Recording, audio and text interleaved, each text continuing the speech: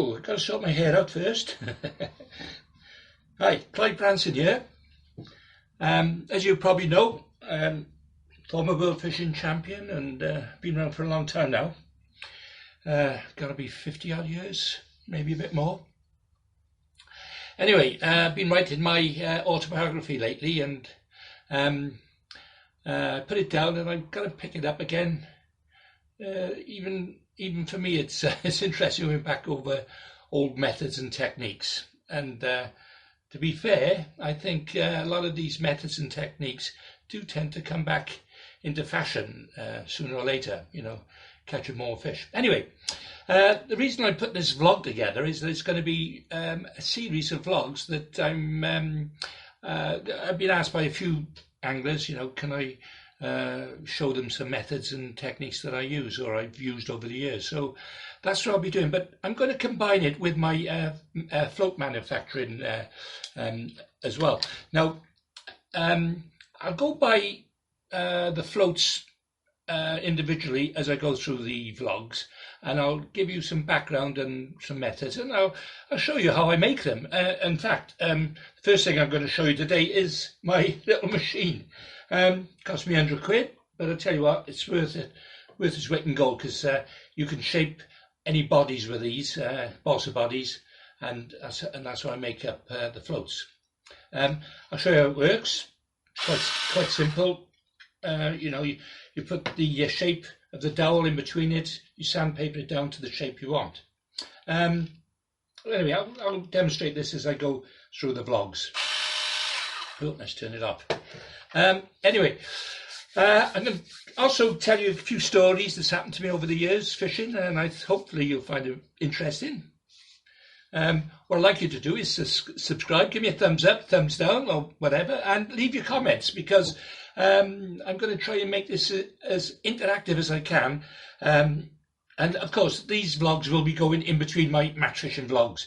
I will be going back to Thailand in a couple of months, and when I go there, I'll be doing some fishing vlogs there as well. So, as I say, keep in touch and subscribe, and let's see how we get on anyway. So all the best now, and I'll speak to you shortly. Need to get a haircut, I think. Anyway, it's winter time. That's my excuse. Right, I think this is the first or the second in the start of the vlogs. Float fishing. I'm going to show you today a little bit about the sliding balsa float. Now, the sliding balsa float is a bit of a unique fishing tool because it's almost like fishing a big balsa, but sliding. In other words, you can slide the line through the eyes on the side of the balsa to any depth in the swim, which is ideal, obviously, for deep swims.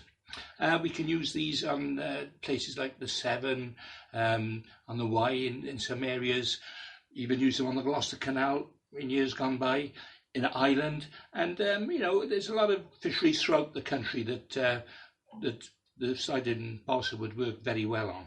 In fact, I get orders for this particular float all over the country. In fact, I've got to make a couple now for a gentleman. I won't mention his name on here, just to embarrass him, unless of course he wants me to. But anyway, the first thing I'm going to show you is my blueprint. So I always keep everything in a blueprint. There's the actual float itself. And of course I got the instructions as well, which obviously I know off by hand now. But I'm going to start off with a dowel, a bit of balsa dowel. And I know through experience the length of dowel I'll need for the capacity of weight. Now in this case, I think this gentleman is looking for 2 force one balsa, sliding balsa. So I know for a fact that it's going to be about 3.5 to 4 inches, the length of the body. So I'm going to mark this off with my tape measure. Okay. Got my little tape measure. I have to excuse the glasses because as we get older, our eyes do go. I remember old Kevin Ashurst telling me many years ago, I think we were fishing up on Home Pier Point in Nottingham, and I think it was the year that they actually dropped him for the first time Anyway, I had a little chat with him afterwards, or before I should say, and he was saying that the worst thing what match angler could ever have is losing his eyesight, and he said because it does slow everything up when you're actually fishing, especially when it comes to tying hooks and baiting the hook sometimes.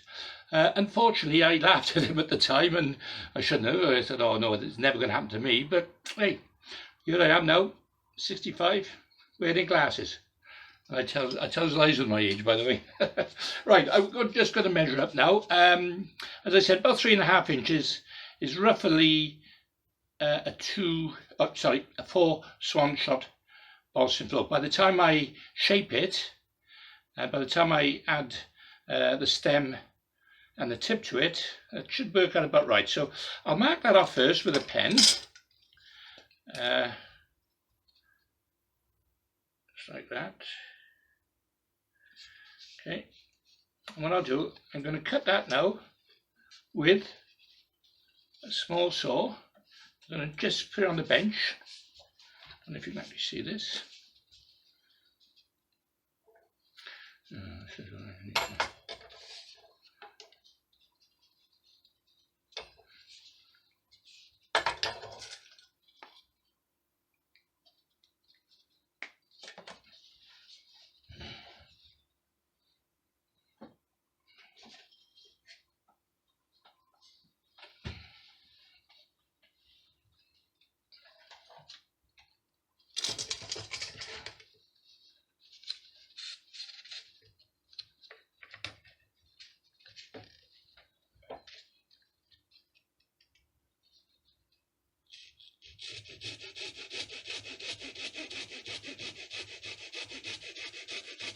Nice and slowly, don't rush it. Turn in the balsa, the dowel slightly, there, and that's quite a smooth end, but I will be sanding that off. Again, 3.5 inches. Marker pen.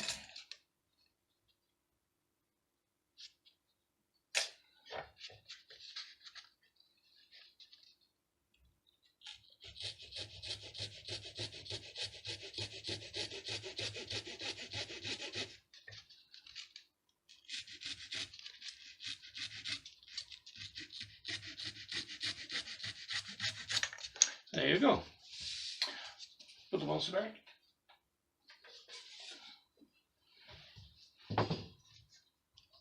Sorry about the bobbing and weaving, but that's how we have to do it.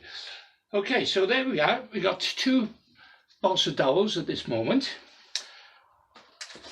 Got a small, fine sandpaper block, which I'm just taking off the edges. Smoothing it down, okay. Here we are. That's 1. That's 2. There you go.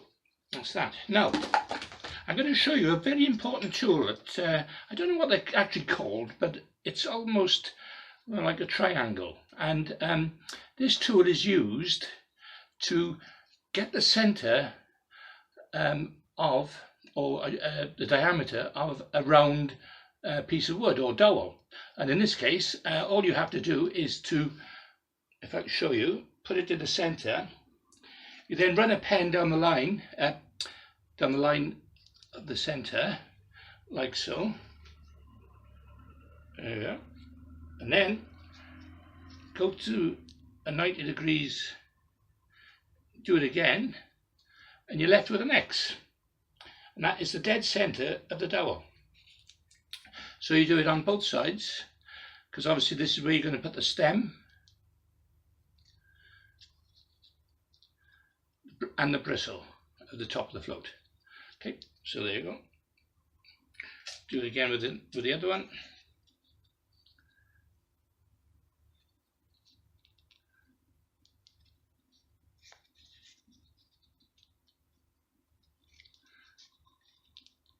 Okay, now I've centralized the center of the dowel.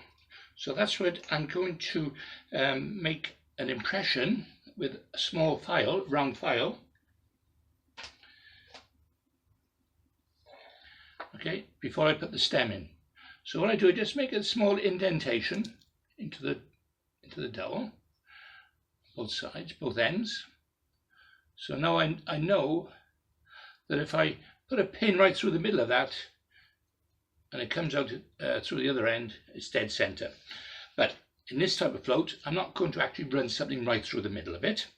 I'm going to start off by putting the stem of the float, which is a cane stem, into the hole.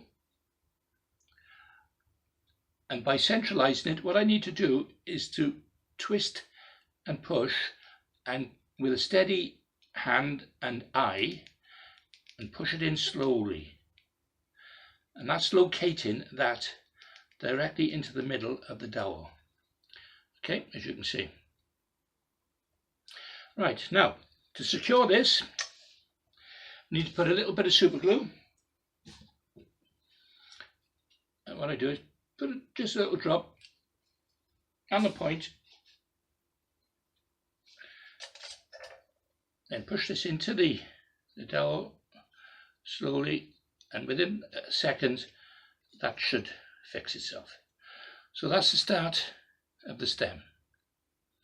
Okay, so I'll do that again with the next one.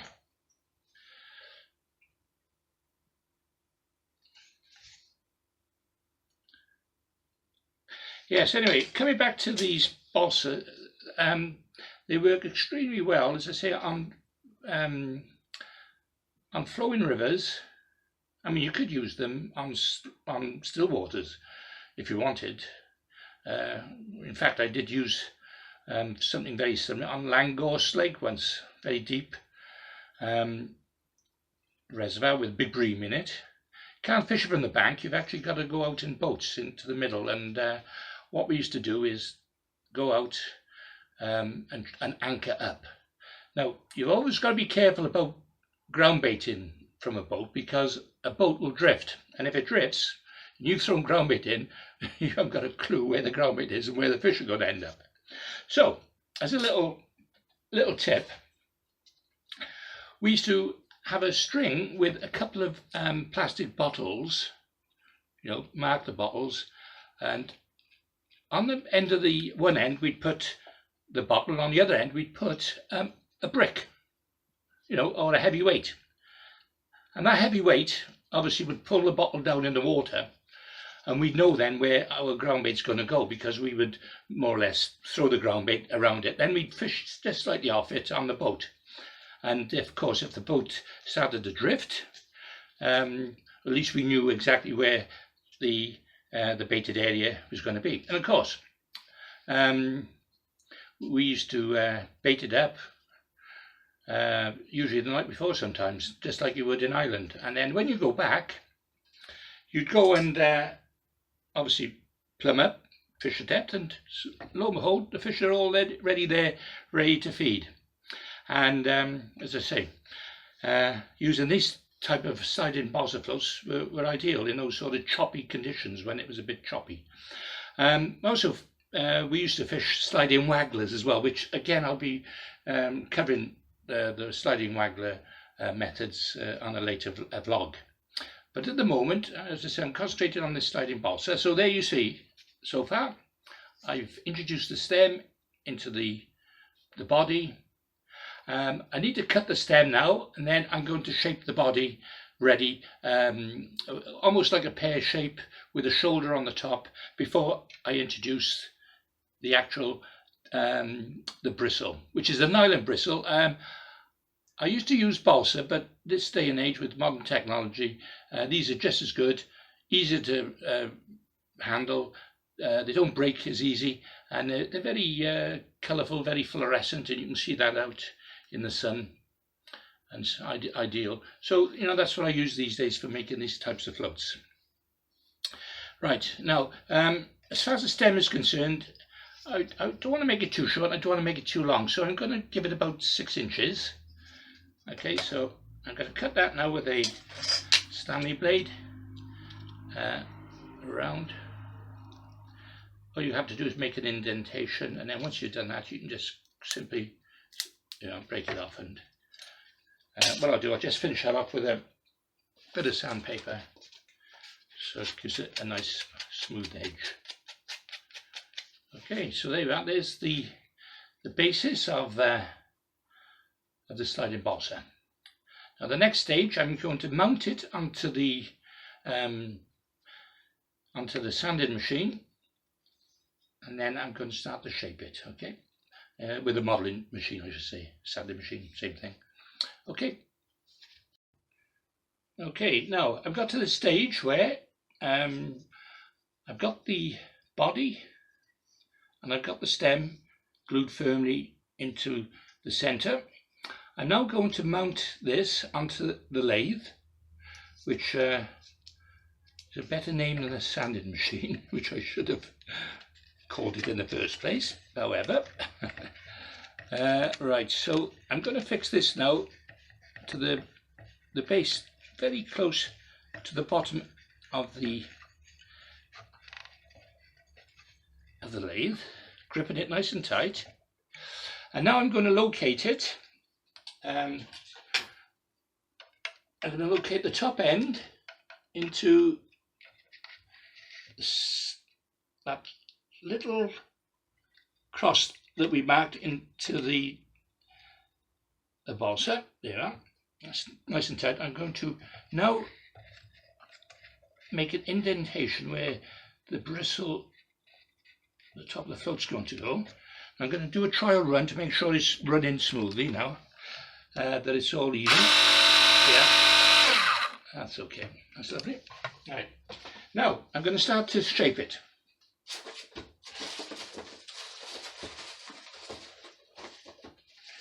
And the first thing I normally do, I use quite a rough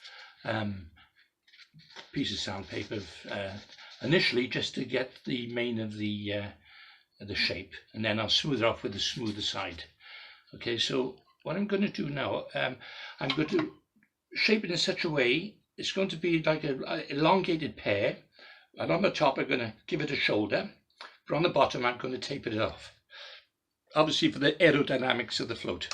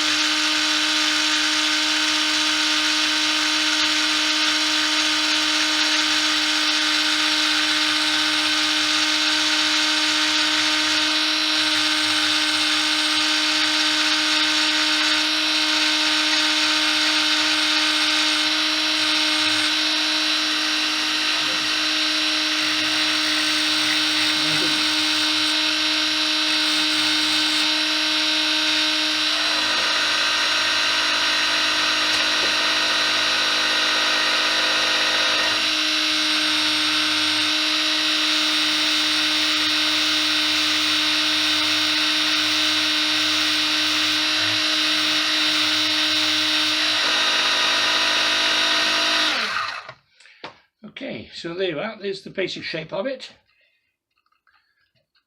and I've actually made a little shoulder there, tapered shoulder, and this is elongated into almost into a point.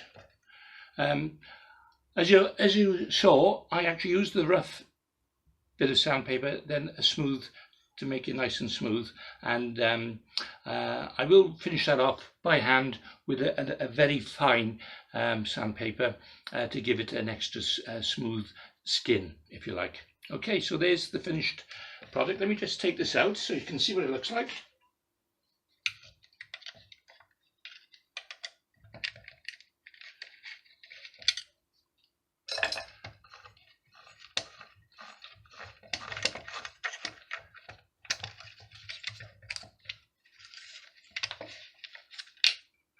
Okay, there you go. And there's the shape of it. Now I know for a fact it's going to probably take about 4 swan shots. But I will test them after in a bucket of water to make sure. As long as it's roughly thereabout. Obviously, because they're handmade, they're not going to be as precise as a machine made, you know, by robots these days. But at least with handmade floats, you can design them to your own specification, and each float is individual. That's the way I look at it.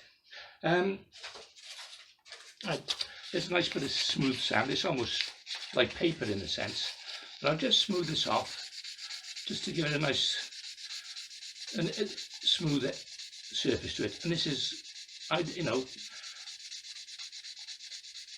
this is beneficial obviously for painting as well and for varnishing. Okay, there you go. Just do the top as well and the body. There you go. Right, now on the top I'm going to put the bristle, and again I use this small file, which first of all I'll make quite a large indentation, and I'll, by twisting it, keeping a steady eye on it, keeping it centralized.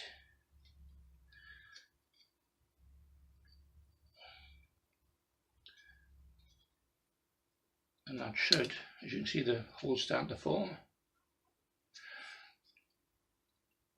And when it's big enough and ready for the bristle, I shall push the bristle into the top. Let me see, that should be all right. Yeah, there you go. Again, keeping a steady eye and a hand. There's the bristle. Now what I'm going to do, I'm going to put a bit of super glue on now to fix it. Keep it firm. So that bit on the top. Not too much, just a little bit.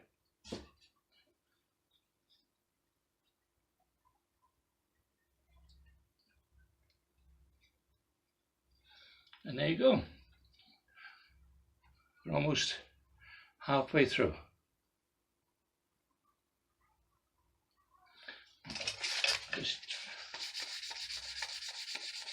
Just managed to put my nail in the side of that, so I'll just smooth that out. Yeah, so it's nice and smooth. Okay. Now the next step, what I will be doing, I'll be whipping a bottom eye on the bottom, and I'll be lining it up with a very small eye coming out just under the shoulder of the float. And this is where the line will pass through, which makes the float slidable up and down the line. Okay. Okay, right, now I've just done the other one, so I've got a matching pair now. Now, before I go on to the next stage, before I start whipping and painting them, etc., I need to seal the balsa. Now, I use a dope, usually one coat is enough, and I shall paint this over the balsa and let it stand for a couple of hours before I come back to them. So this is my next stage. Okay, I'll do the whole balsa. I'm twisting as I'm painting. As I say, the balsa is actually sucking up this dope, but it's sealing it at the same time. So I'll do the stem as well.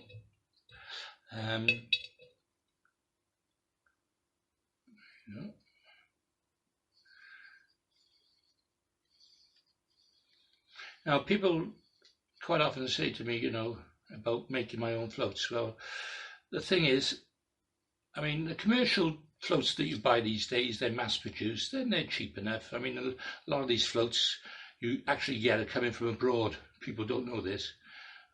Some well-known named anglers have put their name to a float, and basically they end up buying them from abroad. But that's another story that I'll probably go into at a later date. Might give you some information regarding that. Okay, so that's that stage. Okay, right, so I've given it an hour or two for this dope to dry. I'm just going to smooth it off now with this fine sandpaper again, which is, as I say, it's almost like paper really. And this will give it a nice finish, a nice shine. Okay, so I'm just doing that. Now, once I've done this, I'm actually going to paint the floats. I'm going to show you a special paint that I use. I've experimented over the years with different paints, on these floats, and I've come across. Well, I've spent a lot of time and effort and money trying to get the right paints, obviously for the floats, and I've come up with this particular one, which is ideal. I'll show it to you now. It's actually a black granulite used for external properties, but you can use it on timber as well. And when you paint this on, it gives it a real tough finish, and it gives durability to the floats. So it's a little tip for any float makers out there. As I say, fishing is a learning curve, but always learning. Even now, even today, I learn things off other anglers, and it's great the videos, YouTube, and that the internet, because now we can give information freely to each other, and we all get better because of it. I know there's some rascals who keep little secrets to themselves, and you are, don't you? But anyway, we won't go into all that, because I suppose match fishing is all about competition, and I love fishing. Always love any type of fishing, but match fishing is good because not only you catch fish, but you compete with the other anglers, and there's always good banter going on. So as I say, these videos are really not just for the match angler, but for anglers generally. And right, now this stage, I'm going to paint the floats. I'm going to show you quickly what I do. And then after this stage, I'm going to leave them dry overnight. So I'll finish off this particular part of the video for this particular float, for this sliding balsa, and I'll come back and you can catch up on the next video of this, which I'll be going into other floats as well. The reason is you don't want to rush the floats. I mean, I used to try and rush them, but it's always better to take your time, and you get a better finish with them then, and they last more durable. They last a bit longer as well. Okay, so what I'm going to do, I got my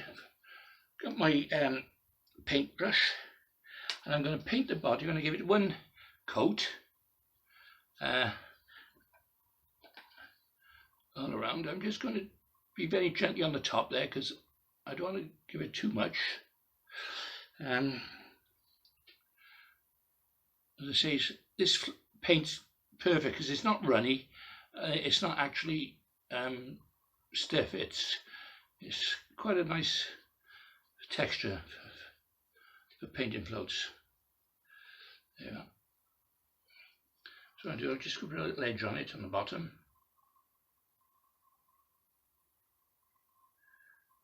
Yeah. Of course, I'll show you when I finish the floats off with the whip in, and I'll show you how to mark the floats with certain types of pens. Yeah. Okay, so that's about finished there.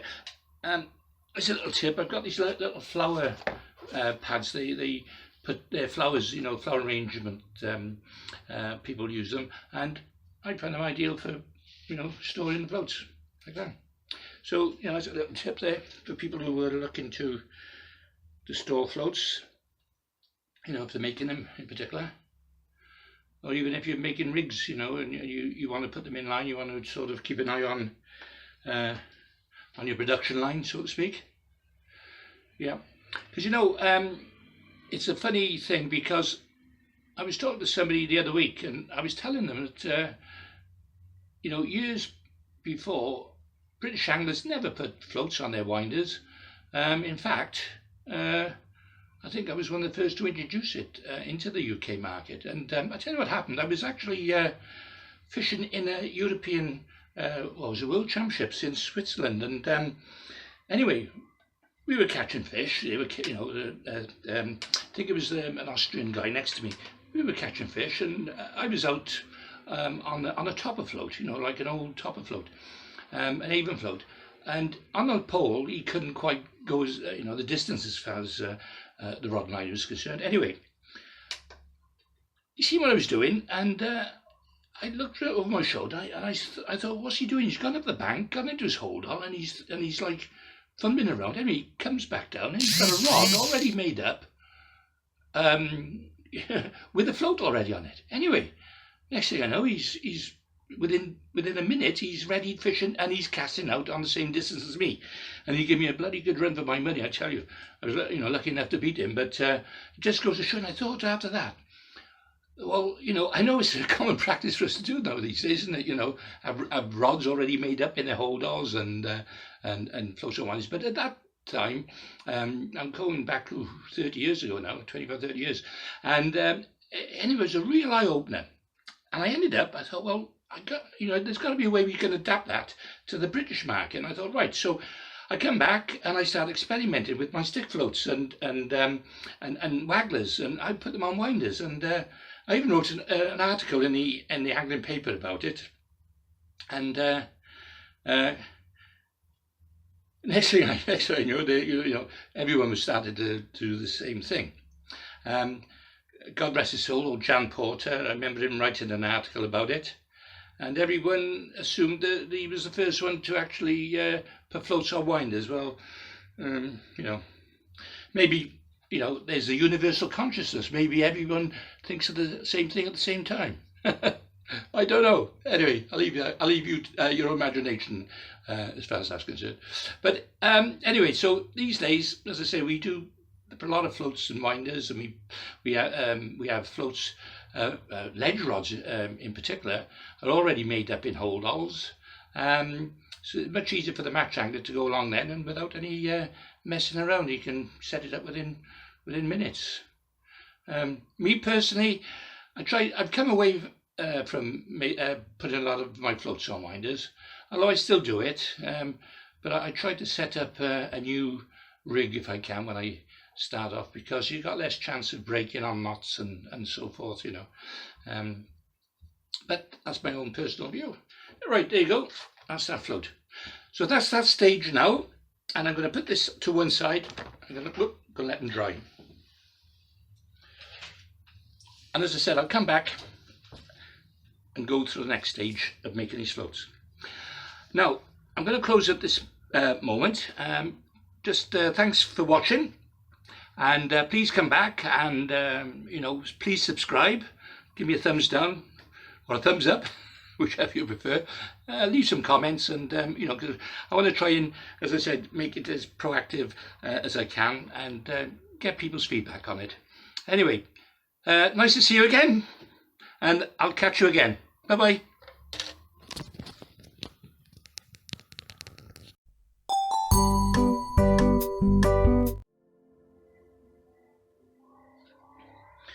Yeah, definitely got to do something about my hair. Oh, good morning. Right, I'm on the second part of the balsa slider vlog. Overnight, I've let them dry. It's created a hard surface, the paint, when it's dried. What I've done, I've actually topped it, finished off with a black felt marker pen just on the top, giving it a nice finish to it, a nice collar, nice edge to it. Okay, right, now the next stage, I'm going to whip some eyes on it, on the float itself. So let's put my glasses back on so I can see what I'm doing. Okay, well, right, there is a little method that we use to whip the eyes on. What I'm going to do, I'm going to put a straightforward eye, I don't know if you can see that, I'm going to whip that onto the bottom of the stem. Once I've whipped it on, I should be bending it upwards so it's standing out at 90 degrees from the stem. Now, how do we whip the eye on? Quite simple. What we do, first of all, we cut into the cape, we create a small split. Careful I don't cut my fingers. Right, only a small split. And what we do now, we get our cotton. I'm going to use black to match the colour of the float. And then what I'm going to do, I'm going to just quickly flick this through over, using the blade to open up the split. And I'm going to pull this through now, this cotton, to the end. Now the cotton we use is a very strong fabric cotton. You can't use ordinary cotton, it's got to be bit stronger. I mean, you can use ordinary cotton, but I find much better to use an industrial type of cotton. Okay, so what I've done, I brought that straight through there, close to the split. Now, next stage, whip the eye onto the stem. Now, I'm going to make sure that I've got enough of the eye coming away from the stem so I can bend it to 90 degrees. Okay, now, what I'm going to do now, I'm going to start whipping. Simple enough. You start off with a couple of turns, and then once you've got it going, you twist the float, and the cotton wraps itself around the stem, which is whipping the prongs of the eye to the stem. So I just keep doing this. It doesn't matter if you overlay it. I mean, you could make it neat if you want to, but I find by overlaying it, it gives it a stronger whip. Okay.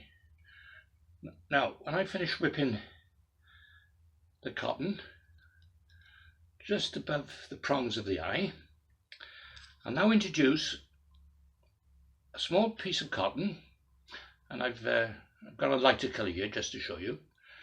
Now I'm going to continue whipping the stem, but I'm going to introduce this little loop of cotton just on the inside of the whip. And as I carry on now, that's just hold it in place. And as I whip it, I'm actually whipping it slightly looser than I would when I'm whipping the prongs, because I want to pull this cotton back through the whipping. So once I think I've got adequate amount of whipping, that's about it there. What I'll do now, I'll finish I'll cut the little Stanley blade, the cotton there. And what I'll do, I'll introduce the tail end of the cotton back through the loop. As you see this?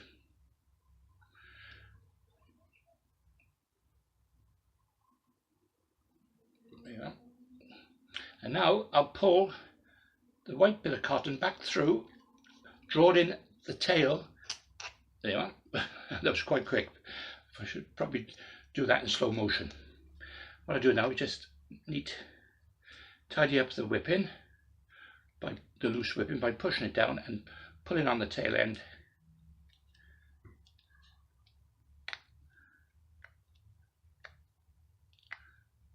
Yeah, and there you are. That's all finished. Okay, now what I'll do is just cut that bit off there.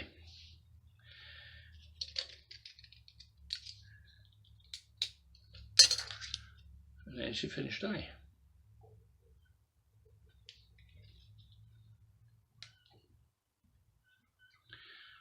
Now, using style pinchers, I grab the actual eye itself and I'll bend this up now to a 90 degrees. Okay, and that's a standout eye now. Okay, so by bending the eye at 90 degrees, that starts to stand out from the stem of the float. The next stage I'll be introducing is the top eye, which I'll be putting just on the shoulder of the float. And what I'll do, I'll eye it up and I'll put a little marker there if I can. Yeah, so there you are. That's where the small top eye is going to go. Okay, here's the top eye. You see it? Small whipped eye. But before I introduce it to the float, I'm actually going to make the eye slightly smaller by pinching it together, because I don't want the eye too wide, because obviously we need to put a knot on the line to stop it slipping. So if you look at that, I'm just going to start bending that in slowly, not too much. That's about it. Now, if you can actually see that, the eyes are a lot smaller now. Okay, just enough of the line to run through, and obviously by putting a knot on the line, the knot will stop the float from sliding up the line any further.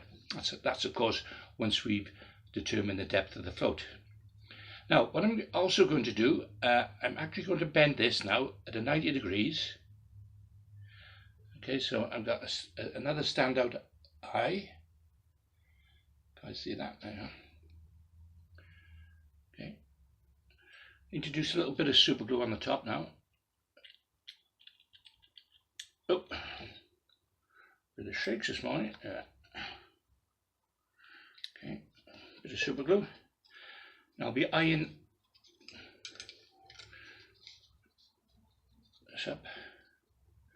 I've got my spot which I've marked there. So what I'm going to do, I'm going to push this into the float, nice and deep. Okay, just checking that it's in line. Just slightly out. Just push that around just a little bit. Alright, and that's going to sell. Lovely. What I'll do, just as a precaution, an extra strength, I'll just put a little drop of super glue on just on the outside and let that dry for a second. There you go. So there you go. You've got the two eyes on the float in line with each other, and that's almost the float almost finished in a minute. All I need to do now is to shot it up, put some markings on the side, the shotting capacity, and then varnish it and let that dry overnight, and that'll be your finished float. Okay, here's a little tip. I've got a little magnet there that holds all the eyes onto the magnet, so that if I drop one, all I got to do is put the magnet next to the eye and it'll attach itself, almost like magic. No, we're joking. But yeah, whoop, just so what I'll do, I'll pull another one off now, ready to do the other float. There you go.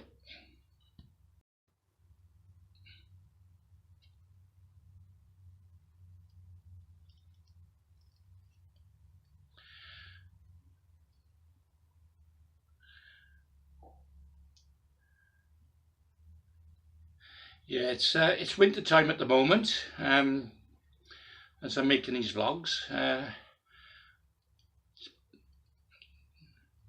It's been a bit cold outside. The rivers are all up and flooded, so can't do any river fishing. There was a match on the local commercial lake, but I didn't fancy that, so I've ended up making some floats today and a vlog. Yeah, I like to sing you a song while I'm doing this. 'Twas by the crystal brooklet I wandered on my way. Among the gentle riplets I spied a trout at play. Was here and there he darted with quick, quick, quick delight. Was never fish so lively and frolicsome, says he. Was never fish so lively and frolicsome, says he. 'Twas then came the wicked angler with cruel delight. He spied the fish from water and spied that fish from sight. Oh, I've forgotten the rest of the words, but I never forget that song. It was taught to us in school many, many years ago. And you think I'm cracking up? It's okay, I haven't touched a drop today.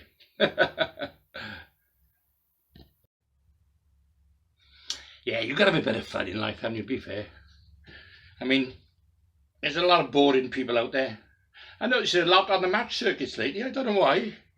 I mean, fishing is supposed to be fun. I mean, when it starts not to be fun, that's the time to pack up, I think.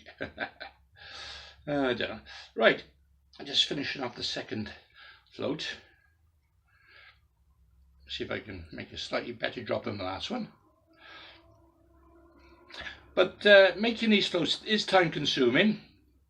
You got the satisfaction, of course, knowing that you've got a homemade float, and there's no greater experience and satisfaction is in making your own float and then eventually catching fish on it.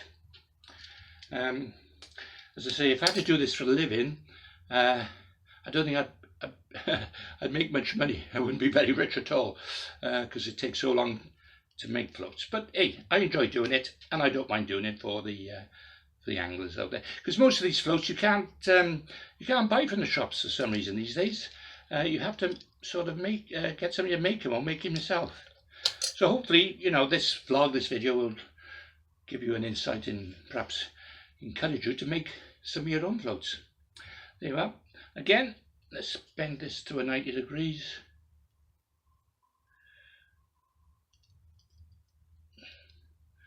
Yeah. Okay, so as you can imagine, the line's going to run through that. Again, I'll just mark it so I know exactly where to put the top eye. Yeah.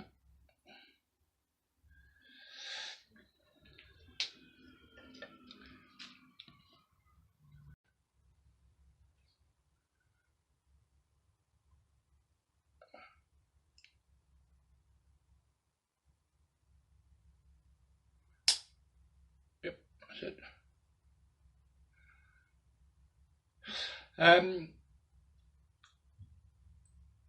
There's a reason I'm making these vlogs, obviously, to encourage people to make their own floats. But also, I suppose at the end of the day, it could be a little bit of a commercial venture for myself, you know. Now I've retired. I'm hoping to maybe sell a few floats online. People are interested in me making them a few floats. But also I'll be selling the raw material so you can make your own as well. So look for that shortly, coming up on my website. Just put this into there nice and deep.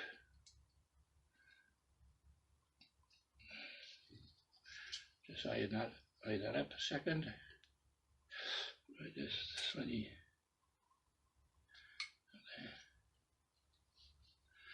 Yeah. As I say, it is time consuming making floats, but as I say, you've got the satisfaction knowing that the float will work once you've got it, when you're fishing with it. There you are. Perfect. Okay, I'll let that dry for a second. Now, as I said, I already know that these are roughly going to carry about 4 swan shot.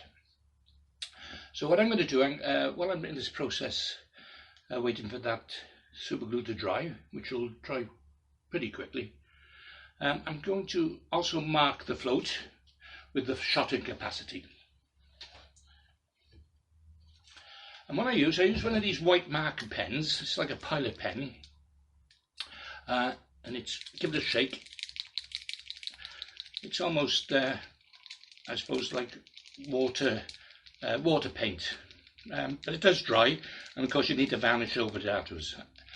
So what I'm going to do, I'm going to mark this now as 4 swan.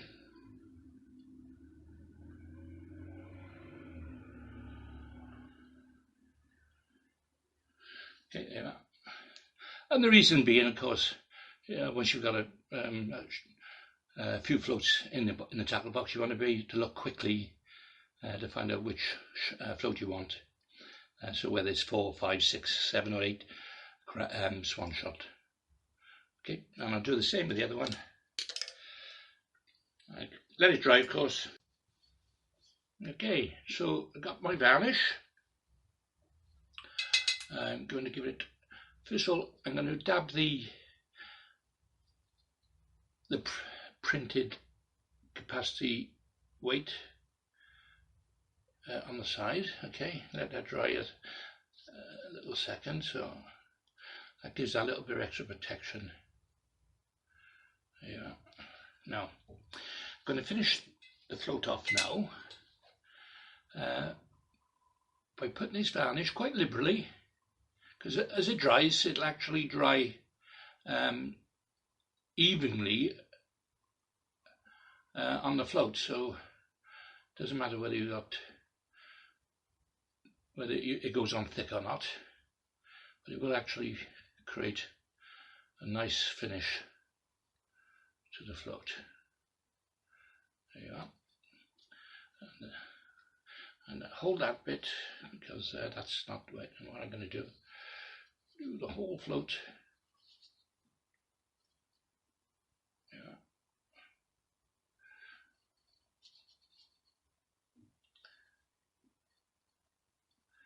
Yeah, that's almost finished. As I say, I use my flower arranging pad, pop that in there, and there you go. And I'll let that dry over the next 4 to 6 hours. I'll look at it and then possibly might put a second coat, depending on how it's actually dried, because sometimes, although you can't see it, there's bits of the float sometimes you miss.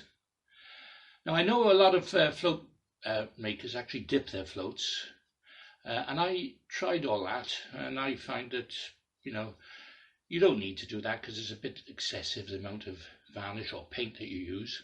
So by hand brushing it, I think it's as good as anything else. There you go. So let me just do the stem now.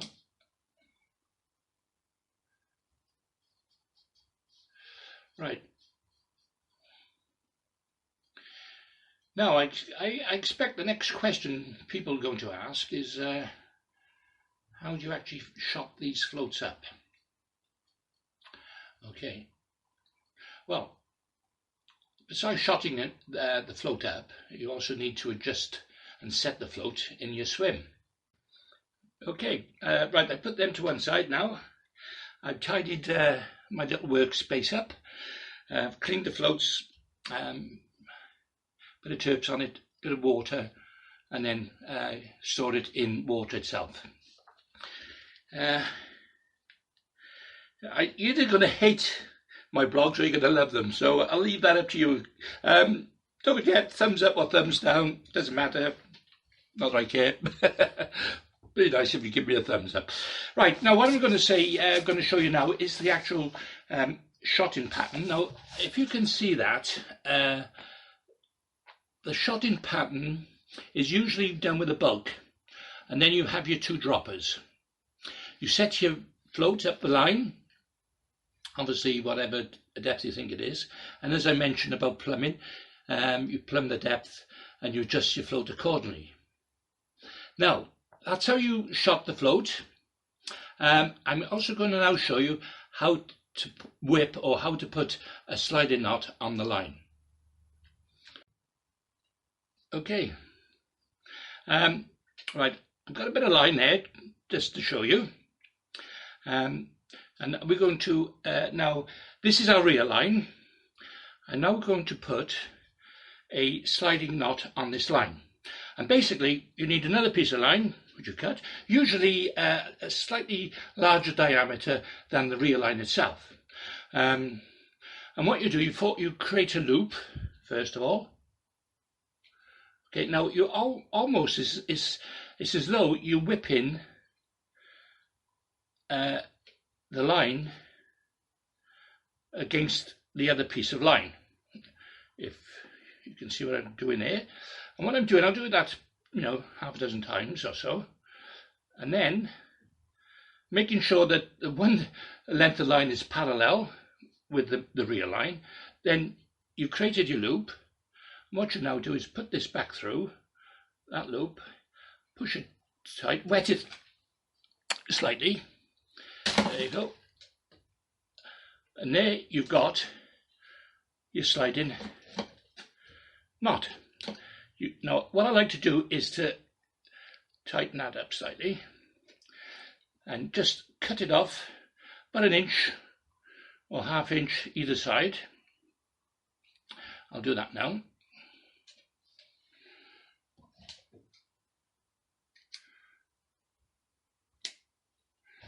Okay, so there's your sliding knot, and that will slide up and down the line.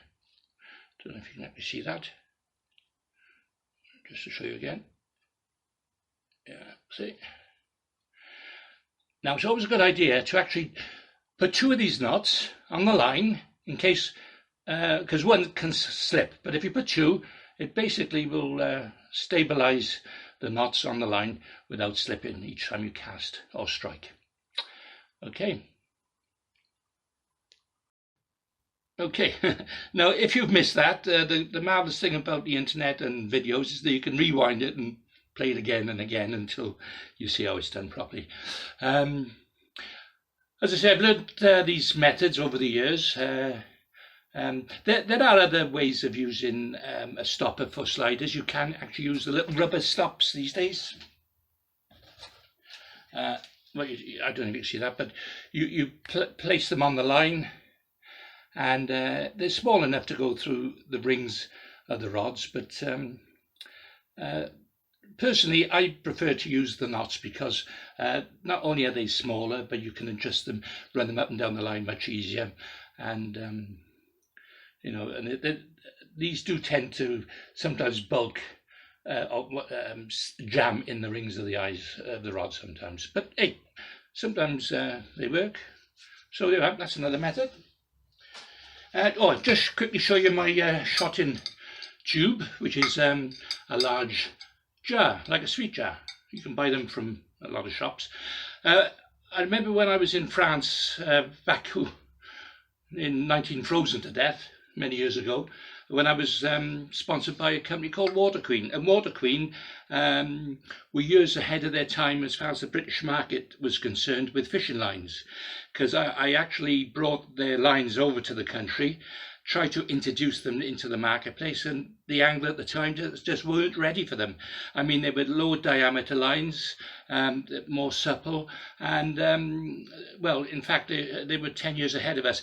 And I remember going around the shops, because I was a rep in them days, working with Bayer line, and I was showing people this the new line technology, and they was, oh no, that's not good, it's a fad. Little did they realise today we all use high-tech lines. Anyway, I like to think that perhaps I was one of the first to introduce that into the country as well. But hey, that's those are times gone past. Which reminds me, you know, this day and age, there's less and less youngsters coming into the sport. I mean, most of the anglers I go to fish with are my age, or, you know, around about my age, slightly younger in cases, slightly older. I remember going to a match last year in Evesham on the Avon, and I think there was a sellout. Almost 80 anglers turned up. You had to be over 60, I think, to fish the match. The following week they had a junior competition, and I think about 11 turned up. You know, it just goes to show you there's a big gap in the generations. Of course, with computers and so forth this day, you know, it's hard to get anglers out in the fresh air. And I suspect you, the viewers, are probably like me, who were brought up in the fresh air rather than stuck home on the computers. Anyway, yeah. So going back to the Water Queen, they first introduced me to these tubes. Well, they were long tubes. They were like about 3 foot off the ground, and that's what they used to use when they used to shot their floats up at home. And you know, the funny thing is, we as UK anglers, we do tend to shot them up, we use them, and then once we finish fishing, we'll put them back on the winders and take them home. Now, the French anglers at that time, so much different. They would shot their floats up, obviously in the tubes, put them on their winders, they would fish with them, and after the match, they would destroy them. Yeah, they spent hours and hours on their tackle through the week for their 3-hour fishing matches, which they used to have, and just totally destroyed the rigs afterwards. But hey, I suppose us, the British angler, we like to think we're different.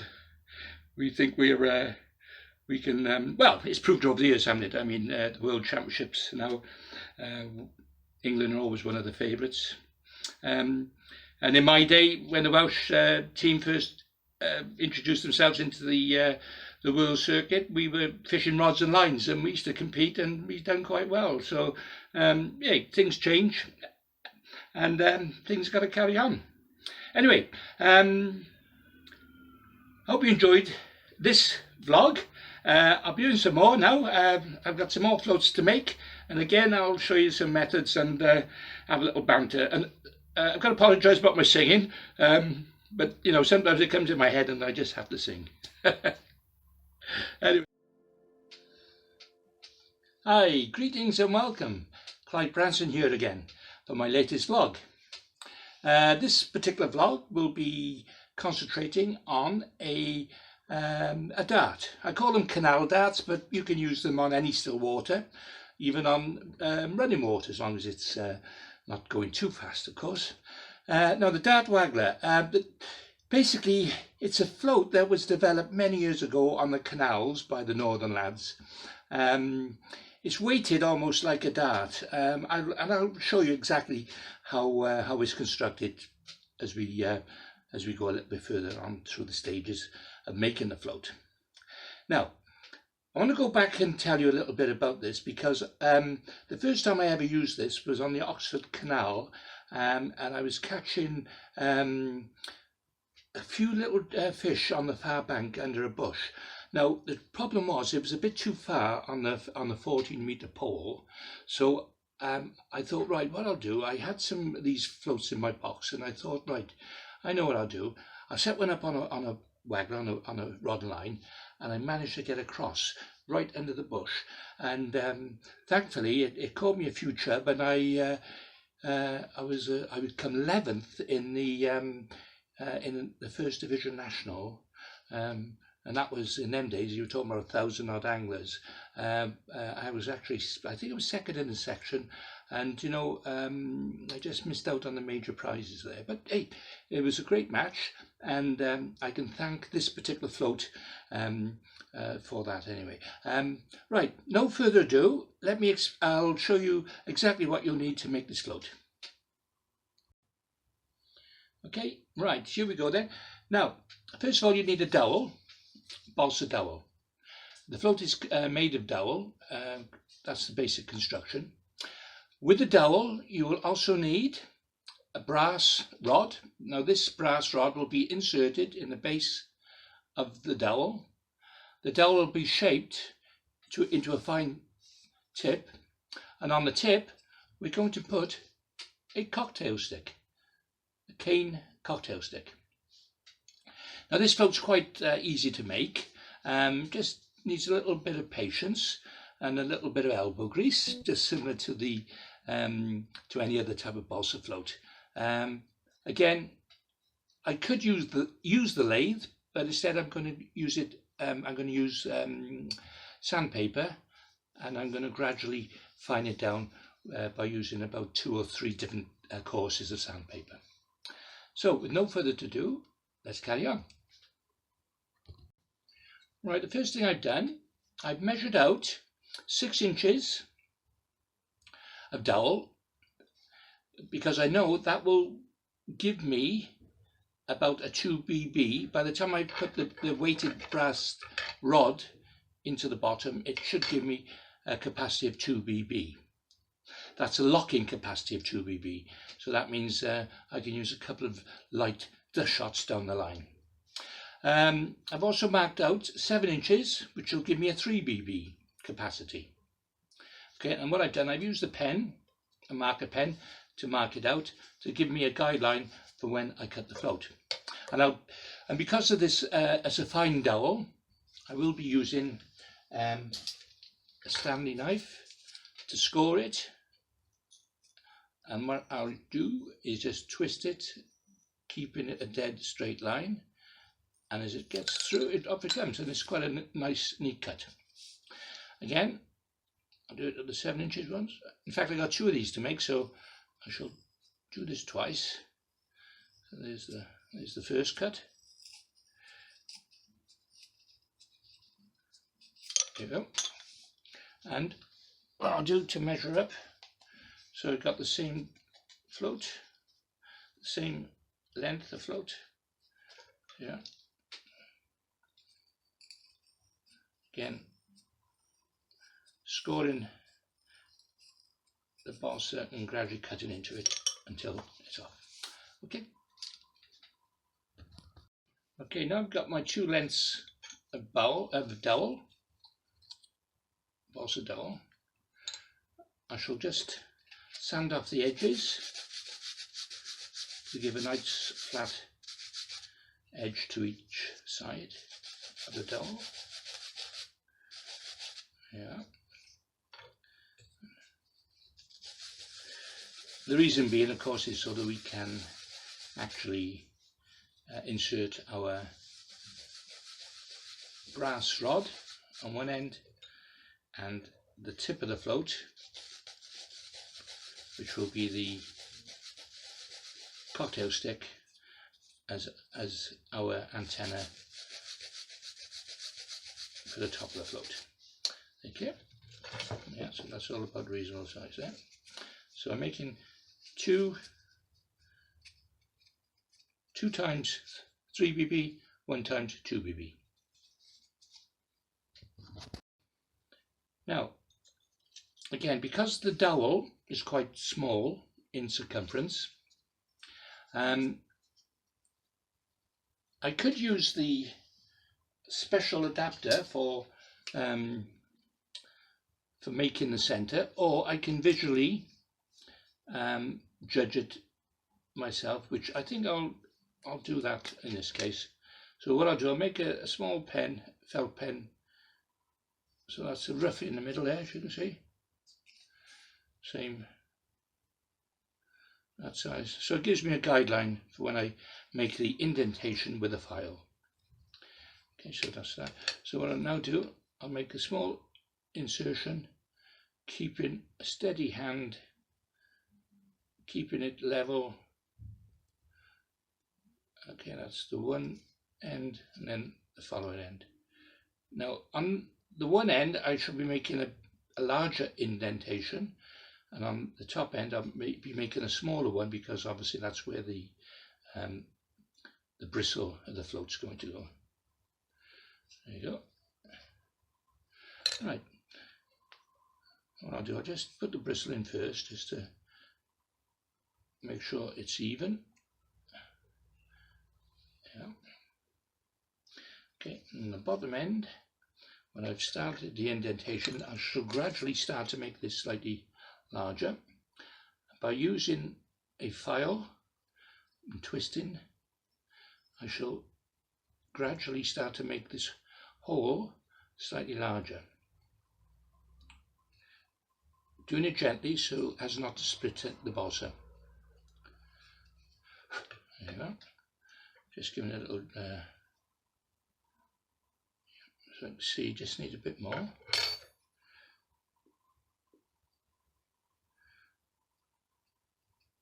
Now I got various sizes in the files. So what I'll do, I'll choose a slightly bigger file to make the hole slightly larger. Slightly bigger again, yeah, this one will do.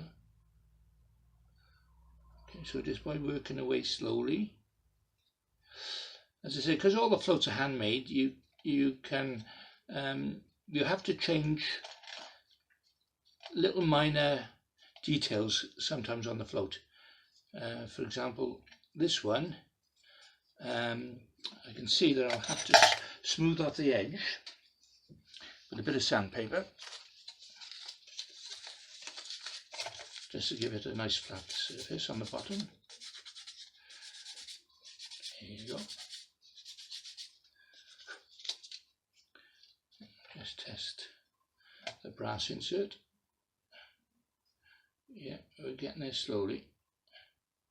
So just by twisting slowly, I'm not going to force it because otherwise you split the dowel.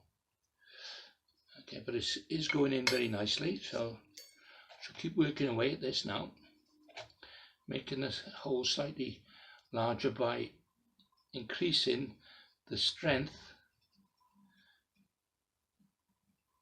around the center of the hole to the outer side of the hole, and that way it starts, I don't know if you can actually see that, starting to form a nice hole there now, a nice slot, so I can put the brass insert into.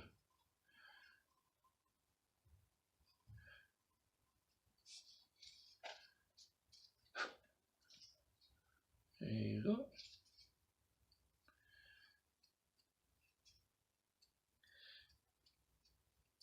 You can see the concentration on my face.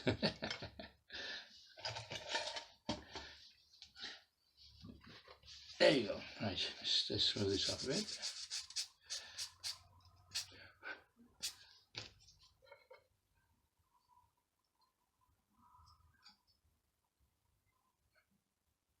Okay, now my experience tells me that I'll need about 1 inch of brass rod. So what I'll be doing, I'll be cutting this brass rod, fining it off to a little point to insert into the balsa dowel.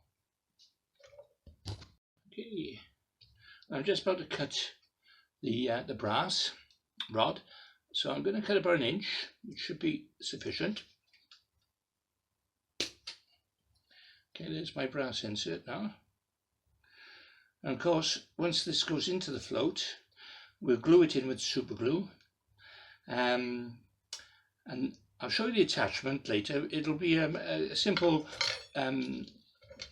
adapter that will attach itself to the end of the brass, so where we can put the eye, it's like a rubber eye, so we can put the line through. Okay.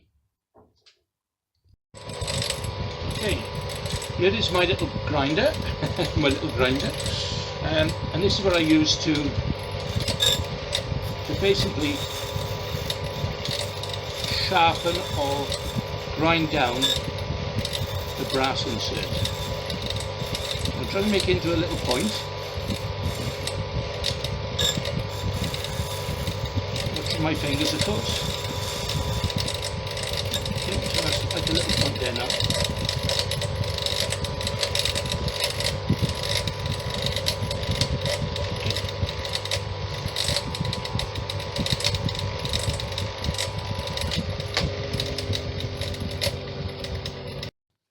Okay, now I've made that into a point,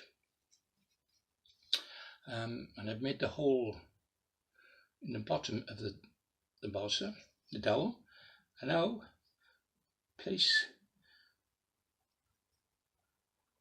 the brass rod into the dowel, slowly twisting it, carefully placing it and loading it. There you are. And there's the top. Now, of course, what I have to do now is glue them in, and then I can proceed to shape it. Okay. Now, I can either put a drop of the super glue on the brass and insert it, or sometimes it's better to actually put the drop of the glue down into the cavity and let that sort of drain into the hole, and then put the brass rod quickly before it sets. Yeah, and that's it set there. Okay. I don't know if you can actually see, I've actually ground down that bit there as well on the top, so we can put the adapter on there.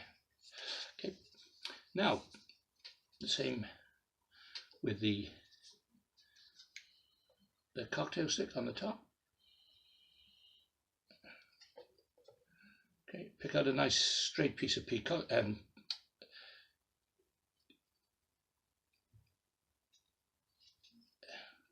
nice straight piece of cocktail stick. Okay, there you are. So there you are, we're now sort of almost halfway through. There you go. So now I've given it a couple of seconds, so now it's dried and it's quite firmly into the dowel. Now I'll use 3 sandpaper grades. One will be the rough, that's to get the shape, to make the shape quickly. That's to smooth it off, and then that's the sort of a medium sort of grain, and then a finer grain, which is almost like paper, to finish off, to give it a smooth finish. Okay, so similar to the to any balsa float, you have to start at the one end to gradually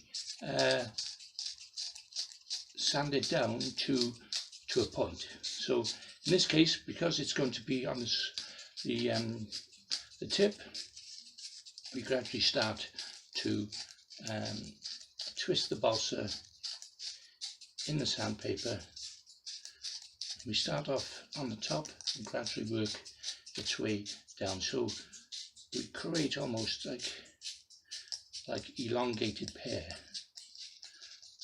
and with a finer bit on the top of the balsa. Yeah.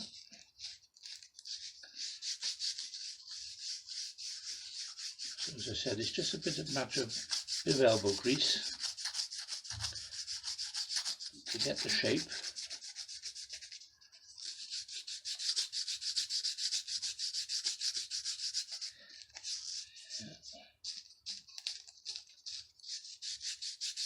You have to, keep an eye on it and do it evenly, otherwise your float will start to look a bit lopsided sometimes. So make sure that you sand it down evenly from the top of the float down to the base. Now, as you can see, I'm leaving the base alone. I'm keeping that in its natural shape. So, gradually finding this down.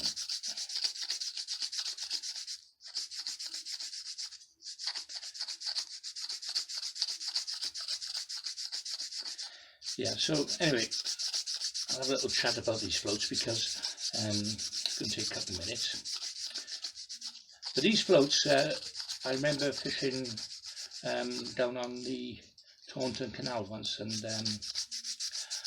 I actually was catching a load of skimmers. It was a tea match on squat, and this float was perfect for catching them on the far bank.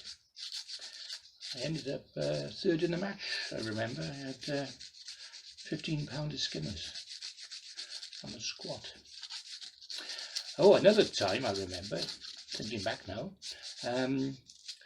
it was Dave Costa in the Angler's Mail column I missed. I remember talking to him once, and he was saying that it works quite well on the Regent's Canal squat, and what happens is they catch the roach sort of mid-depth, running a little waggler through. So I tried this down on the Kenthaven, and I remember it worked, and I actually caught a few pound of fish, and I done quite well in a section. Right, now that's almost getting there now. You see the starting to thin out on the base. So I'm going to switch to the medium-sized sandpaper now and try and get this out nice and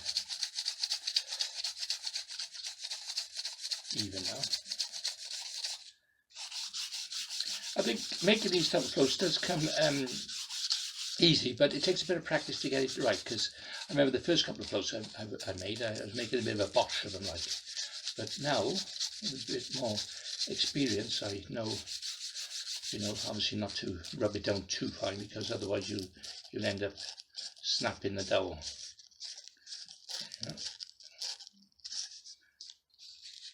So what I'm going to try and do now is try to sand it down almost parallel to the cocktail stick. So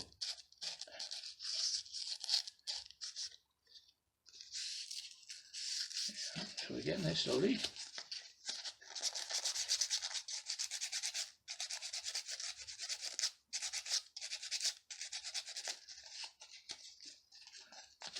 Just try and finish up a bit off there now. There you are, getting there slowly. I think I mentioned before, if I try to make money doing this, I don't think I'd make any money, but I do it for the love of it. And I can visualise this now, working in the water a treat. I can see myself catching loads of roach, skimmers, and getting to the far bank where a pole, you'll have to be sort of Mr. Hercules to hold like a 16-metre pole, but at least with a rod and line and this sort of float, you can get across the canal quite easily. And because of the accuracy, as I said, because it's almost like a dart when you cast it, you can cast it right on a dustbin lid, exactly where you want it to go. There you are. Right, I think that's almost finished. I'll just finish this off. Now, what I do on the bottom, because it's a bit blunt, I'm just going to put a little shoulder on it, just to give it a little bit of aerodynamics. So what I'll do, I'll use the finer bit of sandpaper I got, just to take off the edge, twisting it as I'm doing it. I'll do it just once more with the medium sandpaper now.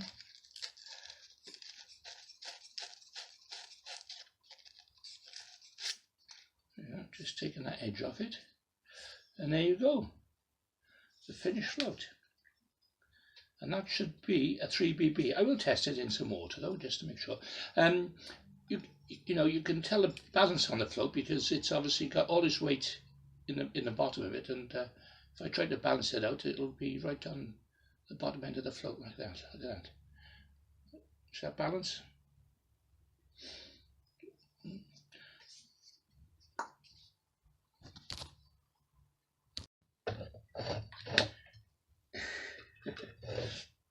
Okay, next stage. I've done 3. Just as quick to do 3 as it is to do 1. So this is, as I said, 4 in order. So what I'm going to do now, I'm going to dope it first. In other words, seal the balsa, and I'm going to leave it dry for an hour or so before I apply a second coat. By then, I'll probably test them in case I need to shave off any of the brass inserts, so I can get the capacity right. So these two are going to take 3BB, and that's a 2BB float. Okay, so let's crack on with that.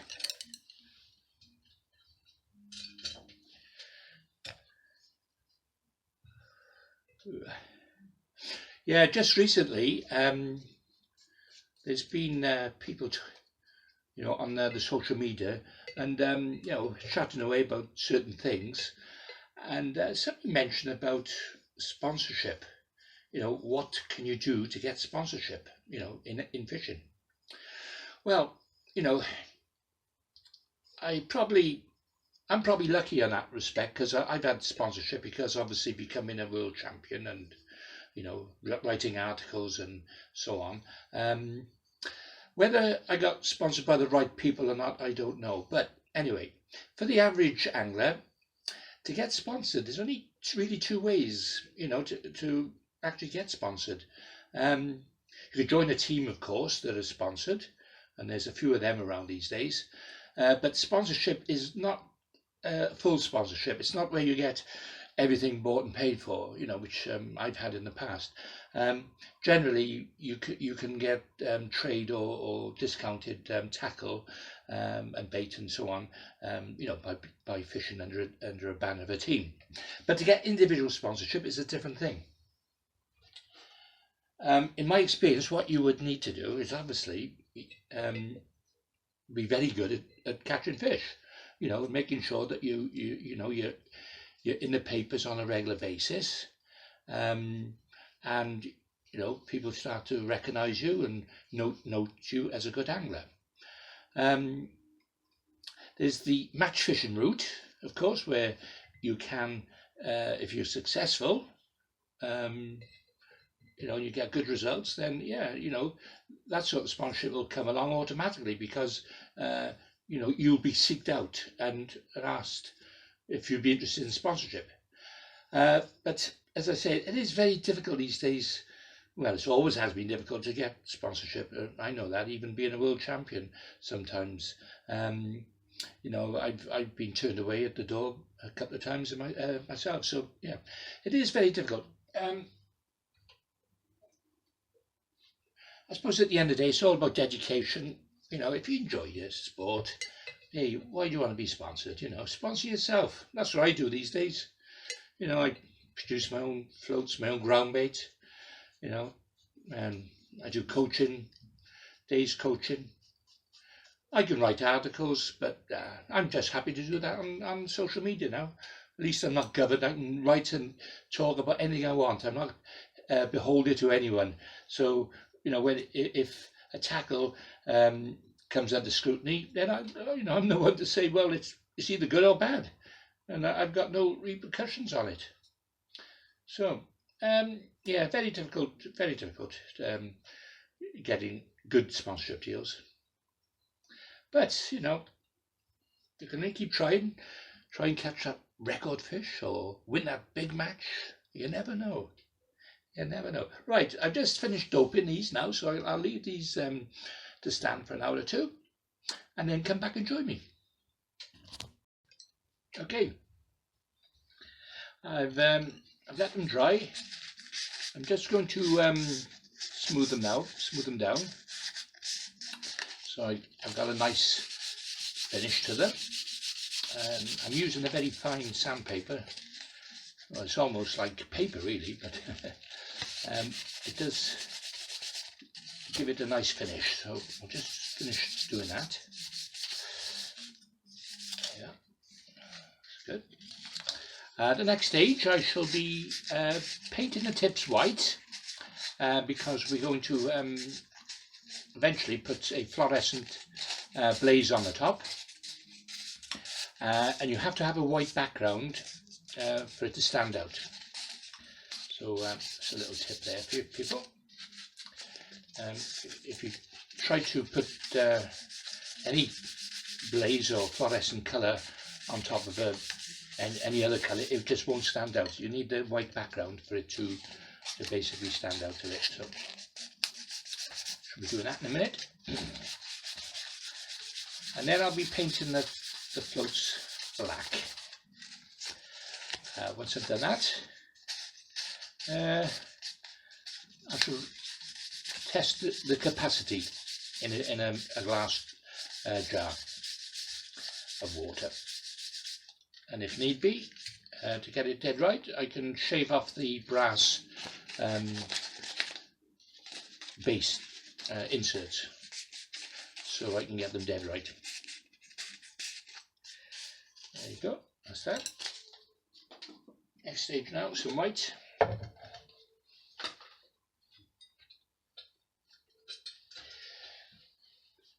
This is an acrylic white, water-based, and it finishes quite tough on the float. So let me just do that first. There you are, white.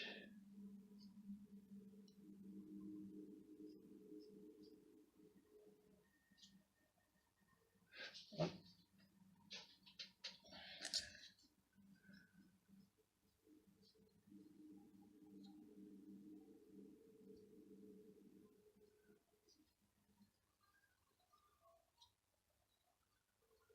Two. It don't take long to dry this acrylic paint, so hopefully I'll crack onto the next stage as soon as it's dry.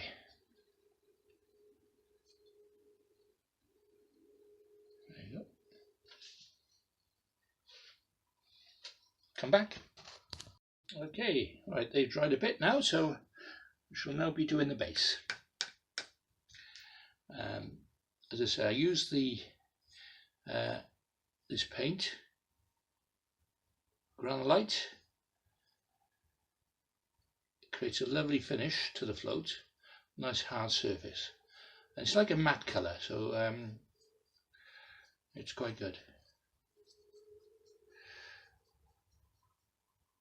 And once I've done this, I shall let this dry for a few hours. Possibly put another coat on, but we'll see. There you go. It's starting to look like a float.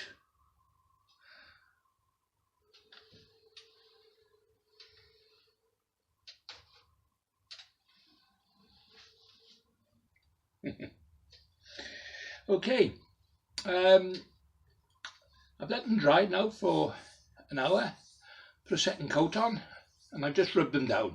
So now I'm going to just paint the tips I squirted a little bit of the fluorescent blaze orange into the top, into the can top. And now I'm using a cotton wool bud. Just let it dry for a second, let it evaporate. And when it's at the right consistency, start to paint the tip.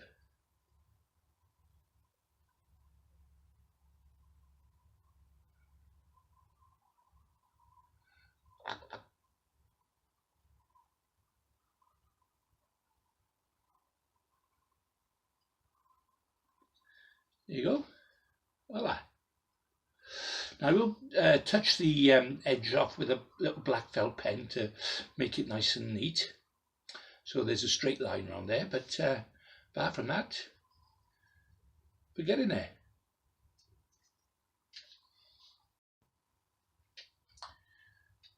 Okay, yeah, they're drying, still drying, but what I'm going to do, I'm going to put the capacity on there now, ready.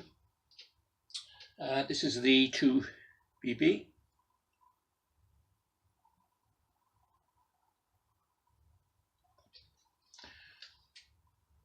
Okay.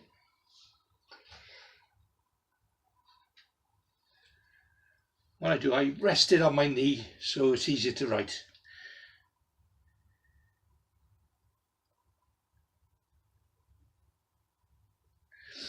Okay, BBB.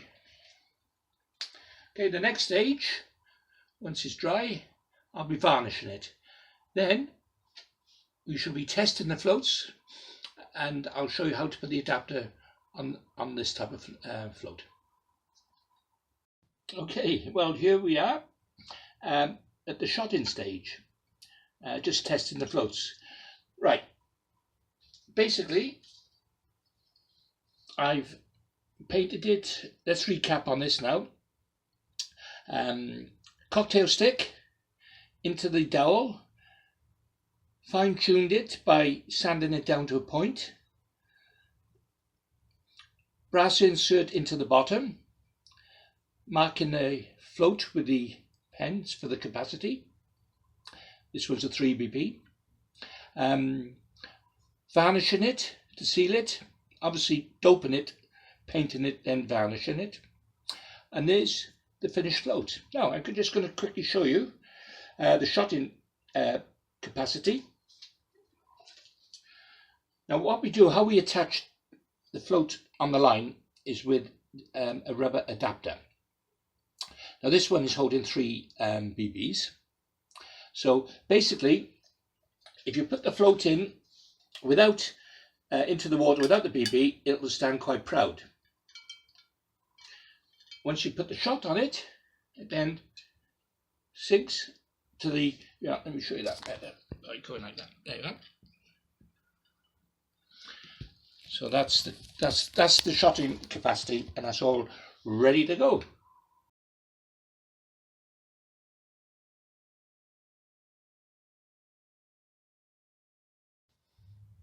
Okay, well, I hope you've learned a little bit about the dart waggler, a fantastic little tool to have in your box. You're not always going to use it, but sometimes there's going to be stages and times when yes, it's about the best float you'll have in your box. And they're easy to make. Of course, if you don't want to make one, you can buy one off me. Anyway, I hope you enjoyed it. See you on the next one. Don't forget to subscribe and share.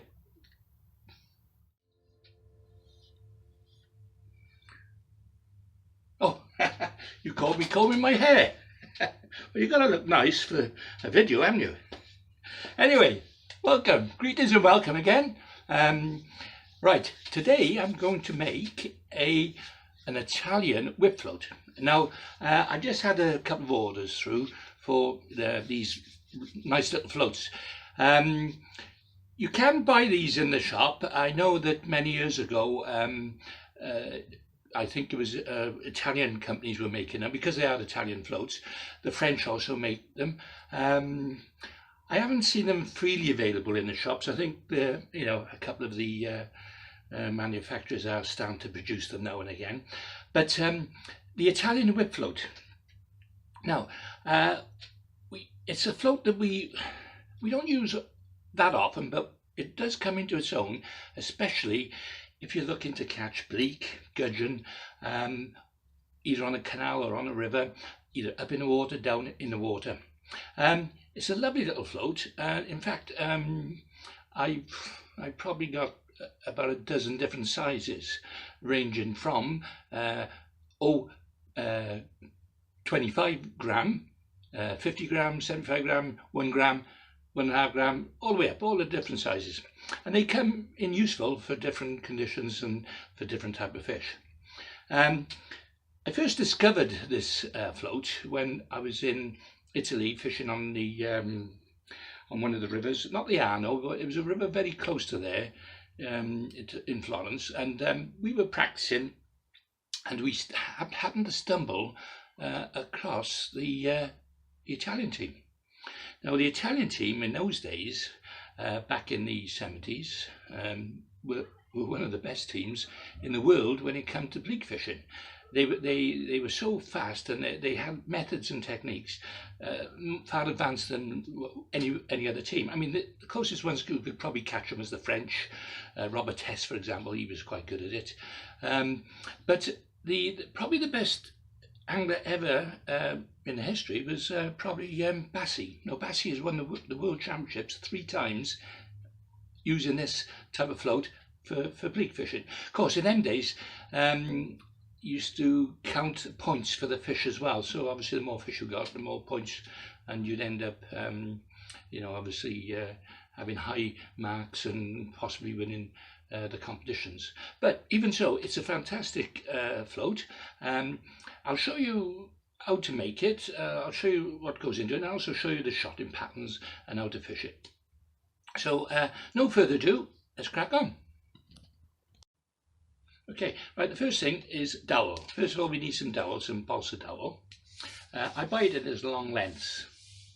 Now, again, going back to a previous vlog about making floats, it's through the years I get the experience that I can look at a piece of dowel now and more or less tell you what that will take as far as the weight and capacity is concerned.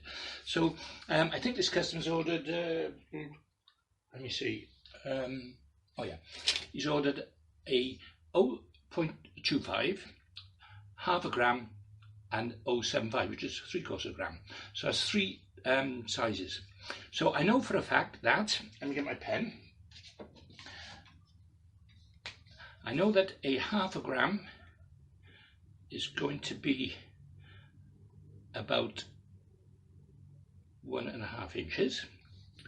I know for a fact that a 3/4 gram is going to be about 1 3/4 inches, and a half a gram is only going to be probably about 1.25 inches.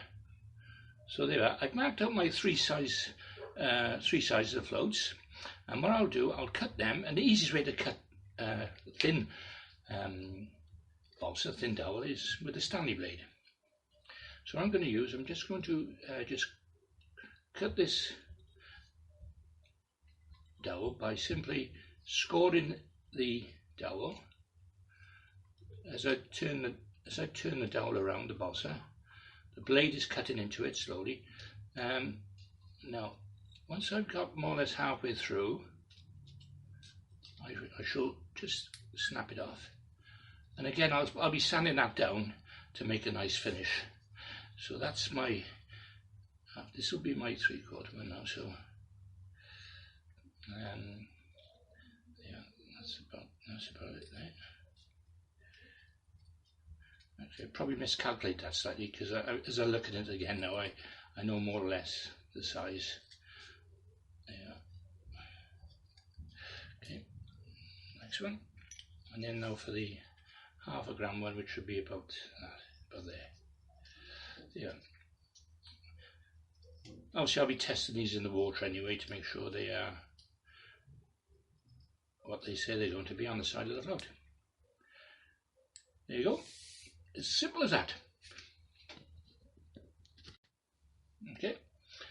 There's the 3 sizes. Here's a fine sanding block now, just to sand the top off on both ends of the float. There you are. Making a nice flat end on either side of the dowel.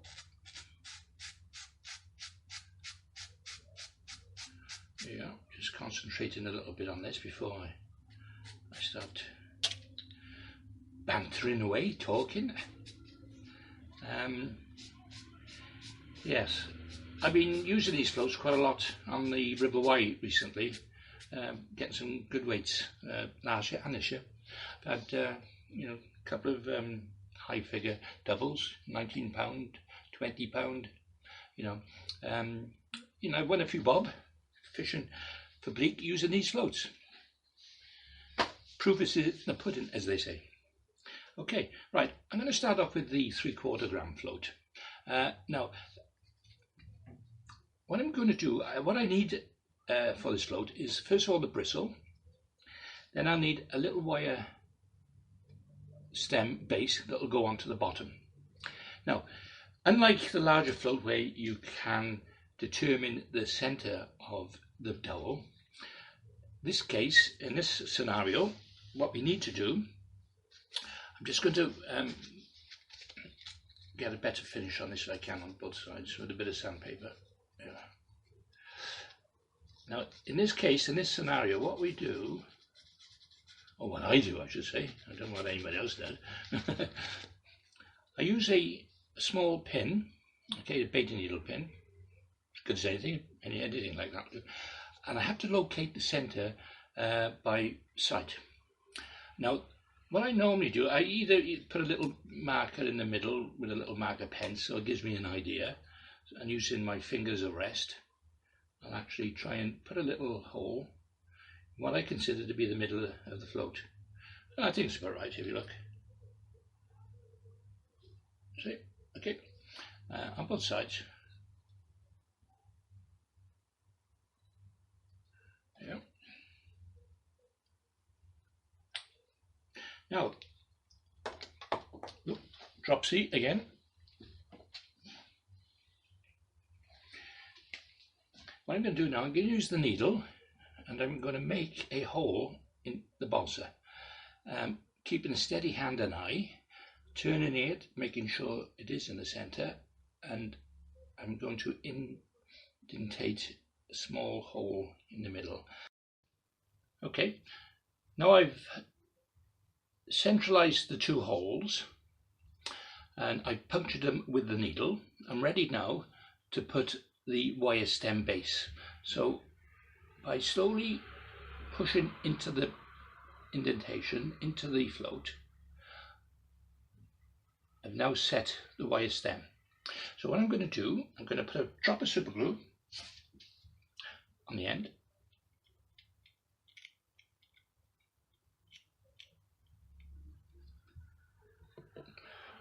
As I get the super glue everywhere. I quite often end up with sticky fingers using the super glue. I now put this into the center.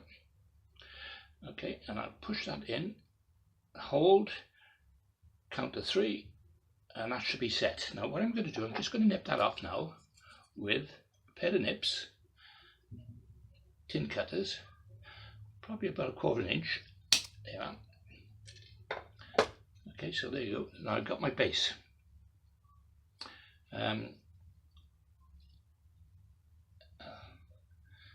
Yeah, that's okay. Well, what I'll be doing now, I'm not going to use the lathe on these small floats. I'm just going to hand sand these down by hand, and I'm going to taper them from the base up to the top of the float. And I'm going to do that firstly before I put the bristle, and the bristle, which is a small nylon bristle, which will be going to the top. But what I will do, just to begin with, I will just make sure that it all fits and it all looks perfect first. Yeah, that's okay. That's looking okay. Right, so I'll put that to one side now. And my next stage, with the help of a strip of medium coarse sandpaper and then wrap it round at the base, and I start to turn the float. Now what I do, I start off from the base and I gradually work my way up the float. Okay, so I create like a taper. So it tapers down to a very fine point at the base of the dowel to create the aerodynamics of the float. Okay, so it's all about taking your time and gradually working it away. I mean, I have done them on the lathe, and you can certainly do them a lot quicker, but unfortunately with this thin dowel, sometimes you can quite easily break the dowel. So as I say, it's much easier to do by hand. Now, I'm looking at that now. Just I will be finishing this off with finer sandpaper, but at the moment with the medium coarse, I can actually get down to the size I want much easier. And once I've achieved that, then I will, of course, use the finer sandpaper. Yeah.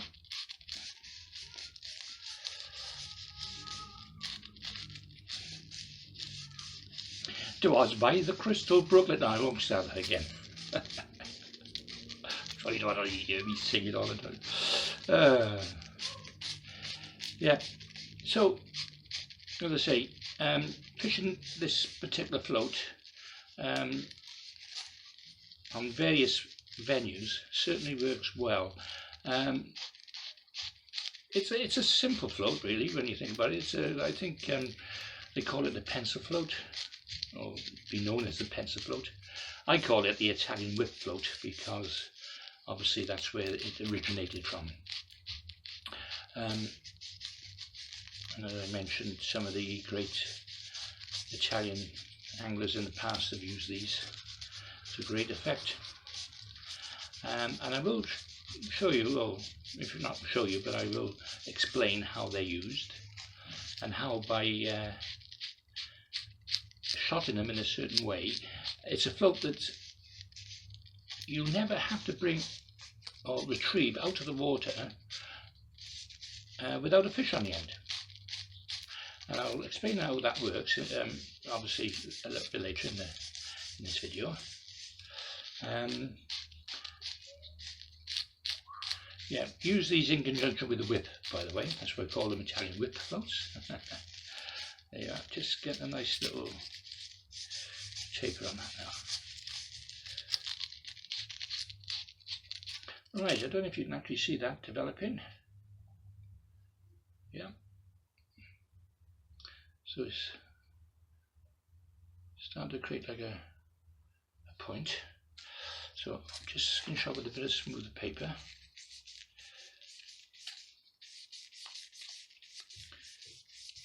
Probably one of the most easiest floats to make, in fact. You know, it's no big deal in making these. Just got to be a bit gentle with them. Yeah. I think these particular floats will be black ones. I think they're going to be. I think the customer wants them black. Quite often green is quite popular, and so is white. And white, in fact, I know it's been an argument with a lot of anglers over the years about painting the top of their poles white to blend with the clear sky, to camouflage, you know, the pole. Well, my thoughts on that is that I look at nature. I look at nature, and I look at birds. You know, I look at fish. I look at animals, and if you look at them closely, those sort of fish that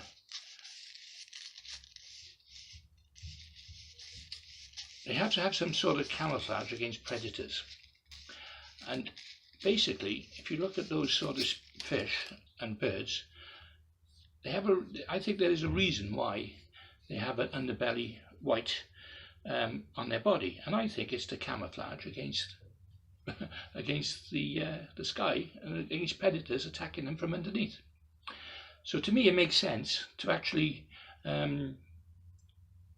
paint a pole white. In fact, it's been a known fact for many years that white floats definitely camouflage against the sky, and I proved that a few times fishing, where the fish spook off, you know, spook away with a black coloured float, where with a white colour float they don't. They actually think it's food sometimes. Don't know why. There you are. So there you go. That's the float almost finished. Now what I need now is to put the bristle into the top, and again I've managed to look. Let's have a look. Yeah, I'm just going to try and flatten that off a bit better if I can, so it's got a nice flat top to it. And there's a reason why I want a flat top to it, is because, talking about white, I'll be painting that white because it's easy to see in the water then, see? Yeah. Okay. So what I'm going to do now, drop the super glue. Locate it into the center, making sure it's centerized. There you are. And that's the float. Finished. That was quick. Obviously I need to dope it, prime it, paint it, put the capacity on the side, and then varnish it. Of course, before that, there is one other thing. I need to put an eye on the top. Now these eyes are very minuscule. They're so small, I don't know whether you'll be able to see it on the camera, but I'll see if I can show it to you. It's almost like the size 32 hook. Very, very small. Yeah, let's see if you can see that. Can you see that? Oh. Yeah, little tiny thing.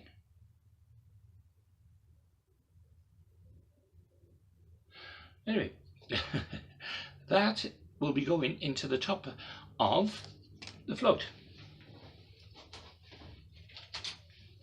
Again, I'll be using my tweezers, and I generally wear stronger size spectacles for this so I can see what I'm doing. But now I've already started, I might as well finish. Right, now what I'm doing is bending the eye back on itself. Okay, I don't know if you can see that. Spot the super glue.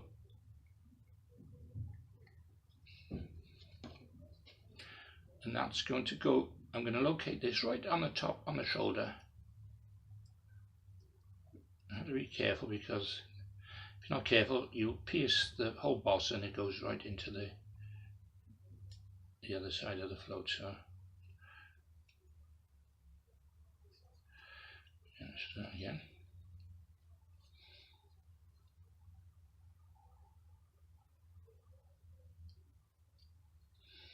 Okay, and then we can actually see that. It's a little eye on top, and that's it. Okay, the next stage, I'll be doping it and letting it settle and letting it dry for an hour or so before I come back. Okay.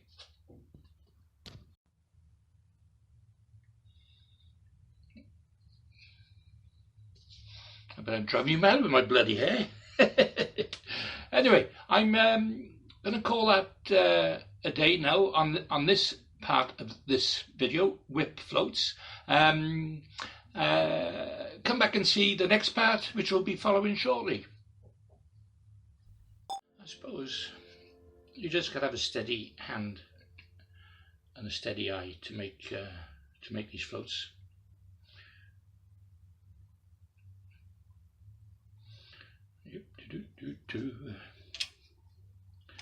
Yeah, so anyway, coming back to the Italians, fishing in I think it was, where was it? Hungary, that's right, Hungary. And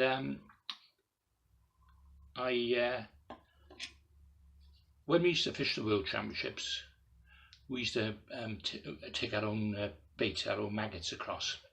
And do you know what? Our maggots were the envy of all the teams in the world, because we were very successful in exporting them with us, or taking them with us. And how we used to do it was quite simple. We used to simply take the air off them, put them in bags, put them in polystyrene boxes, obviously cool them right down, and they would last a few days before we'd open them up and we'd have them. Anyway, cut long story short, we were up on the venue and fishing away, and we had all this beautiful bait laid out on the ground, and we had casters and all being sort of being sieved off. And who should come along was not Milo Colombo. I was very friendly with Milo, but it was Trabuco. And Trabuco, a float manufacturer who used to make these floats, come along, and he seen our casters, and he said, "Oh, what do you want for them?" He said, "Oh, nothing. We're happy to give you some." Like he said, anyway, we give him a couple of pints, and he was so grateful. In fact, he came back afterwards and gave me a big bag of floats, and there was a load of these floats in there. Fantastic. Do you know what? I've got to tell you as well. They're so professional, some of these teams abroad. I don't know whether it's ethical or not, but I remember creeping up behind the Italian team on one occasion, and they were actually gutting the fish they caught. Not all of them, just a few, gutting them to see what they were actually eating, what type of food they were eating mainly. Whether it's the bloodworm or the joker or maggots, casters, or whatever it was inside their stomach. I don't know whether that's ethical, because obviously you're killing fish, but I suppose being professional, they wanted to know exactly what they were eating. I know that trout anglers can actually spoon down the throat and find out that way, but I think the Italians went a little bit over the top by obviously, knocking the fish on the head and actually finding out what they've been eating. But here we are. That year, I can honestly say that they didn't win. I actually won the second day, believe it or not. Under the old rules, I would have been world champion, but after I became world champion, they changed the rules, and you have to win over both days, or come highly placed over the 2 days to win the championships. But anyway, it was interesting, because I used a float there, which I will be making at a later date, that catches fish from the surface right down to the bottom. It's a very slow sinking bristle type of float. But again, more about that in another video, so don't forget to come back. Yeah, I'm just doing the smaller float now. Yes, I had some great fun fishing the World Championships, going to Italy on Florence, and thinking about these floats now, and hooking up with a couple of the Italians, and they were going along in the evening down the promenade, and I've never seen anything like it in my life. It was full of like lady boys, and I tell you what, they were beautiful. They were absolutely beautiful. But they kept flashing their what's this? Their private passports. I think it was Tom. Yeah, I remember it was Tom Pickering telling me. He said, "Oh, if you're going to turn gay, that's the place you want to turn gay, in that country." But yeah, Ian Heaps, he used to love going there. Oh, Ian. He's retired now, Ian. He's actually living in Wales, doing quite well, I think, down on his fisheries. Yeah, so anyway, it also brings back memories of old Ray Mumford as well. Old Ray, What a great guy. Again, he was another angler, well advanced of his years in techniques and methods. He actually came over with us, the Welsh team, 1 year on the Arno, and we were doing a bit of practicing. And he showed me something that it was quite amazing, really. We were actually catching carp without actually throwing any ground bait in, just by throwing stones in the water, little pebbles around our float. And obviously, it must be the vibration and the sound and the physical stone falling through the water that actually attracted the fish to the bait. And we were catching loads of them, much more than anybody else around us. Oh, good old Ray. Tell you some more stories about Ray. Right character.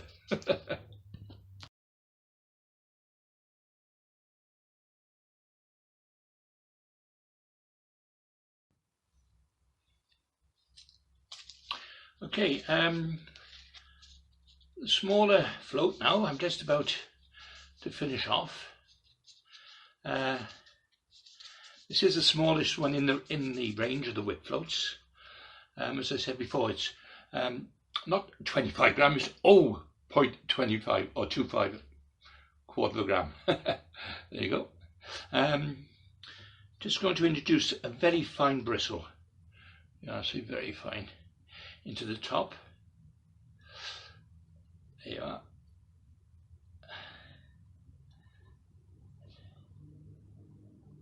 Yeah, so there's the float almost finished.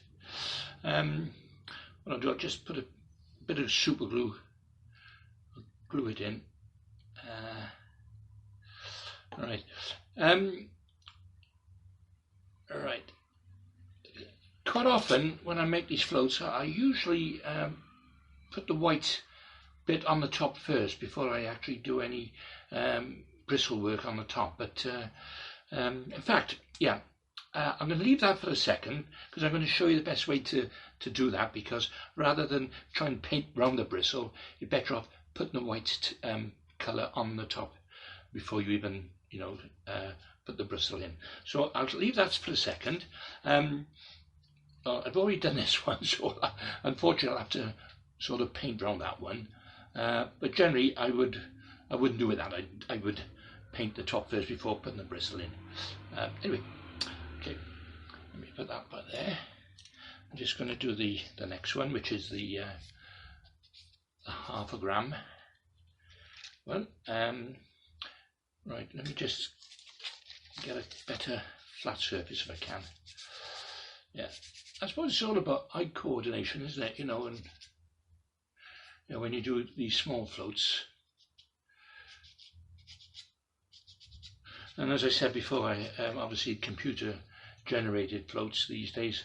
I've seen these floats churned out dozens at a time. They put the long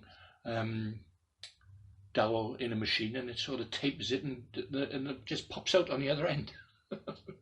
But I suppose that's why they can make them so cheaply then. As I mentioned perhaps in the previous video, by the time it takes me to make a float, could certainly not make a living on it. It's just a little bit of pocket money, I suppose, when I do it for people. As I said, I do enjoy doing them.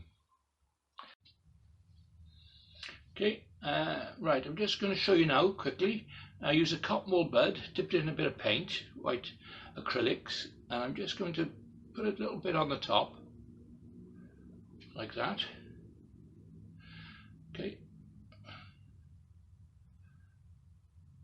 I'm going to let that stand to dry, and I'm going to put the bristle in then, once I've done that. In fact, I could do that now, because the paint then acts like a bit of a glue that will hold the bristle in. So, so we go.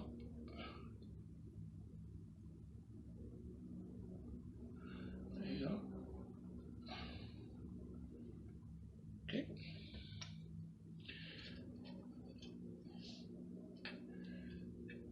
Slightly thicker bristle for the slightly bigger float.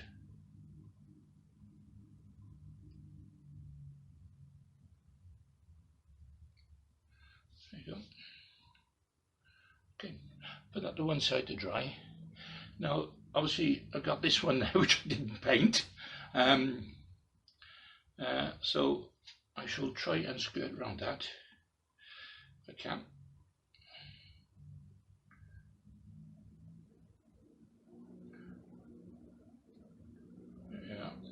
Yeah, that's okay. I'll have to finish that off afterwards by painting obviously the body's going to be black anyway, so right, so there you go.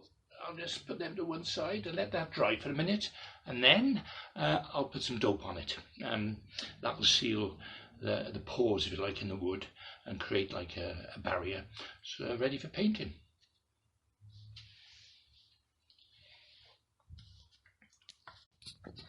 Okay, I may have mentioned before about the paint I use. It's a granulite paint that creates like a hard shell on the actual float, like an outer skin. So I'm going to paint these now. I'm starting from the base of the float upwards.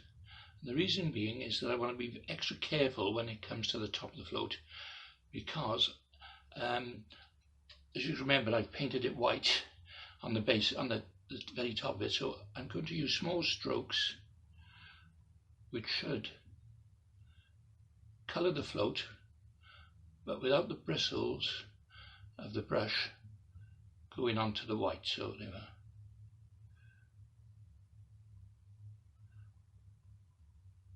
Yep, there we are, that's all done. So, put that into my little flower box.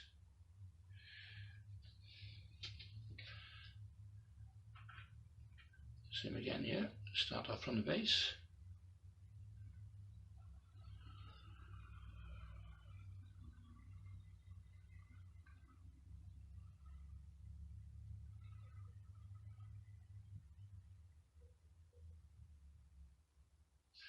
Down the float. Okay. Top done again.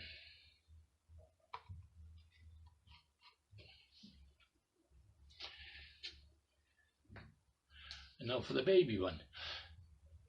Now, what I find with the smaller float is it's more of a, I suppose, a surface float than the others, because obviously you haven't got much weight on these.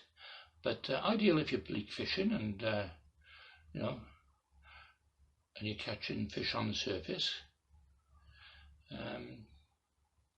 Remember catching some dace once on the surface using these floats. Perfect. There you go. Okay, I'll let them go. Let them dry now, and I'll come back and I shall put the capacity on the side of them and varnish them up.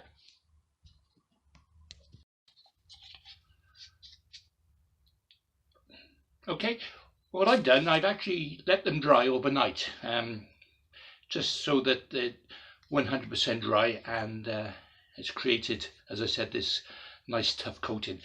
Now what I will do, I'll just smooth any rough areas down, because sometimes this paint does tend to clog slightly, in drips I should say, so I'm just double checking. As I say, it's one of the best paints I've ever used for painting floats, so it's worth a little bit of extra work just to, you know, smooth them down and get them dead right, you know. So hopefully after varnishing, there'll be a nice glossy finish on them. Well, not too glossy, but more of a matte finish. There you are. So that's that.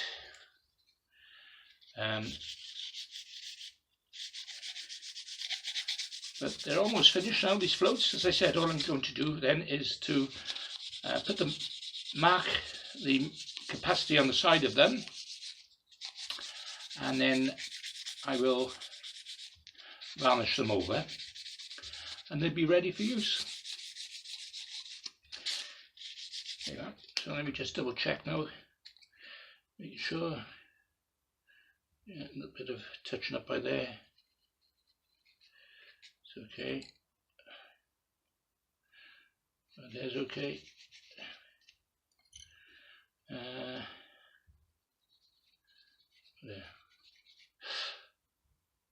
There you go. Right, now let's put some markings on the side with the pilot pen. As I've mentioned before, it's like a liquid paper paint that dries, very much like Tipp-Ex, I suppose, but of course with a very fine tip to it. So, as I said, we know the... I will double check these in the glass, just in case the measurements are out. So there we are. I'll just put that on there, see if you can see that. And this is 0.50. 50. There you go.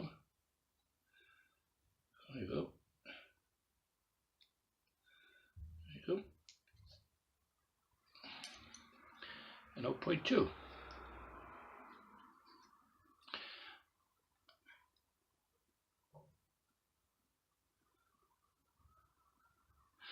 Okay. One other thing, just to finish them off, I did mention early on about a little file on the wire, so I'm just going to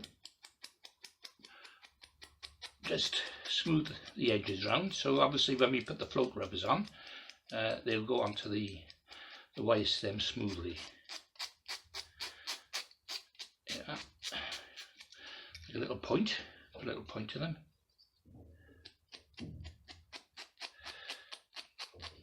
Now, I also mentioned that I will talk about some tactics and methods for these floats. Now, the quality of fish that we're looking to catch with these type of floats are usually bleak and gudgeon. Now, of course, you can catch dace and roach and anything else on them, really. In fact, I know somebody uses them on commercials, but I don't know whether they're strong enough to actually take the bashing that you get when you're carp fishing. You know, I think really you should stick to the commercial type of floats, which are tougher, carbon stems and that, which I do make, by the way. Okay, right, there you go. Right, so now what I'm going to do now, I will put a bit of varnish on them and let them to dry. So that'll be in my next stage.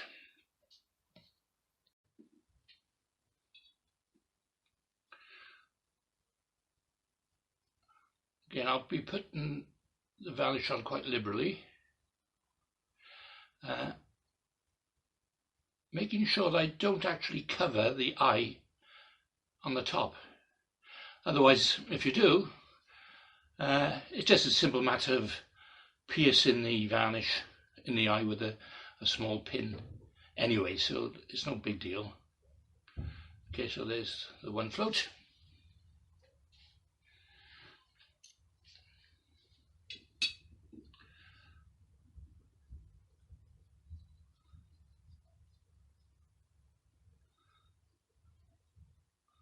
There's the second one. So I might put another coat on later on, but I'll let it dry for a while.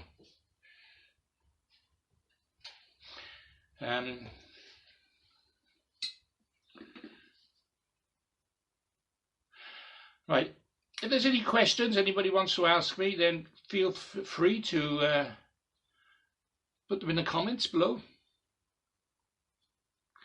Otherwise, don't forget to give me a thumbs up or a thumbs down, whichever way you want to go.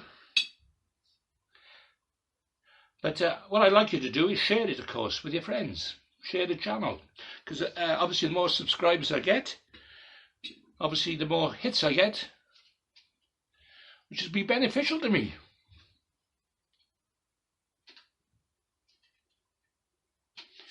Okay.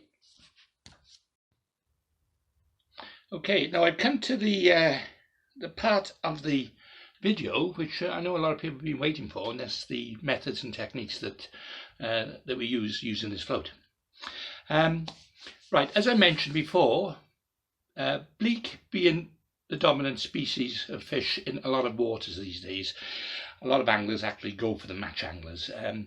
Okay, I know the specimen guys and the guys who like catch bigger fish, it doesn't really rock their boat, so to speak. But for the match angler, it's very important sometimes to go for these bleak, because they can actually win matches. And it's been proven on many times. I've fished in the River Wye, for example, and somebody's concentrate on the dace and the roach, and they're catching, they might catch 10, 20 pound of them.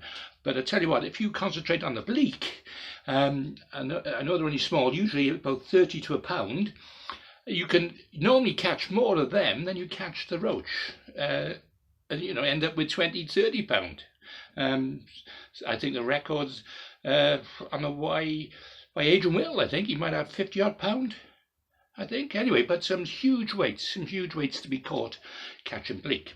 And of course, again, sometimes on other rivers, winter leagues and things where bleak will still feed and other fish won't. So, again, it's an important float in the match tackles box. Now, I'm going to show you this diagram that I've put together, which basically gives you the outline of the float, which you've already seen anyway on the video. These ones were made by Trabucco. As I said, I had these off him initially, a few years ago now. Now, the technique, there are a couple of ways to shot these up. The Italians in particular like to fish for their bleak quite deep. And the reason being is that when they pull or strike into a fish and they don't make any contact, all they do is flick the float back, and it stays in the water basically. So you're not wasting your time lifting it out of the water, which is obviously wasting valuable seconds. And over a match period, that can amount to quite a few lost minutes and moments. So the idea is to actually lift into the fish or strike once you get your bite. And then if there's not a fish on it, you just let it more or less go back into the water by lifting and sort of flicking. So you're spending the bait spending more time in the water, more chance of catching more fish. And the way they actually shot it is quite unusual, because they usually put an olivette, as you can see by the diagram, down the bottom part of the line, followed by a string of small shots. Now, this is quite an unusual sort of shotting pattern for most. However, it works. It works fantastic. And I have seen these Italian guys fishing for bleak and catching 5 to 6 a minute. Now, I challenge anyone, any UK angler, to be as quick as they are. I mean, obviously there's some youngsters these days who could probably compete, but basically, this sort of shotting pattern doesn't tangle, which is quite unique, and it's more of a direct to the fish. It's going directly to the fish without too much line. As you can see, it's shotted in. Actually, this demonstrates how you lift up when you get the bite, and if obviously no fish on the end, you just simply drop it and back into the same position, waiting for the fish to take it. Okay, now that's the Italian way. Now, the way I do it, especially on the Wye, I actually shot it like a shirt button along the line from the float to the hook, spacing it about every 6 inches. And the reason why, bleak are attracted by the splash. Now, if you splash the float onto the water, quite often it'll attract the bleak right there, because it's the sound, and they think they're associated with food, feeding. Obviously, you throw some maggots in at the same time, but sometimes you can actually do it without feeding, because they got used to the splash and feeding. You're like educating them every time. Now, coming back to the float itself, there is a reason why it's painted white on the top. And that is, when you shot this float, you shot it down to the bristle. So the actual top of the float is just on the surface of the water. Obviously, if you get a lift bite, then it's going to stay proud. But when you get a bite, it will actually go under. And they're very, very sensitive. Now, the thing is, you can actually hold back this as well in the water in a flowing river. So as you're holding it back and the bait's lifting, you can get your bite and you obviously strike and you'll have the fish on there. And you again, by fishing downstream, you got the same scenario where you don't have to lift it out the water, what we call whipping. You're actually keeping it in the water. So every time you bring it in, you've actually got a fish on. Obviously the eye on the top is important, so the line goes through the eye, down through the bottom onto a small sleeve. This method that I use works well. In fact, if you've been following my fishing vlogs, my match vlogs, you'll actually see me actually using them and catching blake. I'm just getting to grips with that body camera, by the way, because most of the time people be saying all they see is my knee. But next time I'll obviously try and in fact, I've ordered another body camera, so if I have two running, at least I get some action of the fish. Anyway, okay, well look, that's about it now as far as the whip, Italian whip float is concerned. Hope you've enjoyed watching this bit, and come back and see the next one. I've got a couple of orders. I'll check out which float I'm going to make next. But when I do, come back, see how I do it, and again we'll have a little chit chat. Thanks for watching, and don't forget to subscribe and share the channel for me. Cheers now. Hi, greetings. Welcome back. Clive Branson here again. On this short video, I'm not going to make any floats. I'm actually going to tie some hooks together, eyed hooks and spaned end hooks, showing you how to use that knotless knot, and also a couple of loops. There's two ways of doing loops, and the reason I'm going to show you this video is that I've had a lot of discussions recently about hook tires and what sort of tools to use. Well, I suppose I'm from the old school. I prefer to use my hands, you know, and especially, for example, if you lose a tool, especially on the riverbank, and you can't do anything about it, you have to use your hands. And as I say, I go back to the old days when I used to be able to, you know, tie a size 32 hook behind my back as a party piece. I can't do it these days, mind you. And I used to challenge people in my rep days when I was around the tackle shops. I used to say to a couple of the anglers, I said, right, I'll do a competition, see who ties the quickest hook, either by a tool or by hand. And quite often I'd beat them. And the thing is, with a hand, at least you don't get little kinks on the line and things like that that you would with tools. And once you've learned how to master it, then, you know, hey, saves you buying one, doesn't it? Anyway, no further ado, I'm going to start off, I think, showing you how to tie a few hooks and then a couple of loops. And I've got one knot in particular, joining two pieces of line together. And to me, as far as I'm concerned, it's the best knot that you can ever use to tie hook lengths onto your main line, or even joining two lengths of line together. It's got the minimum size knot and the maximum strength. So, no further ado, let's crack on.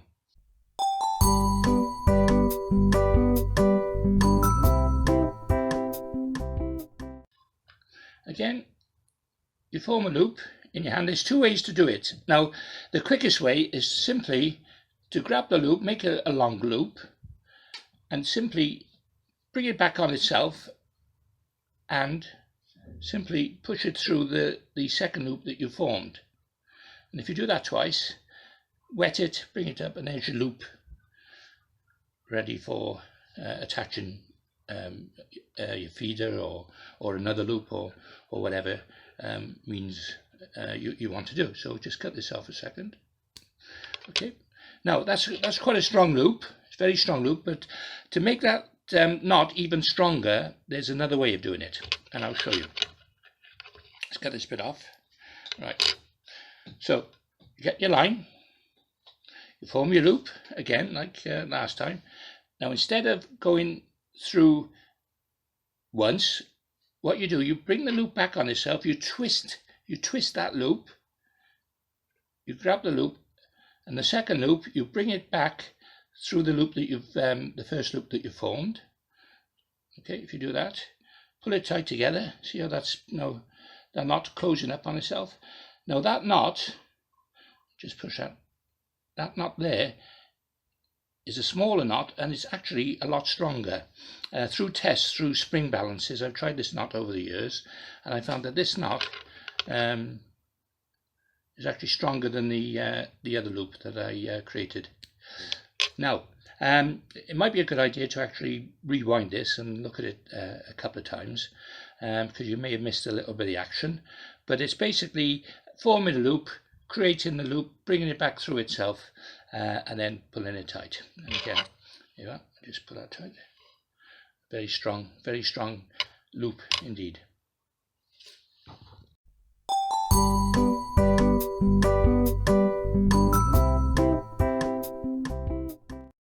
Okay, here we go. First thing to do is make sure you get your piece of line, of course, your hook length line. You make a loop, you see that? But then get the hook and put it in a loop. So basically, if you look at this, I've made the loop and I put the, if you can see that. Okay, now next thing I do is hold it together, and then I'll whip with the help of my two fingers, my bottom two fingers, gripping the line as I twist the line around the shank and the line together, making sure that when I'm doing this, the line, the main line, is coming from inside the spade. Usually I do about 8 or 9 times. And when I think I've got a reasonable amount of line there, what I will then do is hold the spade and the line together, transferring my hand to the my right hand to the end of the tail, push it through the loop like so, grip it, and now pull it together, and that then tightens itself up against the actual hook. Now, at this stage now, what I'll do, I'll just, with the help of my thumb, my fingernail, I'll push the knot up to the top of the spade and pull tight. It's a good idea to wet the knot at this stage so you don't get no kinks. I know with a lot of hook ties you get like a kink on the top just above the spade, but this method obviously you don't. Now, the first thing you'll notice, the line coming from inside the hook itself. So the reason behind this, of course, is when you strike so the hook actually, if you like, goes inwards in towards the fish rather than pull away. I need to cut this little bit of tail off on the end there, so there you are. There's a knot there, and that's one of the best knots ever for tying spade ends.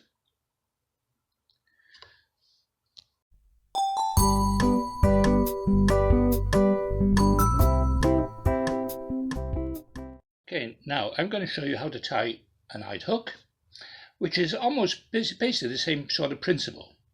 What you do, you thread the line through the eye of the hook, coming from the inside of the shank, pull in the tail, so then you create another loop similar to the spade end.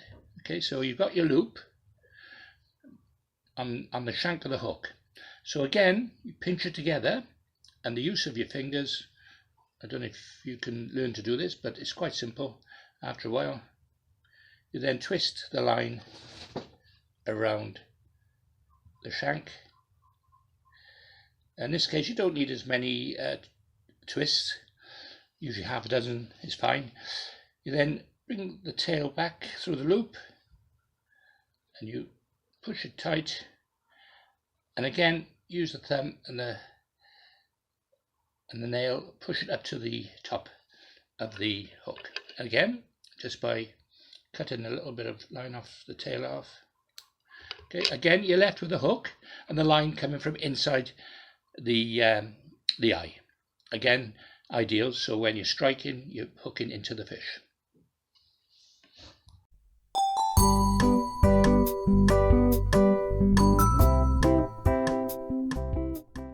Okay, this is a knotless knot. Basically what I've done, I've tied a loop, a small loop, and I threaded through the eye of the hook, so it's sliding. And what I'll do, I'll bring the loop up to the bottom of the shank, and this is where obviously we put our bait. What I now do is twist it once or twice, 3-4 times, coming through the back end of the spade now, not the inside of the spade, the back end of the spade.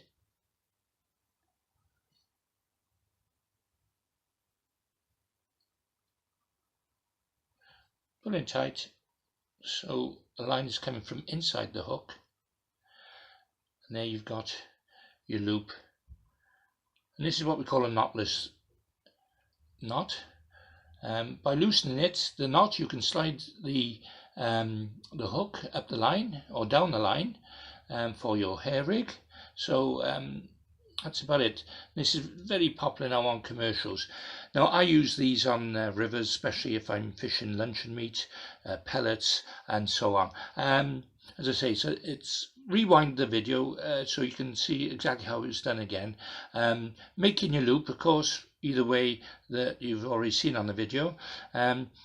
Put the line through the eye to the required distance where you want to put your hair rig, then whip it, and then making sure the tail end goes back at the back end of the spade of the hook, so as you can see the line finishes off on the inside of the hook. There you are. That's how to tie a knotless knot on the hook.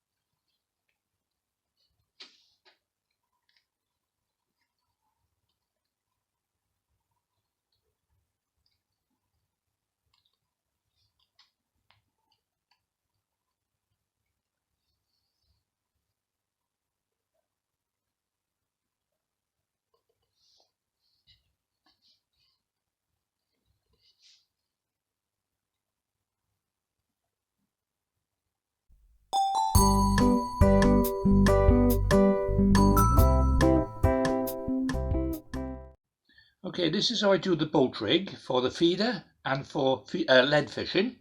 So basically what you do, you put your attachment onto the line already, the swivel, and bear in mind this swivel will then attach itself onto the either the bomb or the feeder. So the first thing to do is place that onto the line, so it's running, and then what you do, you come back from the tail end and you make a large loop. Okay, so basically you still got your feet, you still got your attachment on the line. So what you do, you bring in, you make the loop as long as you want. Usually about 12-14 inches is plenty. Okay, so once you've done that, you then pinch it together. Okay, come to the top of the loop, which is about 14 inches away, and then you create the loop. You create a second loop, and you pass this through not once, but twice. Okay, and then once you've done that, you just bring this through first. Okay, you pull that tight, you wet it, wet the knot, pull it through, and that then creates, and just tighten that up, there you are, that creates a large loop. So now you've got your loop, and you've got your swivel. Now that will run along the loop. If I show you like this, see, so that's basically running along the loop. Now, obviously what you need to do here, first of all, just cut off this little bit of tail that you've got left dangling. Okay, let me just cut that off. So that's off there. Right, now, what you then do, you come to the bottom end again, and you then just bring your swivel up, your attachment where you're going to attach obviously your feeder, but you bring it up slightly and you create another loop. Again, twice through itself, and then nice small loop. So there you've got your loop. Now bring the swivel down. So now you've got your first loop and you've got your longer loop. Now obviously with the attachment, now you put your attachment, you put this onto your feeder. In this case I'm putting an open-ended feeder like so. Okay, and there's your loop. Now obviously, now what you do on the smaller loop, you tie your hook length, and usually you start off with a couple of feet, 3 foot, perhaps 2.5, 3 foot, depending on how the fish are feeding. Obviously you can alter that throughout the fishing period, whether to shorten it off sometimes or to even lengthen it. If the bites are shy, then you obviously have a longer length. Anyway, so you tie that onto there. Now, if I can visually show you this, so when you get a bite, basically it pushes it through the feeder. So that means that there's no resistance at all to the top of the rod. And obviously when you got feed in the feeder itself, which will hold it firmly on the bottom, it makes a secure hold on the bottom. And then obviously when you get a bite, it pushes it through the feeder, and that's, if it pushes it fast enough, it's almost like a boat rig, so it will actually, the fish will hook themselves. Obviously it can only go so far up the line, so that saves it running all the way up the line, and you're not putting any stoppers or shots. Now, this is one of the best methods that I use when I come to feeder fishing, bomb fishing, or other type of fishing. This works extremely well if you're fishing, say, on the bottom of a river, and also obviously on still water as well, where, of course, most of the fish will be feeding on the bottom anyway. Yeah.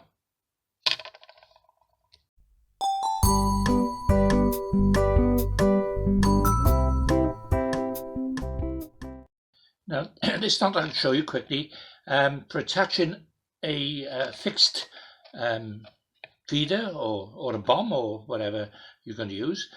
Simply put it through the swivel, of course, through the attachment.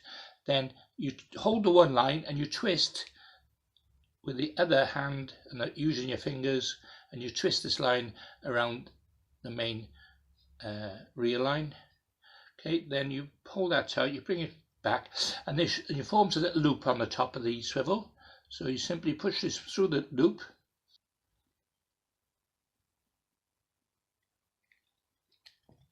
you pull this tight now, and that creates a tightening of the knot, and that's a blood knot. So what we do now is simply just cut that bit off there. Okay, and that's your attachment. Fishing lakes in particular, and you want to catch fish on the drop on the feeder, it's always a good idea, instead of having a running line through the swivel or the feeder itself, what you want to do is come up above the actual feeder and create a loop in the line. So I'll just do that with my finger just to show you. Okay, and what you do, you create a loop once and twice.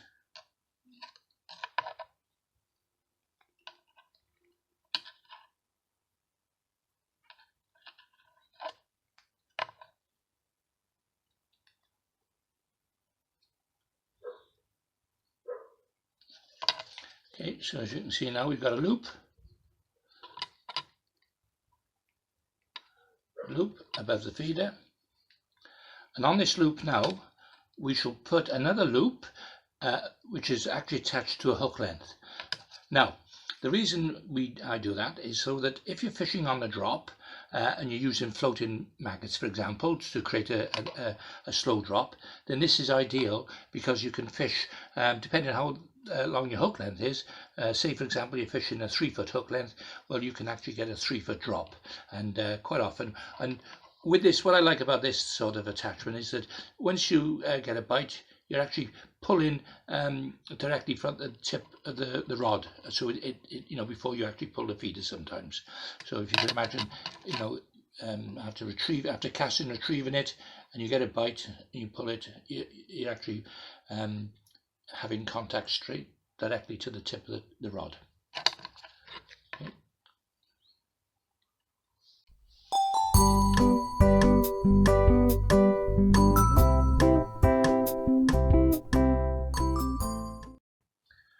Okay, now I'm going to show you how to tie two pieces of line together, presumably your hook length onto the main rear line, or joining two lengths of line together to extend the line on your reel.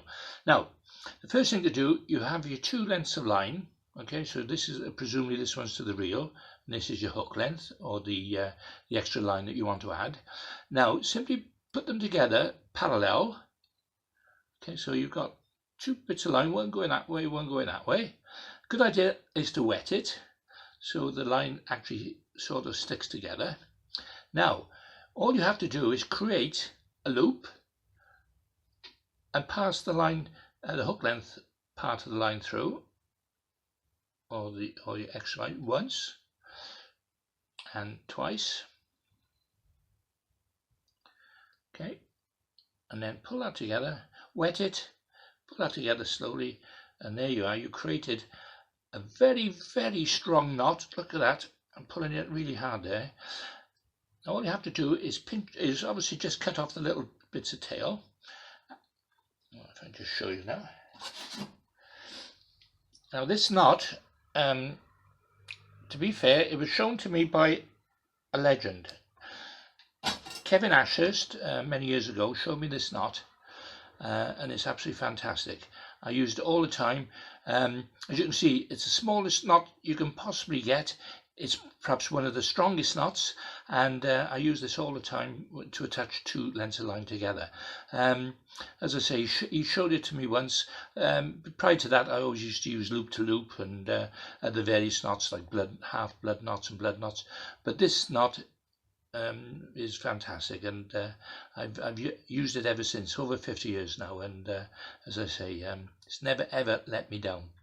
So there's one thing you've gleaned from this short video, is this knot here, one of the best knots you can do. And many years ago, what I used to do as well, especially when I was fishing the waggler, I'll actually cover the knot by putting a little shot on there, you know, to give that extra strength, and that way then there's no knot at all being retrieved through the water. But even so, as you can see, that knot stands out from itself, and it's absolutely fantastic. So rewind the video and watch how I done it again, and try it next time you go fishing.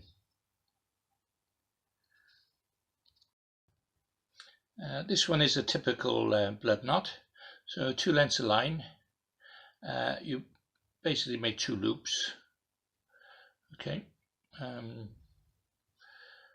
pinch the joint together.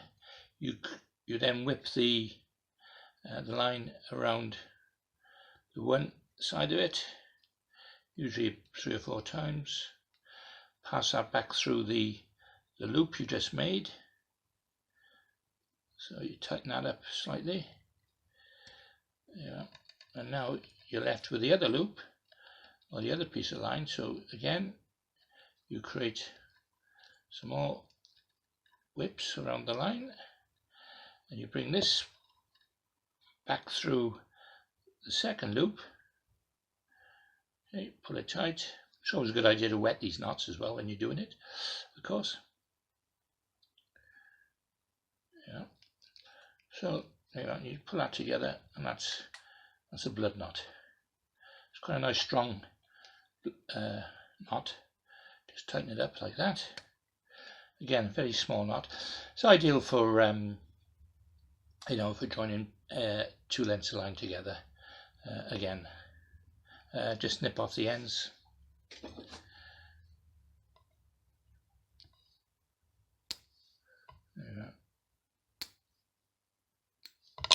There's your blood knot. Very strong knot.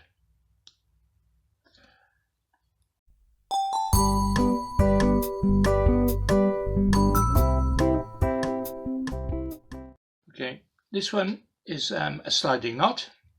This is where you tie a knot on the line if, for example, you're using a sliding float, where you want the float to slide up the line to a given depth in the water. Now, first of all, you need a length of line. Now, it's always a good idea to use a slightly stronger diameter or a slightly larger diameter than your real line. So anyway, in this case, I'm using the same size, so just for so you can see what I'm doing. So first of all, you've got your main length of line, okay, your real line. Then you need a little short bit of line. And what you do, you create another loop, okay, and you hold it onto the line. And what you do, you actually have you keep one parallel with the other real line, and then with the spare one, you twist it. It's almost like as if you're whipping this back onto the or the two bits of line together. Once you've done that 3 or 4 times, you then bring this back to the loop, bring your tail back up into the loop, you pull tight, you get the 2 ends, pull them together, and that creates a knot. Okay, now that's a sliding knot. That will run up and down the line. Okay, so like that. Okay, obviously a good idea is to cut that off then. So you've got two bits together. Okay, so there's your knot. As I say, that will slide up and down. And to stop it slipping, the idea of the knot is so you've got these 2 longer lengths. You can sort of pull them tight, and that creates more friction on the line, so it's less likely to slip. You know, that's quite firm there now. It's always a good idea to actually put 2 knots together, especially if you're using big like 4 or 5, 6 one-shot floats, because obviously the constant buffing of the knot might actually move the knot. But if you put 2 together, it will actually hold it firm. Okay, so there you go. There's a couple of knots. I use them all the time. It's never let me down. I've won quite a few matches, and I seem to catch a lot of fish. So, hey, rewind the video, watch it again and again until you can master it. As long as your eyes are good, you should be able to do them no problem at all. Unfortunately, I have to wear glasses these days, so it does slow me up a bit. But I've got to give the youngsters a little bit of a chance, haven't I? See you again. Don't forget to subscribe.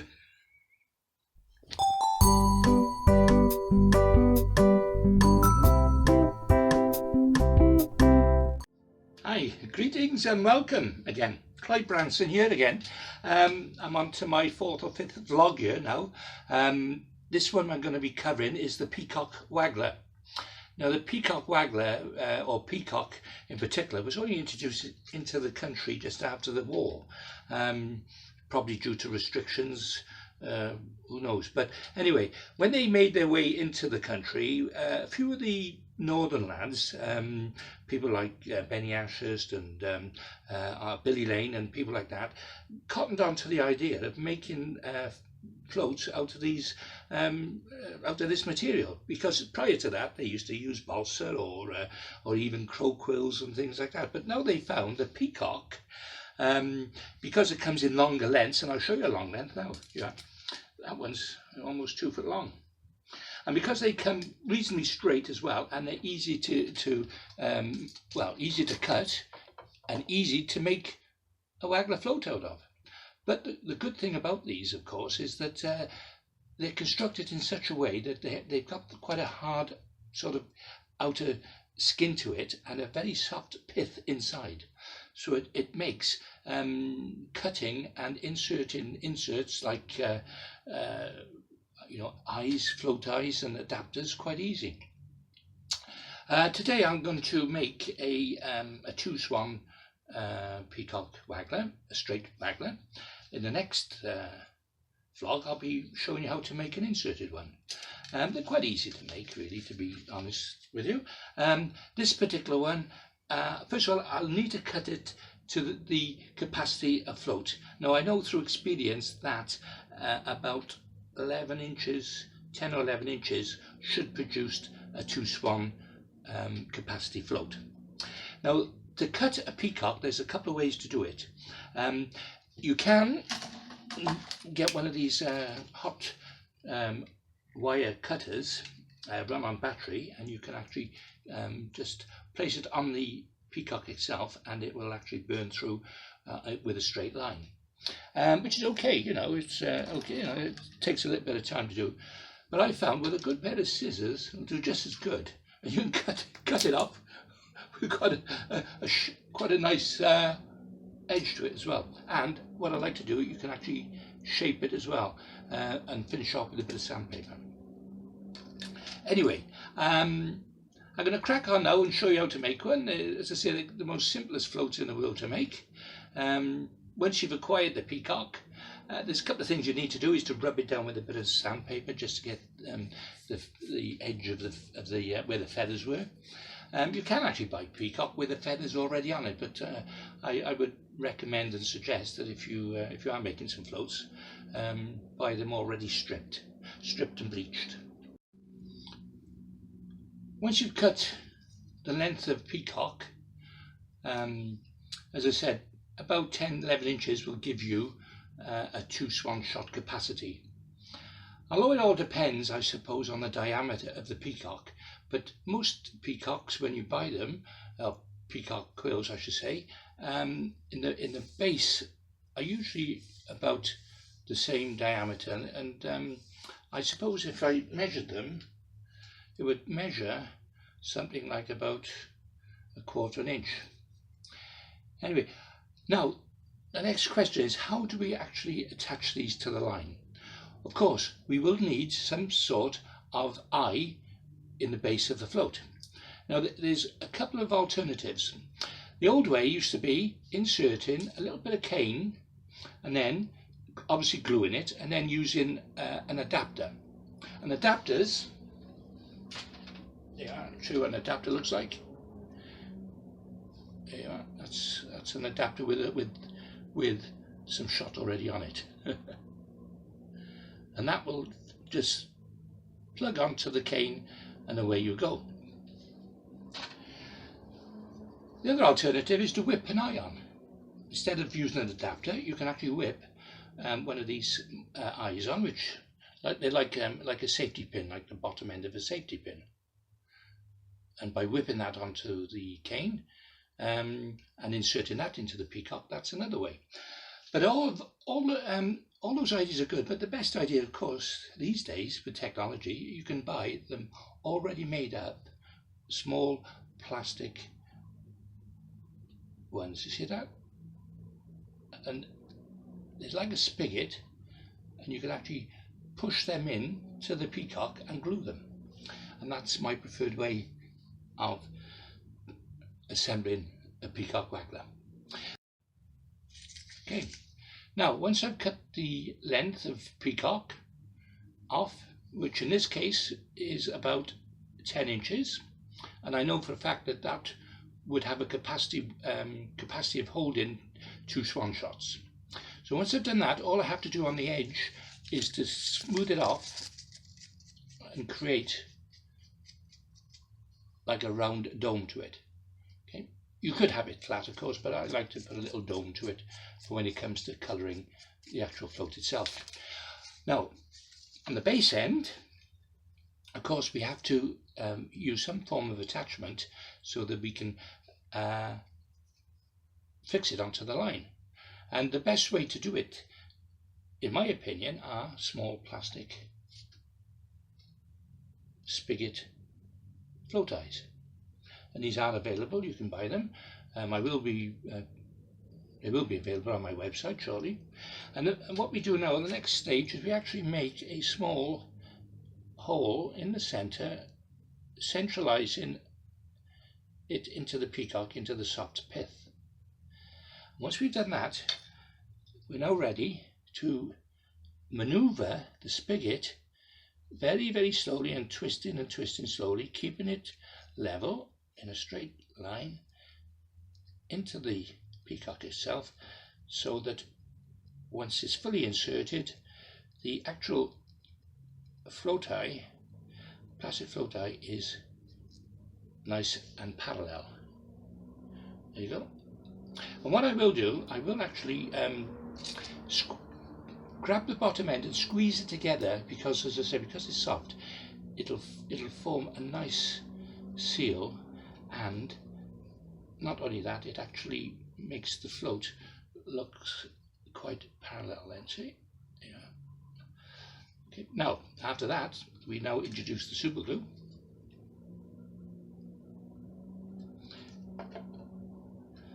And this plastic, I should just go straight into it without... Okay, so let's recap on this. And what we've done, obviously I've cut the length of the peacock quill, which I know is 2 swan at about 10 or 11 inches. I've sanded it off on the top, creating a zone. Okay, and then I've inserted the plastic eye on the bottom. I put the drop of super glue in it, and to finish it off, as just before it's drying quickly, I'm just pinching it together. Obviously do it with a bit of paper around your fingers is best, because otherwise you get sticky fingers. Your fingers will be sticking together, you'll be thinking, trying to take them apart like that. So a bit of paper around it. Yeah, like that. Just, and that will do it. So there you are, that's the peacock finished. So now the next stage, we're going to paint it black, because it's because I think this particular customer wants a black one. And what we'll do, we'll paint it black right up to the top, and we're going to leave that bit about 1/4 inch on the top. Okay, and that'll be for the tip, which will be colouring blaze, I think. Right, here we are. Fluorescent spray. Now you can get fluorescent paint, but in my experience, a lot of the fluorescent paint you buy are not very fluorescent, if that makes sense. The best type of fluorescent is the ones you get in a can. Now I know some stores don't like to sell this, because I think you get all these younger people with the hoodies going around spraying everywhere, but but in this case, the paint in floats is fantastic, and it comes in reds, blaze orange and yellow. Now the secret is, shake it up. I'm like a dirty old man here. Anyway, what you do, now the next stage, I'm going to dispense some of the spray into the top of the lid. I suppose anything will do as long as it contains the actual paint. So what I'm going to do now is simply spray some of it into the can. Yeah, and I don't know if you can actually see that, but I've... Oh.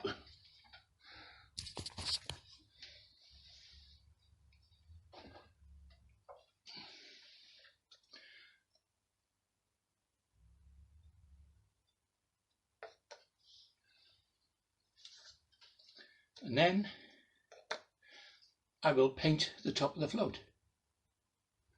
And because it's going onto a white background, it will stand out very bright indeed. Yeah. There you are. I'm just going to give this a second to dry, and then I'll put another little coat on it.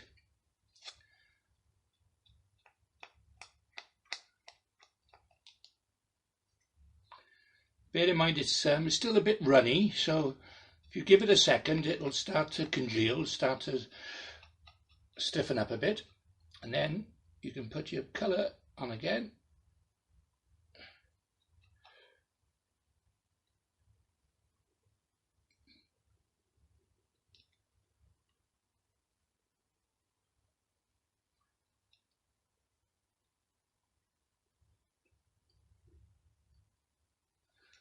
And there you go. Now, you have to let it dry, because if there's any drips on it, you need to just put it upside down. Okay, so I'm going to rest this now upside down and let it dry slowly.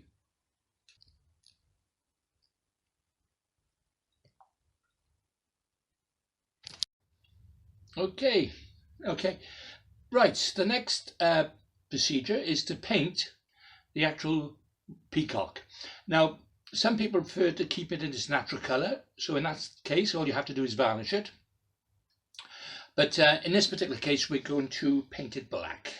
Again, using the special granulite paint, which I have mentioned on a previous vlog. And if you haven't seen it, then go back and view it. Right, so I'm just gradually doing some downstrokes. Probably need about 2 coats on this to give it a good finish. But I have mentioned before about waggler fishing, and waggler fishing, to me, I just love it. I just like fishing a waggler. Remember fishing the World Championships when I won it in Portugal, in Coimbra. Fantastic day, never forget. Drawn in a line were all the top anglers, well, British anglers. Dennis White next to me, Kevin Ashurst on his right, Tom Pickering. As you can imagine, you know, some of the best waggler or best anglers in the world at the time. And I was fortunate enough to actually go 2 weeks before the event, and I made a holiday of it. And anyway, I ended up fishing most of the length of the venue, and I knew there was small barbel to be caught, and they responded very well to the waggler, which was out, you know, a bit further out than the pole. And I think a lot of the teams got to know, you know, got to suss that out, to be honest. Anyway, I fed liberally pouchfuls of hemp with maggot. And as you know, when you waggler fishing at a distance on a river, you need to get into some sort of rhythm, which I did. Anyway, it was a great match. It was a fish for fish contest, all in a line. We had a huge crowd behind us. I think there was 10,000 people watching. Fantastic. Anyway, fish for fish. And on the countdown, I think it was about 5 minutes to go. It was pretty tight between a couple of us. Now I remembered, I think it was previously when Kevin Ashurst actually done me by one fish, and I played on my mind a little bit, and especially in going in the last 5 minutes of the match. Anyway, usually you have your captain behind you gives you a bit of a countdown on how long you've got, you know, and especially if you've got a fish on. Well, on this occasion, it was shouted, I think it was shouted out, there was about 10 seconds to go, and I had a fish on. Anyway, I thought I'd take a chance, and I swung my last fish, which was a little barbel about 6 ounces. Anyway, just as I got it into my hand, the whistle went. And anyway, when we done the weigh-in, I was very lucky and very fortunate to have beaten Kevin Ashurst by 1.5 ounces for the World Championships. And that was the highlight of my career. Of course, the year previously, I don't know if people know this story, but there was a similar situation when I was in France on the river Seine, and the first day and the second day was on the local canal. And not many people knew this, but there was actually chub living in that canal, which is, the canal was very similar to the Gloucester Canal, probably the same width, a bit shallow and not as deep. And we knew that these chub were there. But it wasn't until halfway through the match that anyone caught one. I think it was one of the Scottish guys. Rumour come down the bank that the Scottish guy just landed a chub on a waggler. Well, I have mentioned previously about putting wagglers on winders, and I so happens to have a few set up. So I quickly put a heavier waggler on, and I went across feeding casters, fishing a maggot over casters, and anyway, I started catching chub. And again, I had a big audience behind me. And fair dues, Dick Clegg, the England manager, did try and help me because he was counting down on the last 30 seconds when I had a fish on. And I knew it was going to be pretty tight between me and the Dutch guy on the end peg. And I was sort of in the middle of the match. Anyway, cut long story short, Dick Clegg's counting down. He says, Clive, you've got 10, 9, 8, 7, 6, seconds to go. So as he counted down to 1, I had the chub, which is about a pound in front of me, and I tried to swing it. And guess what? It fell off. I was more gutted the fact that the whistle didn't actually go for another 20 or 30 seconds after that. So if I just took my time and netted it, I would have become world champion on that day as well. But Dick Clegg did apologise after and said, "Oh, I'm sorry, Clive." But hey, at the end of the day, he tried to help, and and I was unlucky I came runner-up that year. But as I said, the following year, I won it using a waggler. Okay, I'll come back now and I'll let this dry and then I'll paint it. Okay, they've all dried. I made 2, just in case. Yeah, sometimes it's easier to make them in a batch because it saves time a little bit, and obviously it's just as easy to make a couple at a time than it is to make one. Anyway, I've got my pilot pen, white, which I shall be marking on the side of the floats, 2 swan.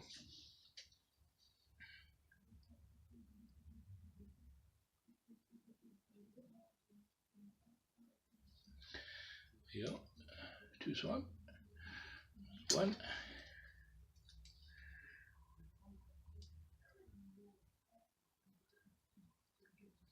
2. Okay, right, just let that dry a little bit for a second.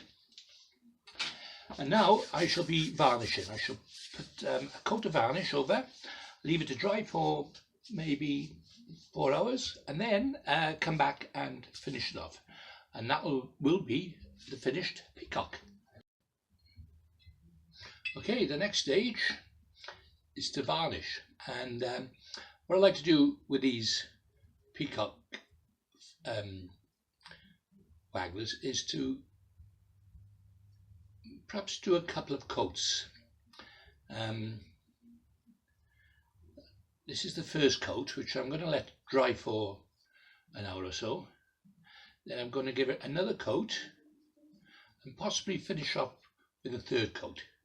So not only does the varnish protect the float, but it makes it, it makes it stronger, and you get a longer life out of it. Because I have seen some of these floats on the market, and I tell you what, they don't last 2 bloody minutes. Either the stem comes out on the bottom or it disintegrates. So as I say, I like to think when I make a float, it's going to last a bit longer than standard shop bought ones. Right, so I'm going to place this now into the flower arranging pad, which I've already mentioned on the videos before. I found them great for storing the floats. In fact, I can probably get a couple of dozen on that one pad alone. Okay, well, that's it then. That's about it as far as the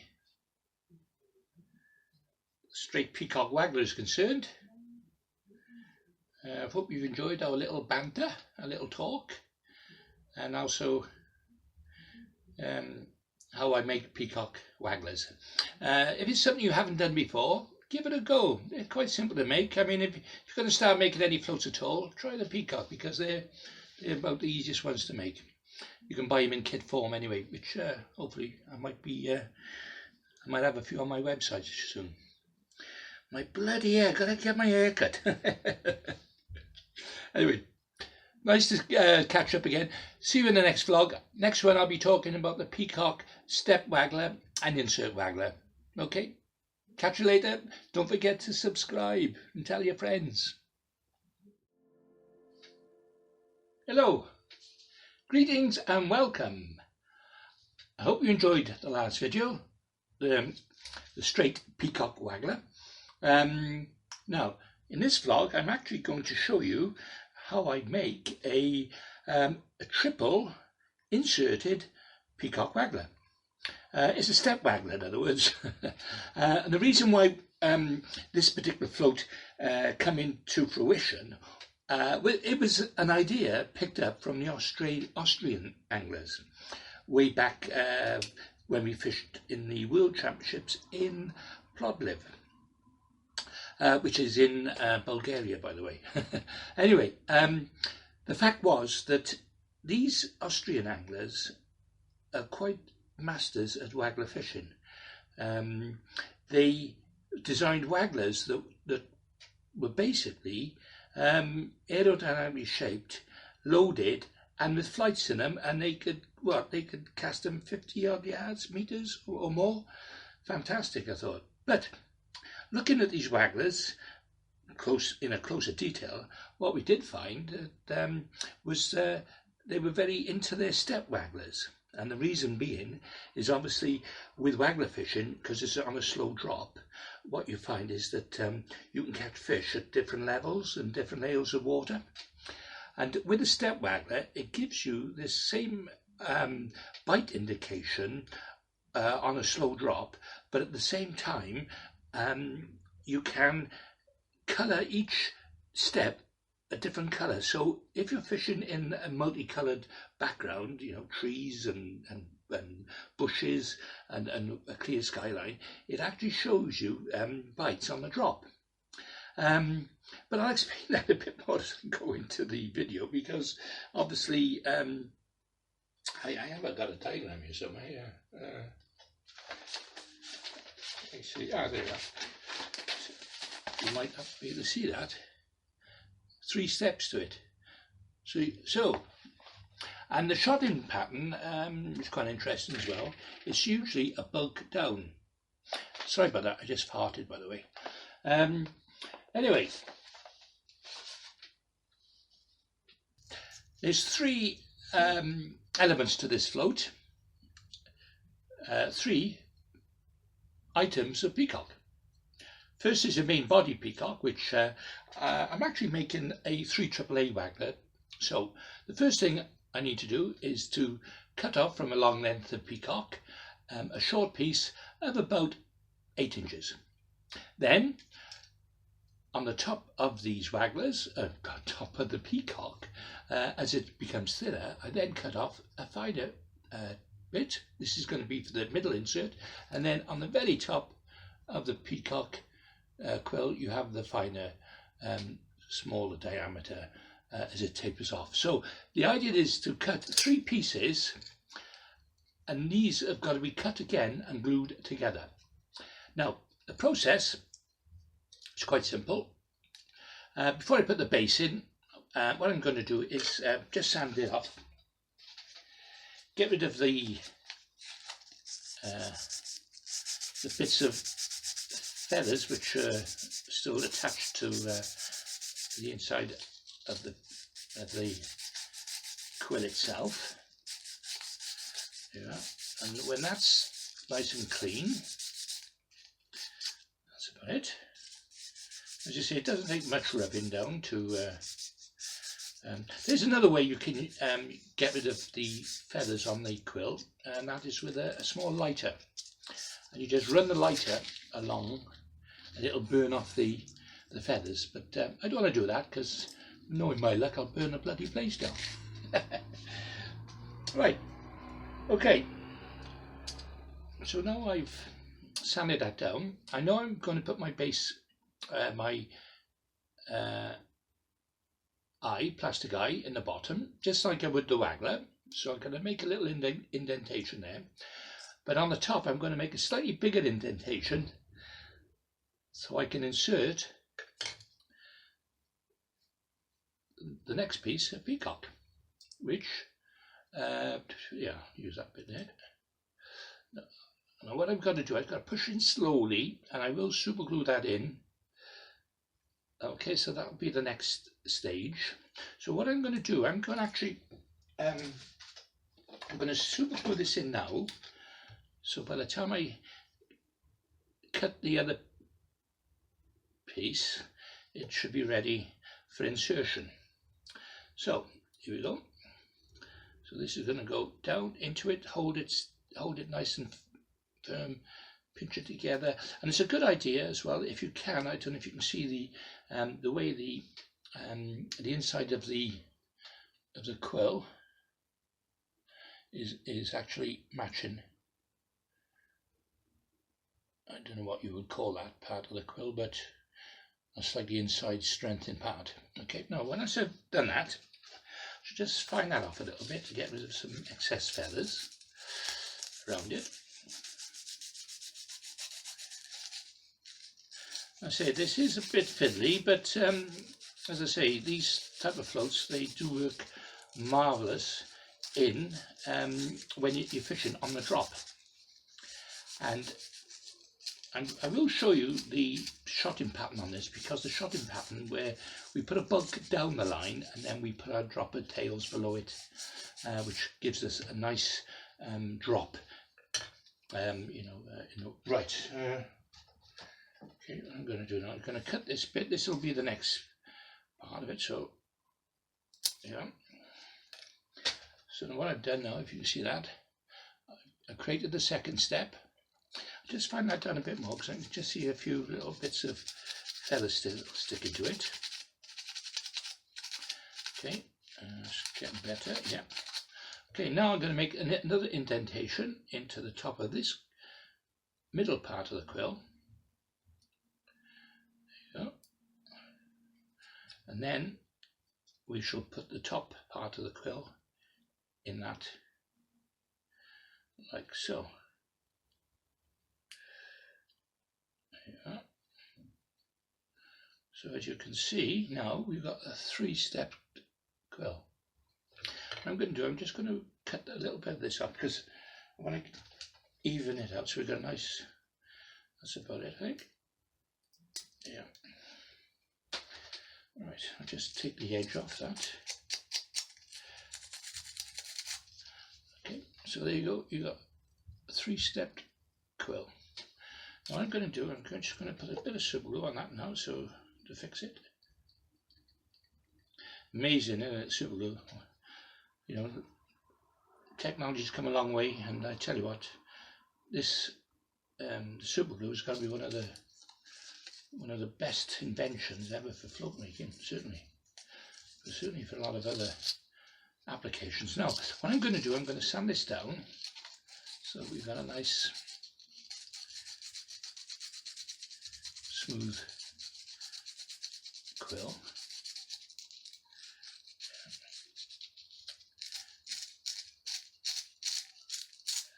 There you go. So now you can see we've got a 3-stepped quill. Now the idea of this, of course, as I mentioned before, is that not only do we colour these sections in different colours, and the main reason being, of course, is that when you're fishing on the drop, and as your shots are settling in the water, and you happen to have a lift bite, you want to see it, especially at a distance. You want to see if it starts, and if it starts to rise in the water, then that's you can determine that that's a lift bite, and all the way down to the tip.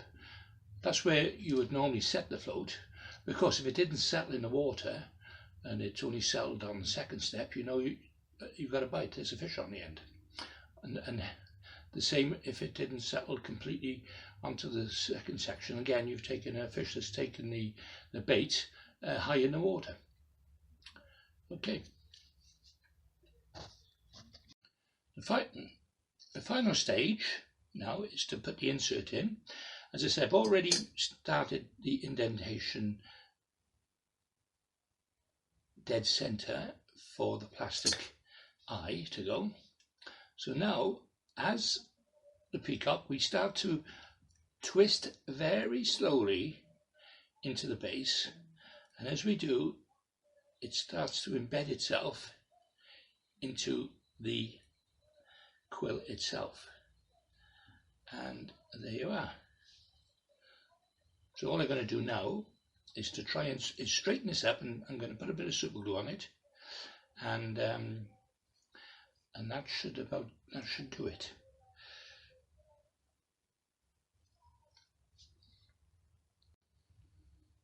Okay, now I've located that, which I think it's about right. Just pinch that together now. Yeah, and now I shall introduce the super glue.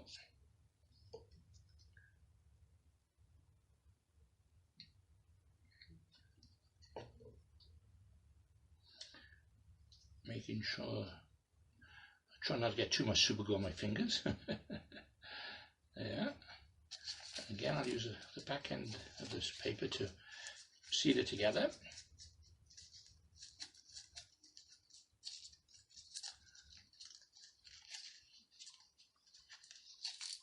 There we go.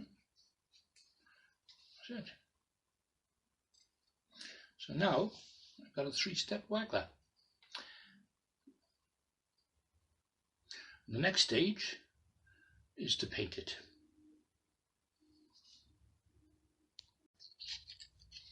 Okay, now just to before I start the painting, I'm just going to try and smooth down any rough areas on the quill itself. This is usually where the feathers once remained, so I'll try and make this as neat as I can before we paint it. Yeah. Okay, just inspect now, just sort of around the end there. Okay. Right, now the next stage is painting the float. Now, as I mentioned before, I'll use the granite light black colour, and I'll be painting the full body of the main body of the peacock there. I shall be leaving the middle bit white, and we shall be putting orange on the top there. So you have in fact 3 different colours then, and this is what we want, especially when we're fishing this waggler and we're fishing on the drop.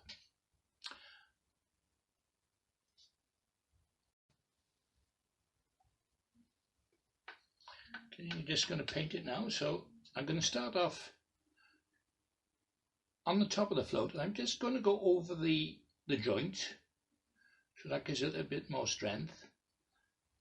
Okay, then I'm going to start to brush downwards, down the quill, down to the base.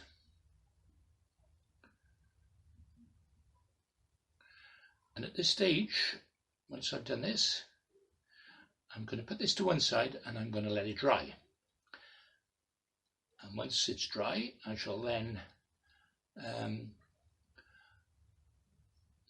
possibly a bit of white acrylic paint in the middle, and on the top I'll be putting the blaze colour as we did in the straight peacock float vlog. There you are. So we're getting there slowly.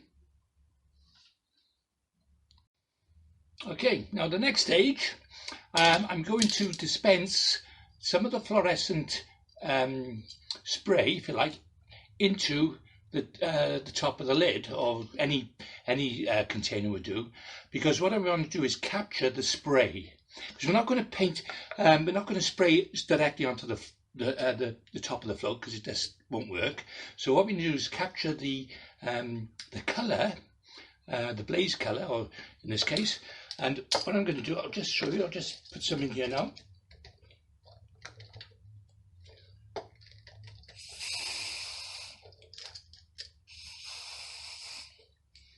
Yeah, when I've got adequate enough to colour the tip, I'll then get a cotton wool bud,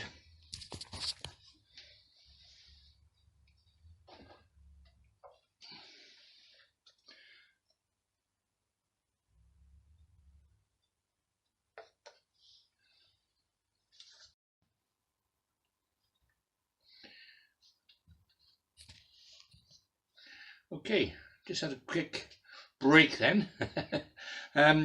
Right, before I'm going to paint the actual tip in the blaze colour, as I said, I've introduced the spray into the top of the can of the what I'm going to do, I'm going to let it just evaporate just for a couple of seconds so that it congeals, so it makes it easier to paint onto the float. Now in the meantime, what I have done, using my white felt, white tip, like a water sort of base, as I mentioned before, very similar to the Tipex, and it dries, and when it dries quite good, and it's quite durable, but it still needs to be varnished over because otherwise it may come off in the water. What I've done, I've actually put the capacity on, which is 2 AAAs. So I've just written that on now. So now I think it should be enough time. Yeah, I think that's probably about right. Yeah. Now the reason I use cotton wool buds is that they're cheap, and I tell you what, it's a nightmare when you use a brush, paintbrush, trying to get this paint off the bristles is quite hard. So I found these are disposable cotton wool buds are much easier. You know, you can just throw it away when you're finished. Right, so what I'm going to do now, as I mentioned before, I'm going to colour the top blaze. I'm going to leave the middle section white. Okay, and as I've already mentioned, that's for that's so we can determine the bites on the drop. There you are. So just so that dry. Now what I'll do, I'll just put another little coat over it.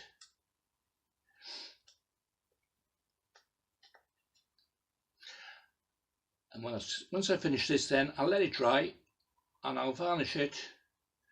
Probably 2-3 coats of varnish, and that will be the final float finished. Okay, marvellous little floats, as I mentioned before, ideal for on the drop. I mean, you know, normal Peacock, or even an insert, which I'll probably show you on the next vlog, but this inserted Peacock is far superior to any other waggler when it comes to fishing on the drop. And now I'm going to show you a shot-in pattern to go with this.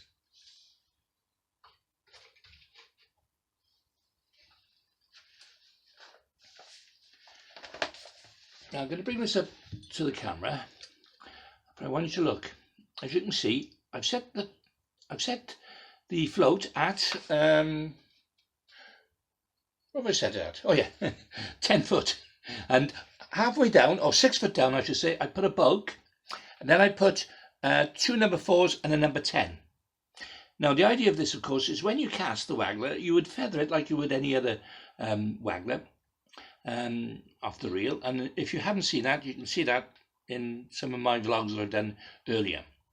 And then by feathering it, the bulk will go forward into water before the float, and as that sinks, the float on the top will register possibly about an inch or so above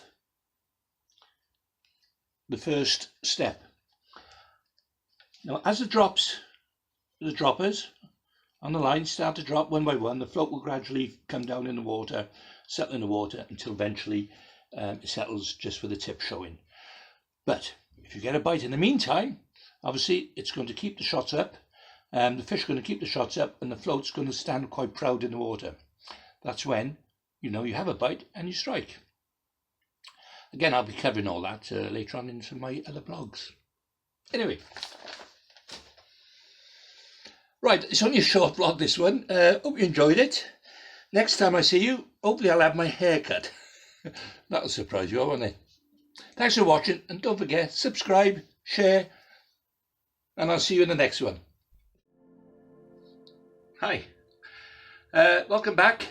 This part of the video I shall be making a crow quill float. Now, a crow quill, in fact, was probably one of the old type of methods or the old type of materials that they used to use for float fishing many years ago. Obviously, before the latest technology of all the latest materials, you know, balsas and plastics and so on. So crow quill being a natural product from birds, they obviously they fall off sometimes when they prune themselves, or if you get a dead one. Old anglers, they used to strip them, peel them off, and they used to use them as like a waggler. Sometimes they put a cork on them on the top to make like an Avon type of float. But you know, over the last few years, the trend has been they're coming back. More and more people are using them, especially on canals, because they're very sensitive.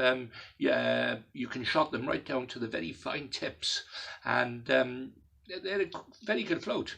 In fact, I've got an order for a couple now, and I'll show you how to do them. It's quite easy. Okay, the first thing to do, you get your crow quill. Now they do come in various sizes, from very small miniature ones up to very large ones, and in some cases you have to take them from a bigger bird if you really want you know, larger wagglers. Now I've got an order for a couple of 4BBs. Now the crow quill or crows don't quite grow that big to actually give a 4BB capacity float, or you know, for feather. So I've got this from some other bird. I can tell you what it is. If at a later date you want to subscribe to my Patreon channels, which I shall be launching shortly. These are channels where I'll be indulging and going into depth into a lot of tips and a lot of secrets and a lot of things that that are not quite freely available. Let's put it that way. And I'm hoping to build up a subscription so that on a monthly basis, where I'll be producing perhaps one a week, 4 a month videos on tips and methods and you know, little secret things that people don't give away. In return, it's only be a couple of dollars a month, but in return, I'll be giving free things away. I'll be giving free floats, for example, free videos and free ebooks, all about fishing. So you know, it'll be value for money anyway. Anyway, let's crack on to this. Now, the first thing, I got the feather, the crow quill feather. I'll call it a crow quill. It has to be stripped. A couple of ways you can strip it. One is by the hand, by plucking it. The other, you can burn it off, but that's, you know, you could damage the quill itself. I find the easiest way is to use a very sharp blade initially. And what you do is, right, first of all, you score the feathers along. Let me put my glass on. Be easier. There you are. What I do is follow the map of the feathers along, and I start cutting away. Obviously, the sharper the blade, the better. So now I'm starting to take the edge off, you see. Now what I will be doing, I'll be sanding this down. Now once I've gone one way, I'll then start to cut it even finer, right down to the quill itself. There you are. Okay, that's, we're getting this slowly. Straight down to the bottom. That's on the one side. Now we'll do the other.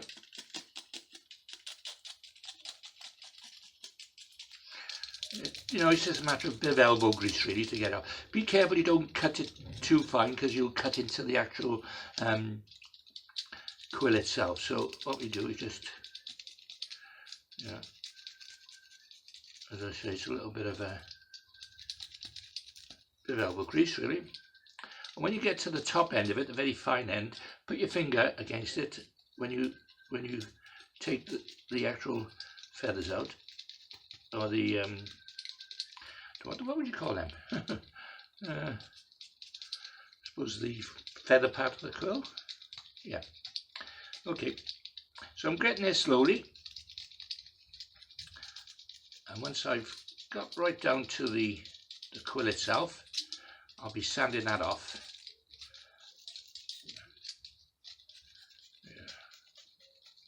Do you know, I tell you, an angler who done very well with these floats was a guy named Mike Stone from down in the West Country. I think he's in Ireland now. And Mike, if you're watching, hope you're doing well. Anyway, he was cleaning up on the canals down there using this type of float, using the bread punch in conjunction with the bread punch and a whip to hand. I think on his he would actually put in a small little body on the bottom, and obviously, you know, when he fished it like, you know, I suppose with a body it would make it a bit more buoyant and also stabilise, especially in choppy water. Which again, I'll be talking about that at a later date. The body wagglers. Yeah, getting there slowly. Now, start using a bit of sandpaper now. Bit of sort of medium coarse will be fine, and then I'll just start to grind this down a bit. Okay, okay, right. You join me now, and I'm almost there. As you can see, all the feathers have come off the quill. Very, I've cut it on the top to create like a bit of a point. But as you can see from the shape of that could be a very sensitive float. And of course, when we shot this down to the tip, the fish, when you got to look at it, is going to disappear. So yeah, it's a fabulous, very sensitive type of float. Now, you can leave it clear and use it as in a natural state, or you could colour it black. Now, I will be colouring these black. Now, and I will be painting the top white, leaving that to dry, and once I've let that to dry, I then put the fluorescent blaze tip to it. You could leave it black, of course. You could paint it black and put white stripes around it for, you know, little indications. And now on the bottom end, I wouldn't call it the business end, because that would be the business end, but the base end, there's two ways we can do this. We can either put an adapter so the line will pass through it, or we can whip an eye on it. I think what I might do, I'll probably do both in this short video, just to show you the two types. Now, the question is, a lot of people will ask, how do you get the capacity on these? Well, again, through experience, over the few years I've been making these floats, I can just roughly guess as a guideline what that would take. My guess, that's going to take between 3 and 4 BB. Okay, now what I'll do, I'll be, before I paint it and start to finish the float off, I will test it for the capacity, so that I'm not wasting my time if I'm trying to make a particular float for a particular order for that capacity. I know I need two 4BB floats for this particular customer. Okay, right, what I'm going to do, I'm just going to, oh, I forgot about my hair. I know I'm going to get it cut soon, but obviously the subscribers who watch me on a regular basis, that's something you can look forward to. Oh, so embarrassing making these videos sometimes. All good fun though. Hope you're enjoying them. Right, now, this is how I'm going to find out the capacity of this float. What I've done, I've got a float adapter, and I've put some line through it, and I put 4 BBs on it, okay, which I'm roughly hoping it's going to take. So, what I'm going to do now, I'm going to just, now, I have to wet it first to get the rubber on it, right? So I guess push that on slowly. There you are. Just enough to grip it at the moment. There you are. And that's holding that. So what I'm going to do now, I'm going to get my shotting tube, which is a long jar. Okay, and I'm going to now, I'll show you, if I lift the camera, show you mine. I'm going to drop this in. Oh, there we are. That's 4 BB. That's 4 BB, and it's standing proud. So yeah, okay, that'll do. I mean, you know, you can't be as accurate as you can if you're using, for example, balsa and with plastic, because you can actually cut it and keep trimming it. But of course, with these type of floats, you have to go with what you've got, really. So as you can see, it's there suspended in a jar. I suppose, you know, 4BBs, not far away from it. Of course, by the time they add a few other shots to it, which will shot it down to the tip, you know, that'll be a perfect little float then. Okay. Okay, right. I've finished the float now by, as I mentioned, by rubbing it down with a very fine sandpaper. So I've got a nice tip to it. So on the base now, we're going to whip the eye. Now I've got to admit that putting an eye on these smooth surfaces is a bit of a problem sometimes, because you can't quite get the cotton to grip onto it. So what I do, I either put a drop of super glue, but of course super glue dries very quickly, so I want something that'll dry a bit slower. So either a little touch of varnish or a little bit of dope, which I use for the balsa. So I'm just going to dip this into the dope. So I just got like a stick, so I get like a bit of a sticky surface ready for the cotton. Okay, so I'll just put that to one side a second, just let that dry a little bit. I'll reach over now to get my eye.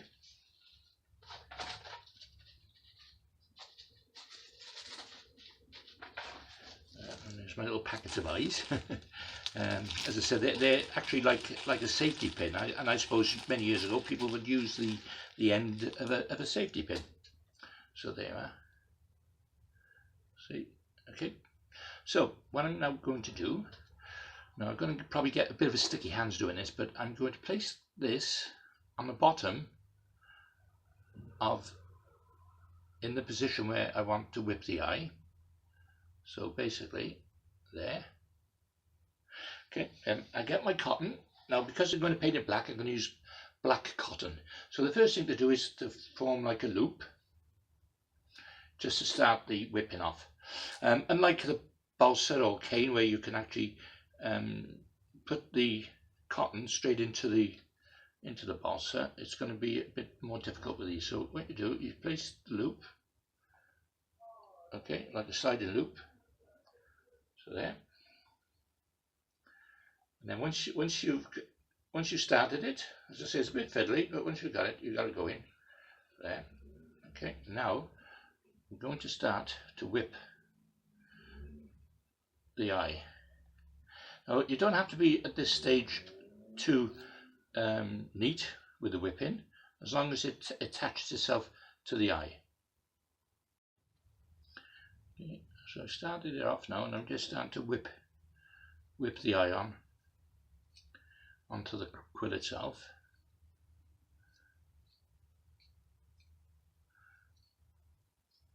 Okay, making sure it's not slipping, it's nice and firm. So I shall keep whipping this now. Now once I've done this, I will try and set it with a bit of super glue to hold it all in position. You have to be very careful at this stage, because you don't want the eye to slip. There you go. So I'm gradually turning the quill and feeding the cotton, so it's, you know, it's not too bad. It's a bit of a neat whipping this, I suppose. I suppose the important thing, as long as it works, that's the main thing. It doesn't matter whether it has to be neat or not. I mean, obviously if you were whipping an eye onto your rod, then you want it to be a bit neater, wouldn't you? But we'll try our best anyway. Okay, now once I got to that stage, see if I can just cut off this little bit of a tag there, if I can.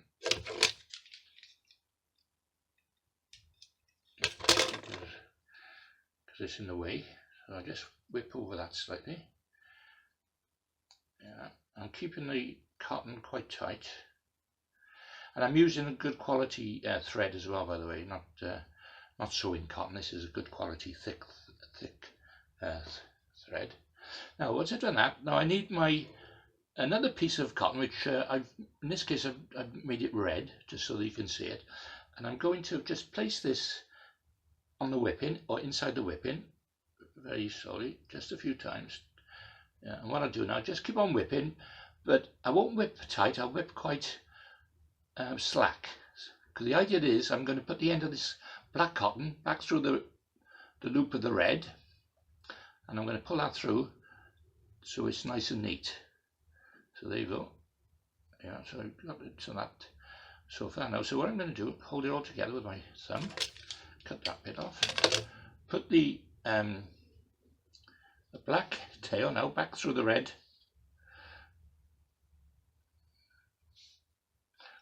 loop. Okay. Yeah. Now I'm going to pull the red cotton, and that should pull the black through its whipping. So in the end, you've got a nice, neat finish to it. And you're hiding, if you like, the tail end of the cotton. Just pulling it a bit tight now. Yeah. Now trim this off. There you go, and that's finished. As I say, I'll just put some super glue on this now, and that should cement it together. Okay, here you got it. So just put the super glue now, using the nozzle as an application, as an applier. So making sure the super glue soaks into the cotton as well. Obviously be very careful with super glue, because I tell you what, I've had some mishaps with it and glued my fingers together a few times. So, you know, as I say, and if you do that, super glue on your fingers, hot water, soap, plenty of soap on it. Okay, so very careful. Yeah, that's about getting there now. So yeah, I shall let that dry now. When that dries, that should be quite a nice firm hold to the base of the float. Yeah, so we're getting there. Okay, now that's almost dry. But what I'll do now, to save a little bit of time, I'll get the white paint and acrylic. And what I'm going to do, I'm just going to dip the tip into the acrylic, a good inch and a half. Okay, now I'm going to let that dry, and that will form a nice little coating then, ready to put the blaze colour on. Now, as I mentioned, you could leave it naturally. You could leave this crow quill naturally as a natural float, or you can paint it greens or blacks. I will be painting this black. However, if you do leave it natural, one thing you have to do, and that is to varnish it, a couple of coats of varnish, okay, just to seal any porous holes or any cracks in the actual quill itself. But as long as you're careful with taking the feathers off, you should be okay. You shouldn't split it and you shouldn't crack it. Okay, so there we are. So I'm going to leave this dry now for an hour or two, and then I'm going to come back and paint the body, and then put the colour on the top. Okay, right. I just show you how to whip the eye on to the crow quill. Now here's another way. It's a lot quicker way, and I suppose it's just as good. And that is with just an ordinary silicone adapter. And all you have to do is to basically press it onto the bottom end of the quill, and hence you've got your adapter. However, that could come off, so what I like to do is always put a little bit of super glue so it cements it together. So I'm going to put a bit of super glue on there now, just a little drop. And while it's still wet, I'm going to slide this, mind your fingers again of course, I'm going to slide this right up as far as I can up the quill. Okay, I'm going to let that dry now. As you can see, that's going to cement it. Now, there you are. That's a lot easier, a lot quicker way to do it. You could obviously whip that on as well, which gives it a little bit of extra, security. But that's as good as anything, and it's a lot quicker than whipping it. So there you are. So anybody who's got who wants to make a few of these, that's another way of doing it. I've already painted that white there, so there you are. So I've got two on the go. Okay, so this one obviously I'll be painting black as well in a minute. So good. Hi. Okay. Let the floats dry now. The white tips. So what I'm going to do, I'll be painting the bodies first. I think that'll be the next stage. So what we do is start on the top, using my special paint, which I'll be divulging in the new series of Patreon videos. There you are. And so just gradually making nice little steady strokes, making the paint nice and even, so as it goes down the stem right down to the end. And yeah, and this is doing two things. Not only is it colouring it, but it's actually helping to seal any cracks or any there shouldn't be any cracks in it, but you know, you never know. Sometimes when you take the feathers off, it does tend to make little cracks sometimes. So yeah, that's right down the bottom. Now I'm going to reverse that second, and I'm just going to just paint that bit there, just over the edge of the, helping to create a seal. Sorry about the uneven. There you are.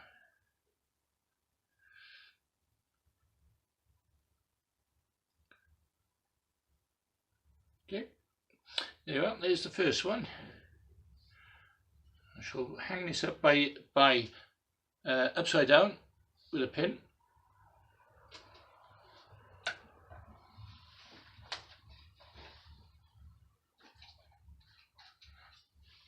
Okay, so I use a long bit of pin through the hole in the adapter, like that, and I'll be hanging that, put into my flower arranging pad like that. I'll hang that upside down, let it dry. Okay, same with the other one. Started on the top.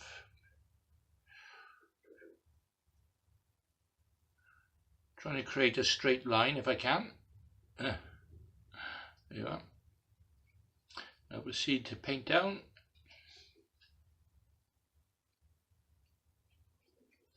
Nice and thick the paint, so when it dries it'll create a nice coating.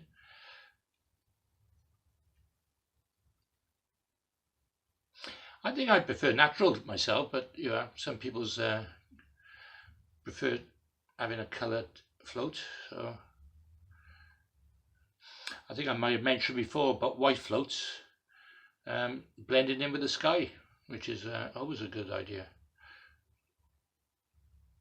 And painting floats white also, it's a little bit of a psychology thing, but each time you reel your float in the corner of the eye, it catches the other angler and they think you've got a fish on.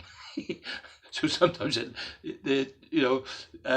destroy their sort of concentration a little bit, so it gives you a little bit of an advantage. It's a little tip that, but don't tell too many people. You gotta laugh, haven't you? You got it. Yeah, so that's the other one finished.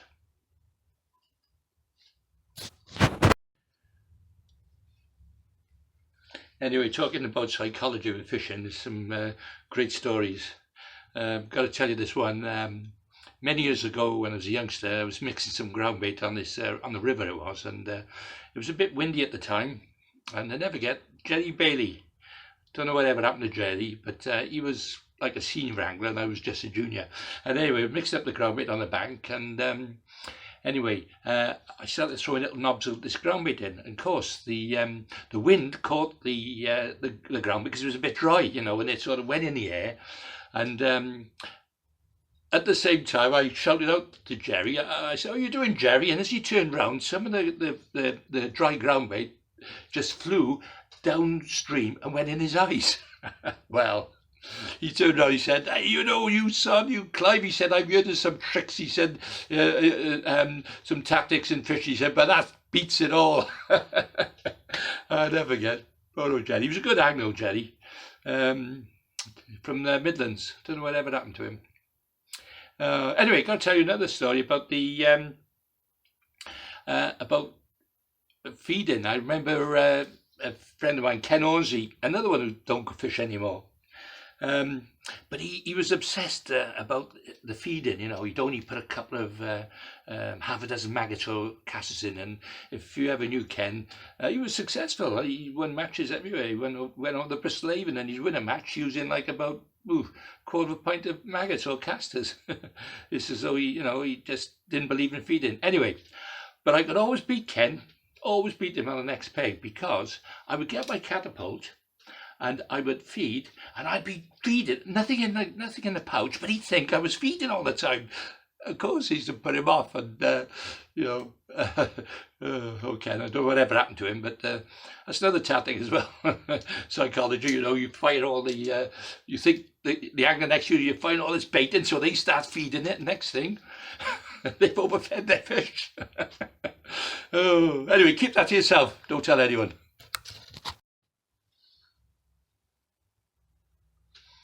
Okay, you just caught me now as I'm mixing my fluorescent tips, blaze.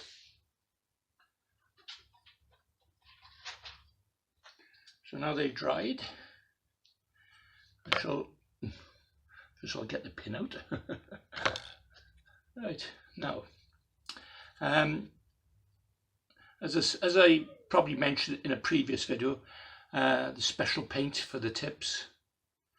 It's the best way, it's the best fluorescent colour you can get, and it does stand out, If you haven't seen my previous videos, then go back and have a look. Otherwise, I will be showing more in depth in my Patreon pages, YouTube's when they come out. There you go, looking good. So a little bit of hair on the top. So sensitive, these floats, absolutely brilliant.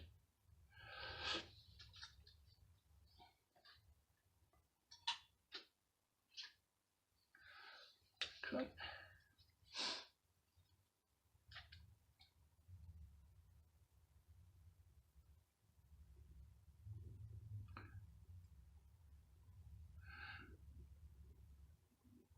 As I said, there's a special way of putting or mixing this paint to make it work well. You don't want it too runny and you don't want it too thick. That's about perfect there, look. Yeah, now when that dries, that would be like a bright beacon light. You'll be able to see it almost on any background. There you are, there's the float almost made. All I need to do now is to put the capacity on the side, write it down with our pen. Might as well do that now. Okay.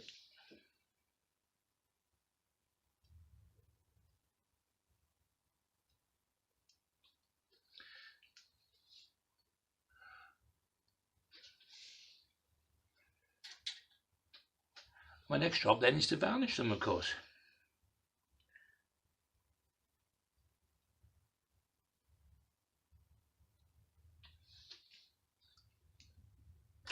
Of course, when I varnish them, it'll finish them off and look absolutely lovely when they're finished. There you are. Easy to make.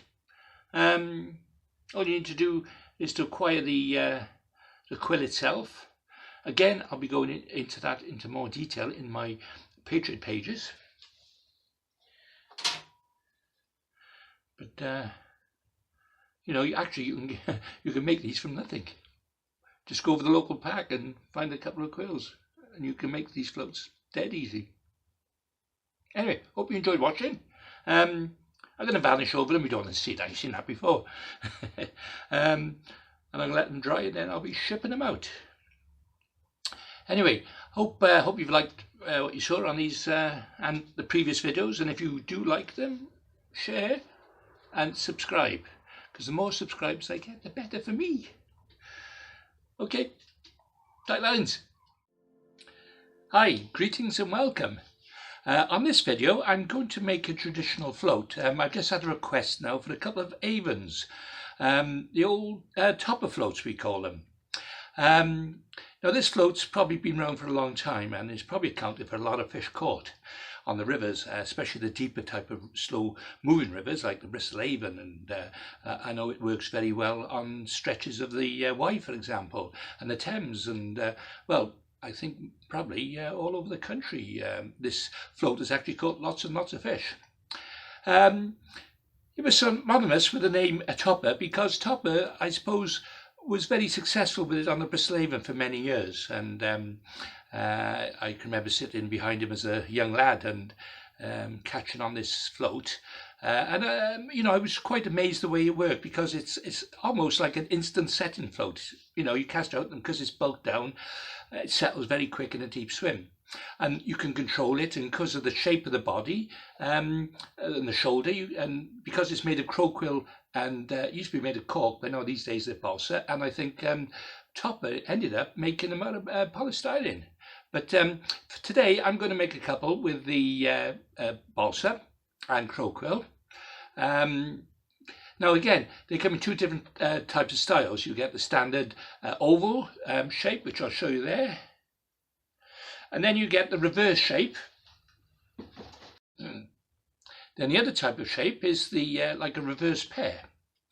So you shape it with a pear, and you put the shoulder on the top, and that's ideal then for holding back. You know, obviously a lot stronger than you would with a standard type of body.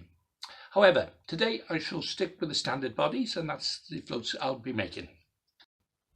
Okay, right, I've had also, while I'm talking about the Avon floats, I've used some big ones on the River Wye, and one of my fishing friends, Richie Candy, actually had a big weight not so long ago. I think he had 33-pound chub using a big Avon, and the big Avon floats, you're talking about, you know, sort of 8 gram, you know, which is quite a nice big float. Anyway, but most waters you're looking at between 6 and maybe 12 bb's. 4 bb's are okay for, you know, smaller waters, but generally like 6, 8, 10, 12. I do the full range on my website if you know, if you ever want to have a look. I'm not asking you to buy them because I tell you what, take ages to make.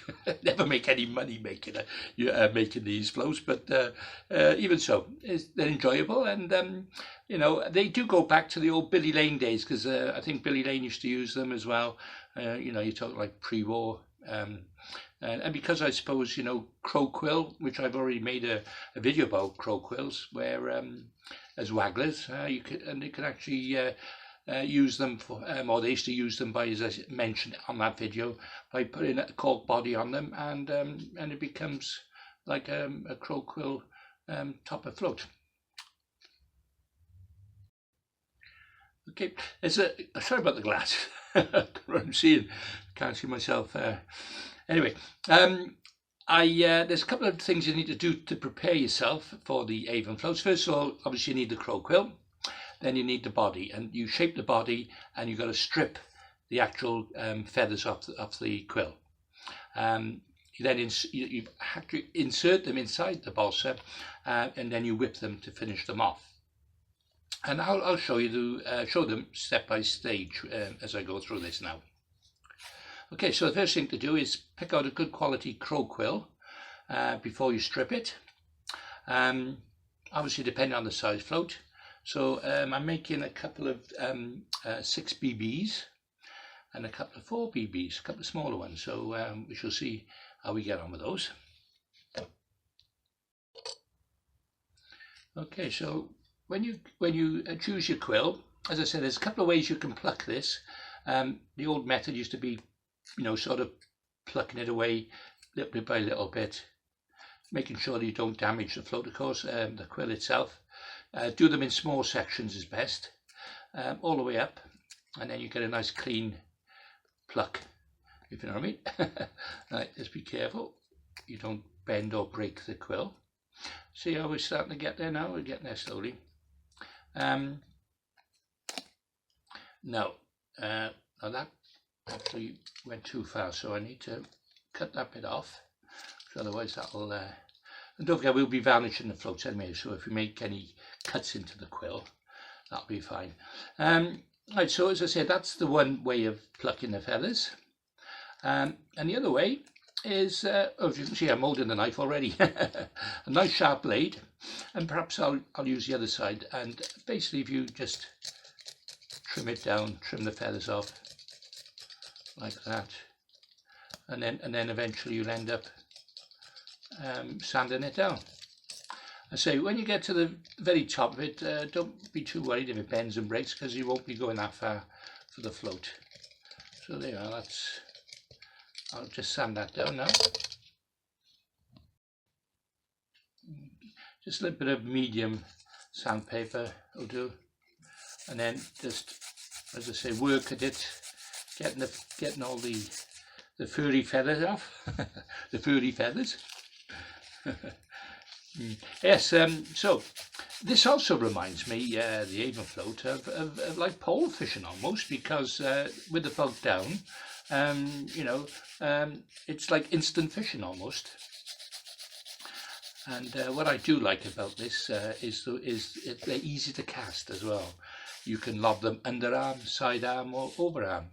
I just missed out qualifying last year on the Riverfest when I switched to an Avon float very, very late, and casting right across the far side of the Avon, and you know, the presentation was perfect, much far better than a waggler, which, you know, as you know, I love my waggler fishing, but this Avon float actually, the presentation was far better, and it started catching fish. So, you know, it's always a good idea to, if you're fishing rivers, actually have an Avon float set up, or have them in your box anyway, at least.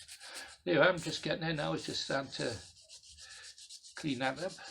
What I'll do now, I'll just nip that on the top. I'll cut that because that'll be about the length I need. Just use a little bit of pressure. There you are. So there you are. That's all the length I'll need for this size float.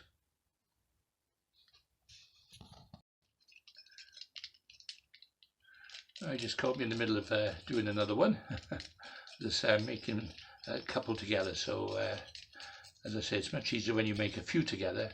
You know, saves you a lot of time if you just do them individually. There you go. These bodies of these floats can be coloured in various colours. Green seems to be very popular, black, or just natural colour. I think this particular order, I think they're green, so I may have to paint them green, but you know, they look quite nice when they're finished. Yes, coming back to Topper Haskins from Bristol area. He was well, he was a trailblazer in a sense those years ago, because he used to win a lot of matches. Bread as well. He used to fish a bread flake down the middle of the river with a crow quill, and I remember watching one match. I think he had 44 pounds, and the guy next to him never had a fish. So, you know, I suppose it was very similar to my type of chub fishing when I use the bread on the chub fishing. So, but I think that's a dying art now. I never see anyone fishing the bread, not with the Avon float anyway anymore, and certainly on the Bristol Avon. I mean, I was on there last year, and it's all mainly pole now, you know. Although the waggler still catches as well, but it's mainly pole, or the feeder, of course, you know, feeder for the bream.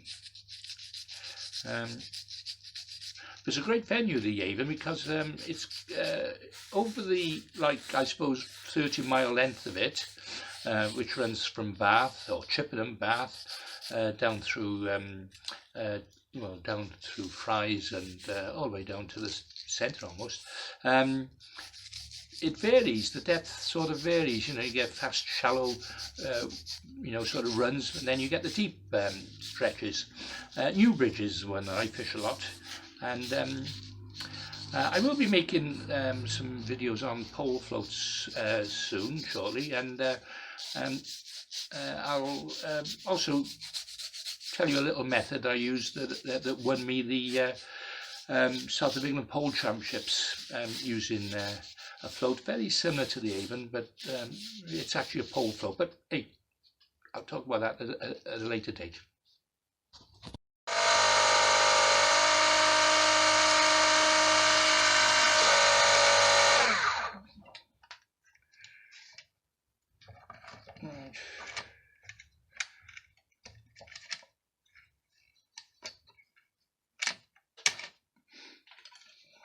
Okay, you just caught me as I'm just shaping some bodies. As I say, I make them into an oval shape. That should be the 6BB. No, 4BB, 6BB. So that should, yeah, and I know this through experience, obviously, the size balsa bodies I need to shape. Okay.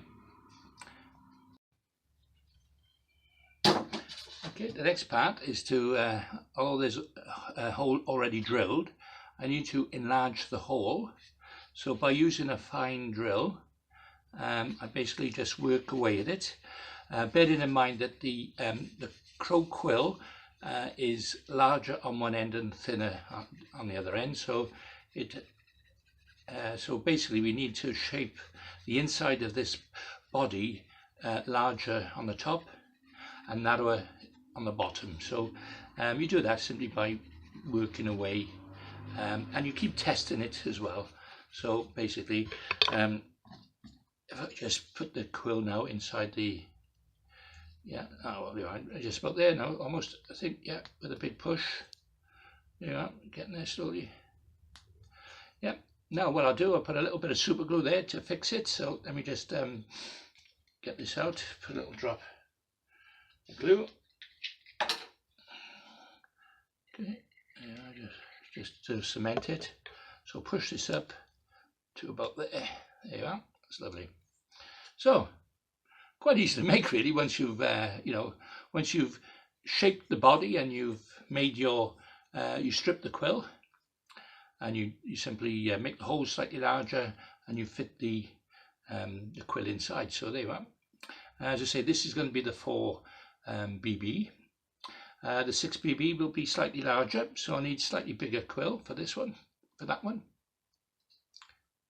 Okay, now, right, the next stage, because it's going to be a green float, what we need to do is prepare the float by painting it first before we start to whip it. So I'm using an acrylic green. This, I think it's sap, green sap. Doesn't say like French writing on this. Parlez-vous français? Anyway, the old French anglers, they, I think they're very into their green colours, aren't they? I mean, you take census, they're all green. Right, okay, so we're going to start painting the body first, green. Little strokes up and down the body, just on the top where I'll be whipping the cotton. So that's given a little bit of a barrier as well. So there we are. Bear in mind I've already doped the balsa, so it shouldn't take much paint to cover it. There you are. Old Ray Mumford used to make Avons, and he used to have a mottled colour. Like a black and a fleck behind the green. That's all very well. I mean, that's all show, really. At the end of the day, all the floats, they work the same anyway. So, you know, I'm not too fussed. It's called like a crack paint. You have to put the one colour on it and let it dry, and you put the other one on. And as that dries, it sort of cracks and exposes the black behind it, you know. Oh, you know, if I had to do that, blimey, I'd have to charge twice the price for the float then. Yeah. Anyway, there you are. That's all green. That's getting there now. So I'll let that dry for a little bit. Okay, I've just made a couple more now. Oh, excuse me. Bit of balsa. Sometimes I should wear a mask, really. You know, just to stop inhaling it, especially if I'm working, you know, in a long a long time with it. Oh, silly. Balsa was worse than bloody smoking. Yeah, I just reached for my mask. But the problem is, if I wear this, you won't be able to hear me talk, will you? So, hello, can you hear me now? Hello? Well, maybe I'll try it for a little bit. Oh, actually, I finished. I finished sanding down, so I don't really need it. But anyway, advisable to get one of them.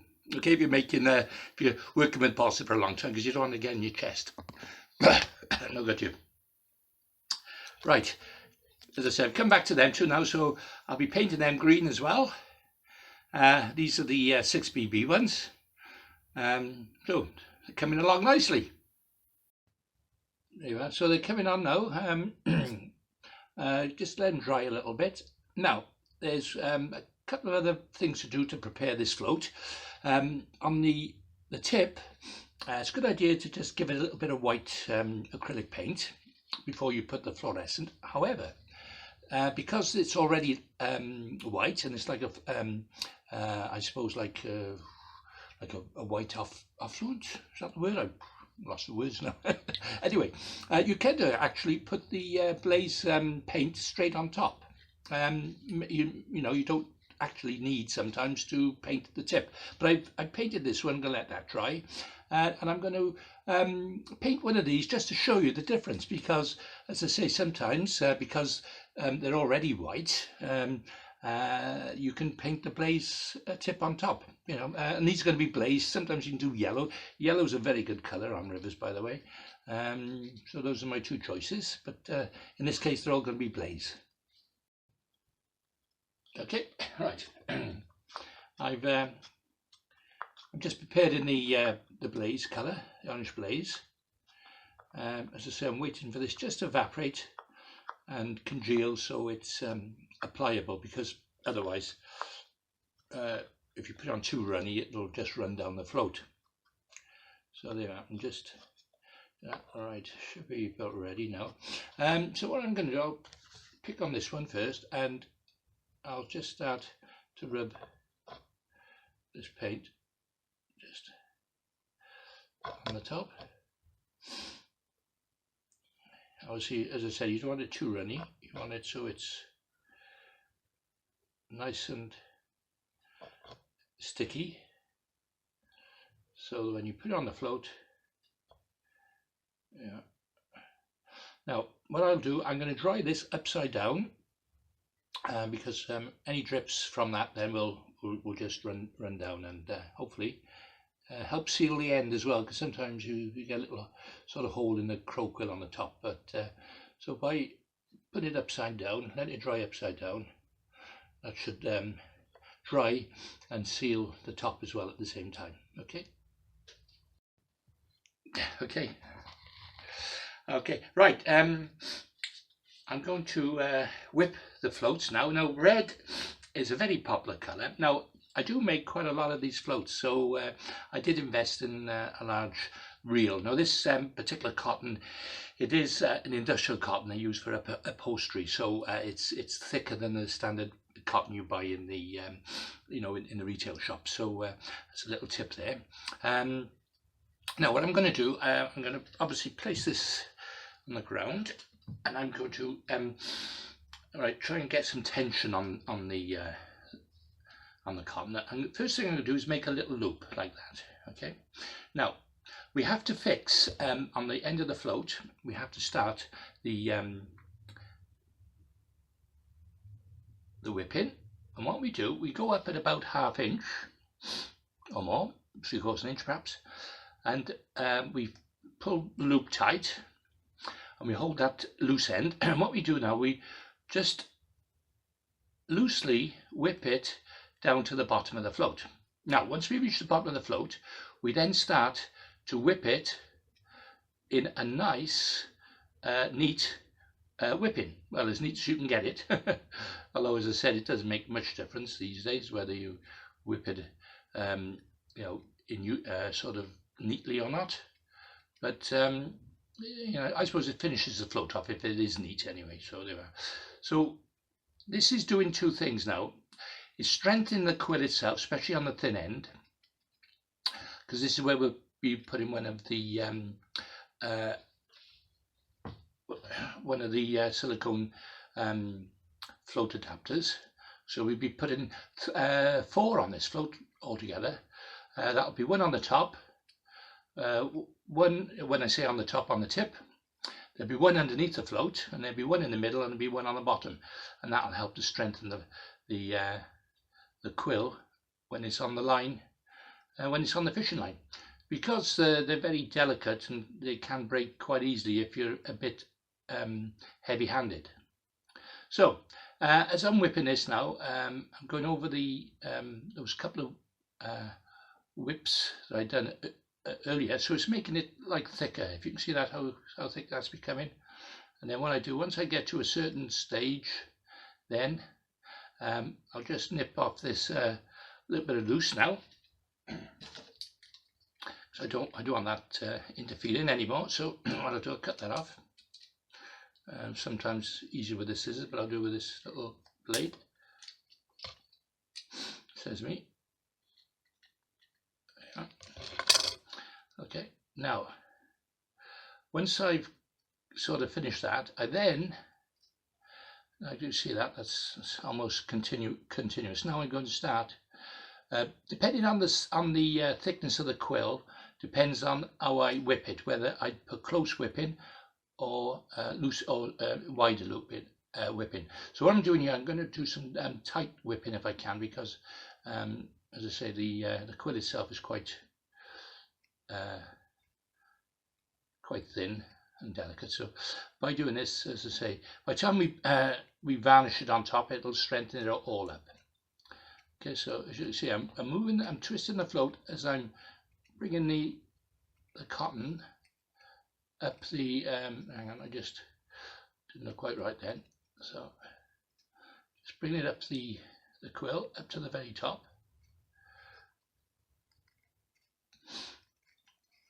Yeah. Now I'm starting to widen the whipping a little bit as the quill is thicker. Yeah, and then when I get to the very top, I then start to make sure it's all neat again. And what I do, I carry on the whipping now onto the body of the float. Sorry, but I got a bit of a cold coming. I think I was out, obviously fishing out on the cold winter banks. Right, so just making sure that's nice and neat. And I'll probably come up a ½ inch up the body. So this is doing, as I said, 3 things, as well as strengthening the float itself. It's also securing the quill, and it's making the float look nice. I know some float makers actually sign their names on them, but I don't bother with that really. I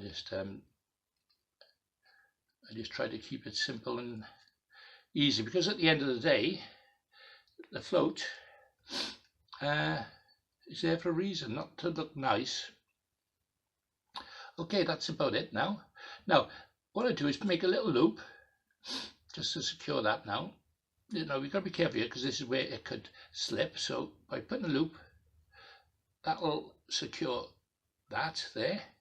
Pull it tightly so it just beds into the balsa a little bit, and that's almost finished now. Now what I'll do, I shall cut that off, and I shall varnish straight over to secure it.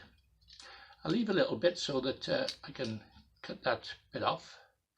What I'll do now, just put a bit of varnish on it, on the whole thing, and that'll more or less secure that. And I'll let that dry before I finish the rest of the float, which will be doing the top and exactly the same basically. Right, so let's just put this varnish nice and thick. Yeah. Then I'll put this all the way down the stem, and this will, as it dries, it'll strengthen it up. Yeah. Okay, nice and sticky, which is a the varnish. It's a yacht varnish, so it will dry quite hard. Okay, so I'll let that dry now. Okay, well, I followed the same procedure as the bottom part of the float, and I've done the same to the top. I've put a little whip in just above the on the quill itself, and I carried it forward onto the balsa and onto the body itself, so it's finished like that. Now, next thing, after varnishing, of course, after letting dry, and now I put the size on, which is this is a 4BB. Give it a good shake. 4BB. Now when this dries, I shall varnish over that. There you are. And there's your Avon float. Now again, like the last video, I shall put a little diagram up, a little bit about the shotting pattern, and so you can have a little look. You know, just pause the video and you know, have a little look, little read. And as I say, if you're going to try and make some Avons, then that's as simple as that, really. Otherwise, you will buy them, of course. They don't sell them in a shop so much these days. You either have to get somebody to usually make them for you. But you know, for about £2 or £3, I think. Sometimes they charge as much as £5 for one. You know, but hey, I try to keep my price low if I can. But there you are, that's a lovely Avon float, and as I say, just going to finish off a little bit of varnish now on the capacity of the weight, so it doesn't wash off. And that's it. As I did mention just now, actually, about the when you put the rubbers on the float, you put one on the top, of course, you put one underneath, and you put one in the middle, and then one on the bottom. And that secures the float. Just a little warning, when you move it up and down the line, be careful, try and loosen, bring the rubbers down to move it up, because otherwise it'll bend and you know, got a chance of snapping the quill a little bit. But as I say, it's a very, very sensitive float. When it's in the water, it rides the water beautiful. You can hold back if you want to, and when you get bites, it's you know what I like about this float as well. You can strike, and if you haven't got a fish on, you can let it go, you know, go back into the same line that you're fishing. So you know, saves reeling it all the way in, like you would with a waggler or a stick float. So yeah, it's a lovely little float, and it's worth catching a few fish on this. Anyway, thanks for watching, and hopefully I'll see you on the next one. Don't forget. Subscribe, put some comments.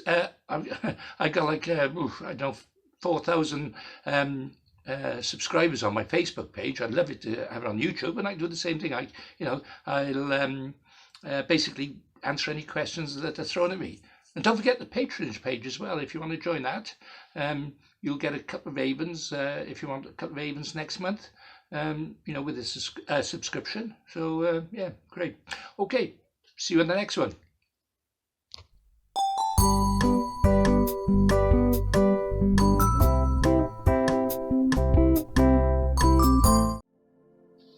Greetings, welcome. Clive here again. I've had a request for a bolly float. Now, a bolly float was first developed way back, believe it or not, in the probably 70s, 80s. Long before pole floats come into fashion, fishing pole floats, especially on the river. Now, the bolly float is actually a float that was developed many, many years ago by the Italians on the river Bolognese, hence the name, the Bolognese float. This river and these swims they used to fish was quite deep, and they used these long Bolognese rods, they call them, big telescopic rods, 20-foot long, and they use these type of floats to great effect. And in fact, I get the impression as though they are similar to a large pole float. However, use a rod and line with them, and you can cast them out, you know, quite a distance. Now, I did use it in Ireland and just in the World Championships, and I just missed the main prizes. That year, Italy actually won it in Ireland using the bolly method, the bolly float and the bolly rods. Of course, as British anglers now have got to terms with the bolly float and the Balinese way of fishing, and quite often or not, a lot of rivers, especially the deeper rivers, are fished with this method. Yeah, the first time I come across anything similar to this was a chap named Phil Lyons. I don't know if he's still alive, but he's an old float maker from South Wales, where I live, and he used to design these type of floats for the River Wye, of all places. Very similar to the Bolognese float. Whether he got the idea from the Bolognese fishing, I'm not sure, because I think it was long before they come, popular and apparent to the British angler in the UK. However, he made a float very similar. Now, I know there's a lot of companies make these type, and basically, if you look at a reverse pair with a shoulder on the top, that's about it. But I actually make a bolly float slightly different than that. I make it a elongated body, like a pear shape with a shoulder on the top. I use nylon tips, and I use carbon stems. And you may have seen a couple of my vlogs, fishing vlogs recently, where I'm actually using them.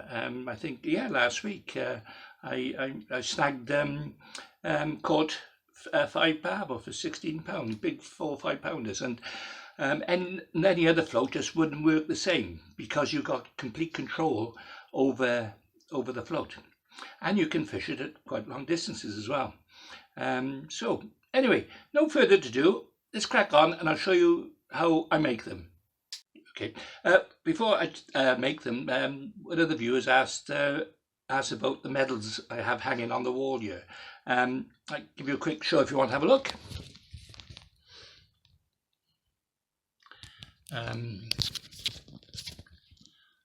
That's the gold for the team. That's the gold individual. That's the bronze team, and there's the silver individual. And there's me picking up the trophies. So, thought I'd just give you a quick glimpse of years gone past. I wouldn't say I'm over the top now, because I still enjoy my fishing and still pick up a few bob. Anyway, let's crack on with showing you how I make the floats. Okay, the first thing I need is some dowel. As I've already showed you, dowel in previous videos comes in sort of 3 foot lengths. And now what I have to do is first of all cut to the size, to the capacity. And the size capacity, in my experience, tells me it's about 4 1/4 inches will give me an 8 gram float, which is roughly about 5 swan shot. So that's an idea. So what I do, I first of all use my tape measure. I measure it 4 inches, and I make a mark. I don't know if you can actually see, I've already done this.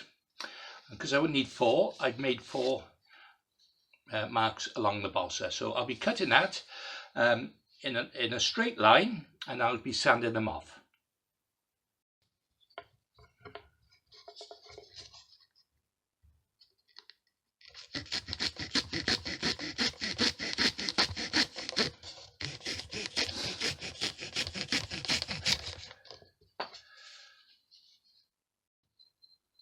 Okay, I've just cut 4 off now, so what I'm going to do, I'm just going to sand them down nice and even, so a nice smooth surface on the end, so I can mark off the centre of the dowel using that tool, that special tool I've shown you previously.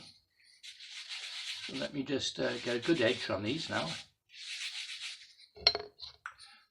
I'll be putting these in a lathe to shape the body.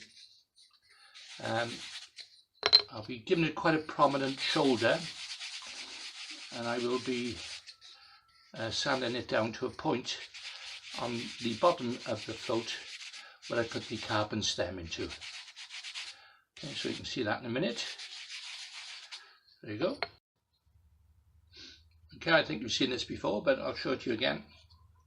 Black felt pen, I put my centralizing tool in the center of the balsa to grip in it, making my line one way, 90 degrees the other way.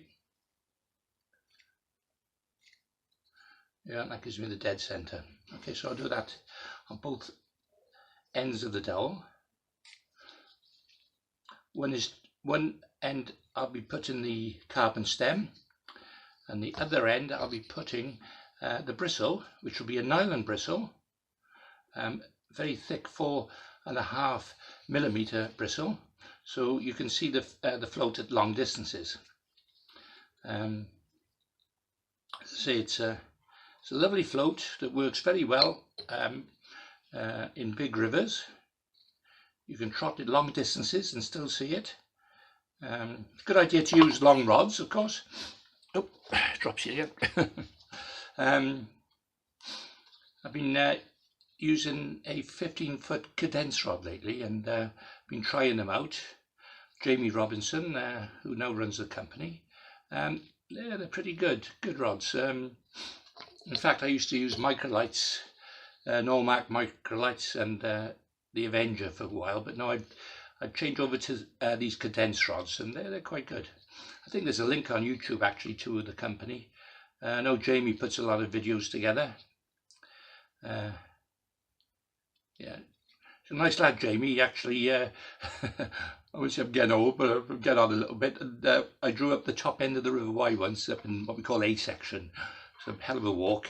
Anyway, thankfully Jamie took my tackle up for me.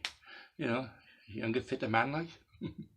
But I've had some ding-dongs with him fishing as well. I think the last few matches I've been in his section. I might have beaten him a couple of times, but hey, if you're watching, Jamie. Okay, I'm just going to mark off the centres now of the dowel, making sure I get it dead centre. Obviously, very important you get it dead centre, because when it comes down to shaping them on the lathe, if you don't get it right, the float can become a bit misshaped. So that's very important that I get the dead centre. So let me just double check that. I think at the end of the day, it's all down to experience. You know, when I first started making floats, I was I wasn't the best, but as I say, you know, it's something you learn. You know, I've always messed around making floats all my life, really, over the years. Because the problem is, you can't get you know, floats, especially this type of float, from a tackle shop. You know, normally you have to make a lot of you know, special design floats, and you know, they do come from experience over the years. Recently, they've been talking about an inline float, which that's something which I've got to start looking at. And basically, what it is, the line goes inside the float. Well, I know we use it on commercials. You know, I've been making them for a year or two now, so there shouldn't be a problem in converting a few river floats, you know, like stick floats and balsas, and you know, so they have an inline you know, hole, if you like. So the line passes through the body, and it, you know, I suppose it saves you know, the rubbers breaking, and I suppose it's more direct to the fish. But it's something you know, we'll have to look in, because it's like everything in life. You know, I've always liked to think I've been an innovator of fishing, you know, of various things like my ground baits and fishing line and floats. And you know, obviously you've got to be on top of these things if it's going to give you the advantage and help you catch more fish. And in particularly, especially if you're match fishing, you need to be on top of your game. So you've got to follow the trends, and you have to try these things out. Okay, I got my carbon stems here. These are, again, these are very difficult to get hold of unless you know somebody, you know, who's actually imports them. But I managed to get a couple off a float maker back last year, and you know, as I say, they're excellent when it comes to making floats. Now I've got two grades here. I have a let's have a look. This one is, yeah, this one's about 15, and this one's about 20 millimeters. So I'll be using the 20 millimeter grade. Okay, so they come in long lengths, as you can see, carbon. I'll be cutting this down to fit the float. I'll be gluing it into the dowel and putting it on the lathe so I can basically shape the float. Okay, so right, I've got my carbon stem. I've centralized the hole. Bit of paint on me there. And what I'm doing, I've made the hole, but I'm going to push this carbon stem in. I'm trying to keep it level as I'm pushing it into the soft pith of the balsa. Pushing quite hard. Right, yeah, that's going in about ½ inch. I want a bit more than that because I want it nice secure. That's it. Yeah, right, that's better. Right, and that's about level. So what have I got there? I've got a good inch. So okay, so what I'll do now, I'll be putting some super glue on that, and I'll be putting it into the dowel and letting that set. Okay, so I'll do now, just put a drop of super glue, not too much.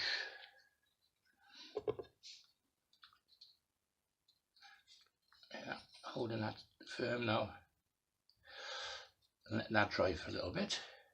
And I'll be cutting this stem off. It's usually about 6 inches. Let me just double check. Yeah, about 5.5 inches. 6, 5.5, yeah. And that'll be about it. So that, you know, that in experience, that tells me, you know, the length of stem that I'll need. Okay, so what I'll do, I'll just cut that off with my special nips.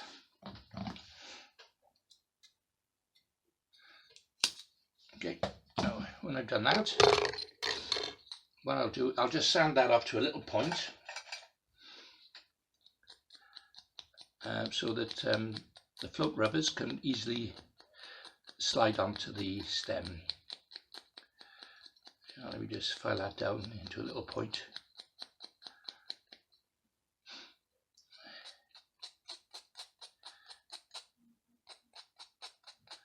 Again there slowly.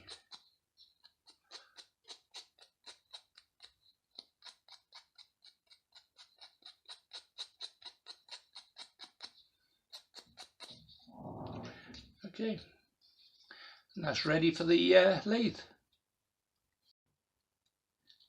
Just finishing a few other floats off. I'm doing 4 for a customer, so I might as well do them together. Yeah, making sure that it's, yeah.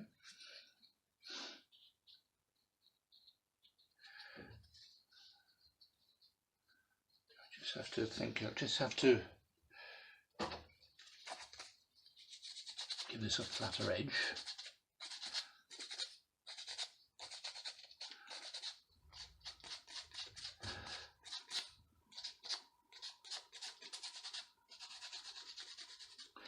Yeah, these floats, as I say, they work lovely in the water. They actually,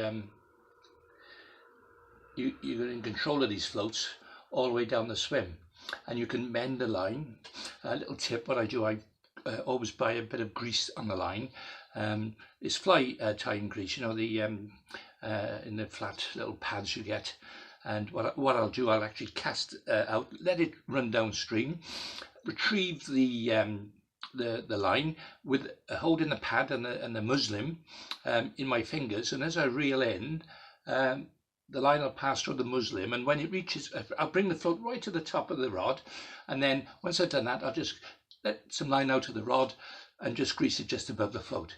And I tell you what a difference it makes. You know, when you're casting and when you're mending the line, you can lift the line gently off the water, and these floats will hold its position without moving out of line. And you know, as I say, it's perfect for just holding back slightly as well, because as you're holding it back, the bait will lift slightly off the bottom, and sometimes it tracks that bite, that fish. But more about that in a minute. Okay, I'm just sorting out the right attachments. That's the size I need for this carbon stem. So this will go into the lathe now. So I'll push that down to the base, just screwing it on so that it grips.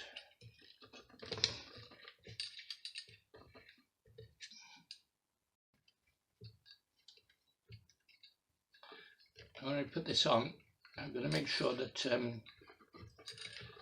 I've got a few inches to play with, or a quarter of an inch at least anyway.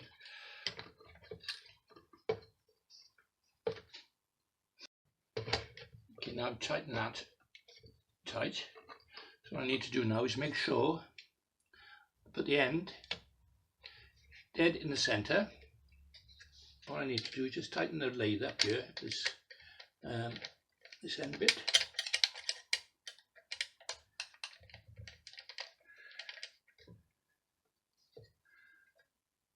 There you go. Right. Now by screwing this now, making sure that it's dead centre of the dowel. So when I turn that on, I shouldn't have no movement. So let's just double check. Yep, that's okay. It's all set. So now I'm going to start to file it down on the base first. So I'm going to try like a long gated pair, and on the top I'll make a little shoulder as well. Save me doing it by hand. So I've got this medium sort of sandpaper on one side and a rougher on the other side, and I'll be taking it down or shaping it with the rougher side first. So let's crack on.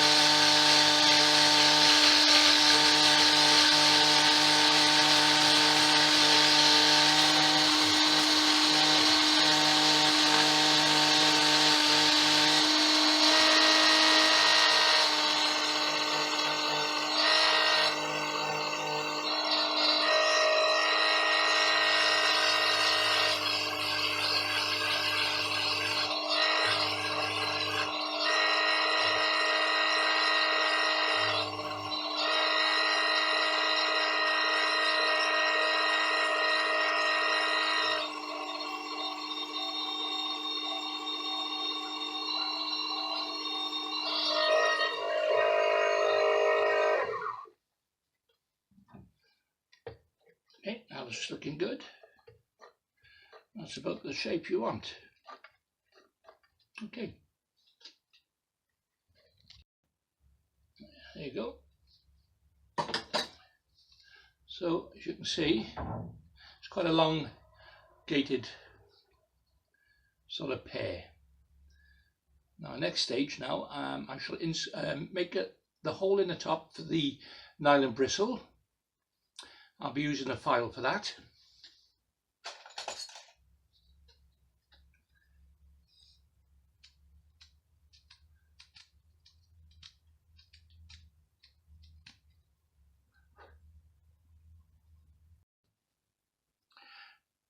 Yeah, I've managed to source the exact size file to make the insertions, or to make an insertion ready for the bristle. So it's a little handy.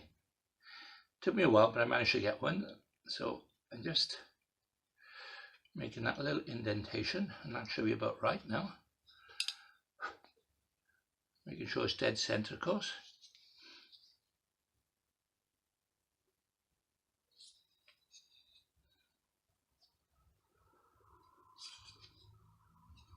That look dead center to you?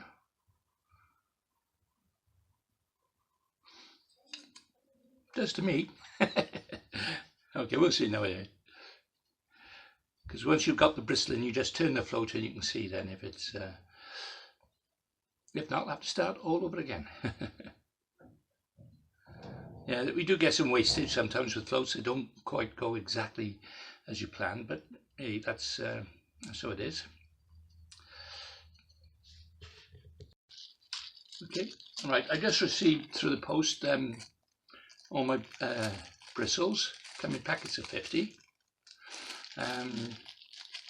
Now, for the guys who join up my patronage site, I'll be leaving the details of where you can buy all these materials. Okay, so it'll very handy. It'll save you a lot of time and effort sourcing these products out when I'll give them to you for free once you subscribe to my Patreon channel.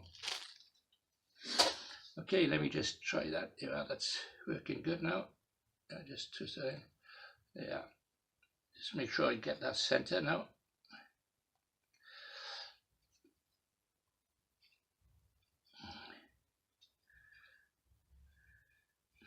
Okay, a little bit of work.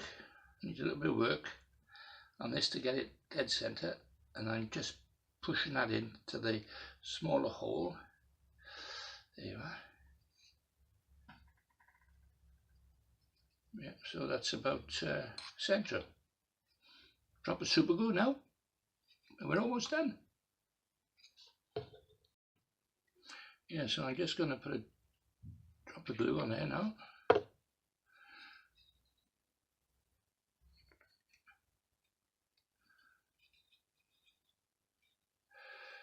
Yeah.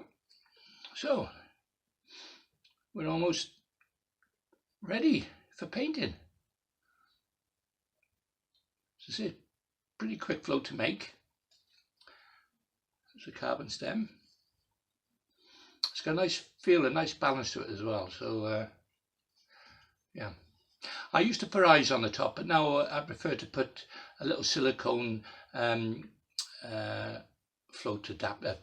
float rubber on the top now, and of course smaller ones on the bottom, 3, you know, one on the top, middle and bottom. Okay, and that's it's looking good. Now I think these are going to be green, so I'll be painting them green. Look nice. I'm using the acrylic green as well, which is the sap green. Now I've already doped the float, so I'm just going to put the paint on it now. Sometimes it's a good idea to actually paint the float before you put the bristle in, but in this case I don't think it matters that much, as long as I'm careful when it comes to painting it around the side of the bristle, because it's acrylic, you can wipe it off anyway. So there you are.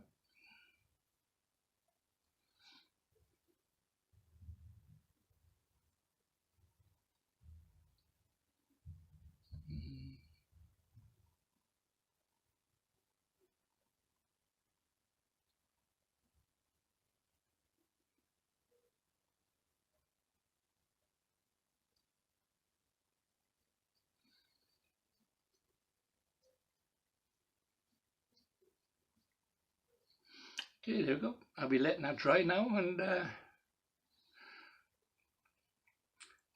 I'll be varnishing it. I'll be putting the capacity on, which is 8 gram. What a lovely float. Hopefully in the next week or two, now I've got my body cams working, I'm hoping you'll be able to see some live action with me on the riverbank actually catching a few fish using this float. There you are. There's the other 3 to the one I've already made. So I quickly shaping them now, and just need to paint them up now. There you go. And what I'm doing, I'm going to put the bristle in last on these, because it's probably just as quick to do it that way. Anyway, thanks to all the guys who's subscribing to me. That's really nice. Building up slowly now. I've 264, I think, was the last count. It's not bad when considering this is a new channel for me, and I've only been going a couple of weeks on it. So that's looking good. As I say, put a thumbs up or a thumbs down. Now, the ones who put a thumb down, you know what you can do? You can all fuck off, as far as I'm concerned, but only joking. But listen, if you've got any constructive criticism, please let me know. I don't care anyway. I enjoy my fishing, and I enjoy making these floats, and I enjoy passing all my knowledge onto people, you know. And over the years, somebody had to taught me when I was young. A guy named Larry Powell, unfortunately passed away at a very young age. But I think we've all got a mentor that we've probably looked up to in you know, in our past. In fact, I had a compliment not so long ago from a well-known match angler. I won't mention his name, but he was saying that it was due to the videos that I made, because I think I was one of the first to make videos in the old VHS and beta days. And anyway, this angler mentioned me. He said if it wasn't for me watching my videos, he probably wouldn't have gone into match fishing and took it up as serious as he did, because his mother used to buy him these videos for his Christmas and his birthday. So yeah, I like to think maybe along the way I've helped people over the years, and hey, that's just all about it. It's all about enjoying our fun, our fishing. I mean, I've tried all types of fishing. You know, I've done a bit of commercial fishing. And somebody asked me the other day, am I going to do anything on commercials? And yes, the answer is yes, of course I will.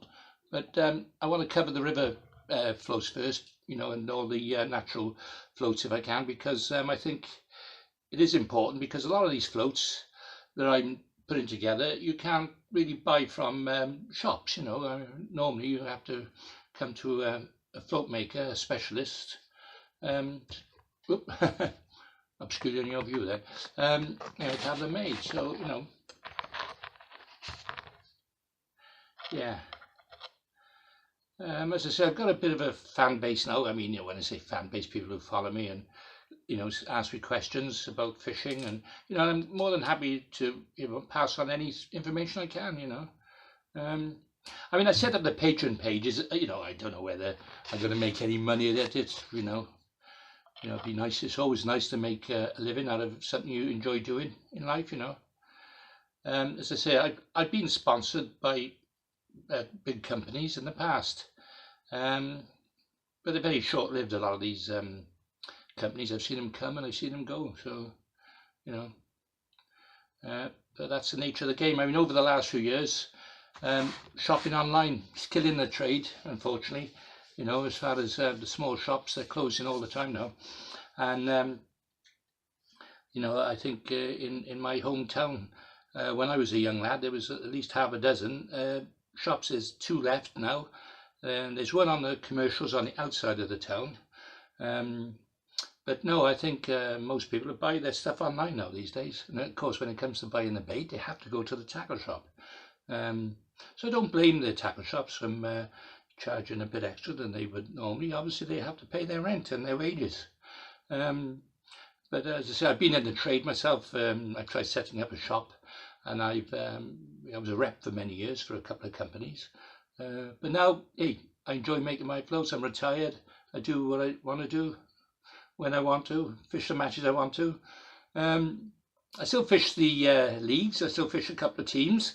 I know a lot of people say, oh, you know, you're tied down to the team, but hey, I think it's about the only bit of fun you have these days, because if you draw a bad swim, you're still trying your best to catch fish, to beat the anglers around you, to help the team, you know, the points.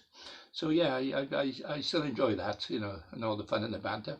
I think at the moment we're like second in the or joint second in the Winter League at the moment, with 1 match to go. So those who follow my vlog, look out for that this coming Sunday.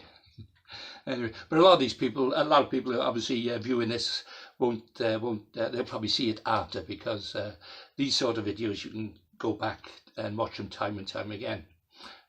So, you know, I remember Tom Pickering saying on an advert once, you can watch them time and time again. Yeah. Old Tommy's gone to feeder fishing now, old Tommy. Yes, you know, well, Dennis, I met up with Dennis White. Of course, I talk about legends now, legends of fishing. Unfortunately, you haven't got them these days. You got good anglers, yeah, but you haven't got the legends like the Kevin Ashers, you know, and Bob Nutt. Bob Nutt's still around, yeah. Bob, if you're watching, happy Christmas. We just had I know we just had a little message either way on Facebook. But hey, it's just all about it's living on our memories now, I think, as you get to our age. But as I said, if I can pass anything on to the anglers, the younger anglers, as I say, there's not so many youngsters these days, but we're getting a few coming through. Anyway, right, so there's the float almost finished. Now, whoops, nearly dropped the whole bloody thing on the floor. All I need to do now is varnish it, put the capacity on it, pack them and ship them. So I won't show, well, you can watch me if you want to. You want to sit back and watch me varnish them and so on, but not much you're going to learn from that. Like I say, this is a great float. Yeah, this float is a bit different because as well as casting and trotting a float, very sensitive, you know, because of the bristle. And as I say, a lot of floats now these days are aerodynamically shaped, which these are. Easy to cast, underarm, overarm. These are in green. Of course, I can do them in white and black. I mean, they're easy to make. You know, if you get all the materials, have a go yourself. Easy enough. Anyway, thanks for watching. Please subscribe if you haven't. Give me a thumbs up. Give me a thumbs down. I don't care. But hey, enjoy yourself. And I'll see you in the next one.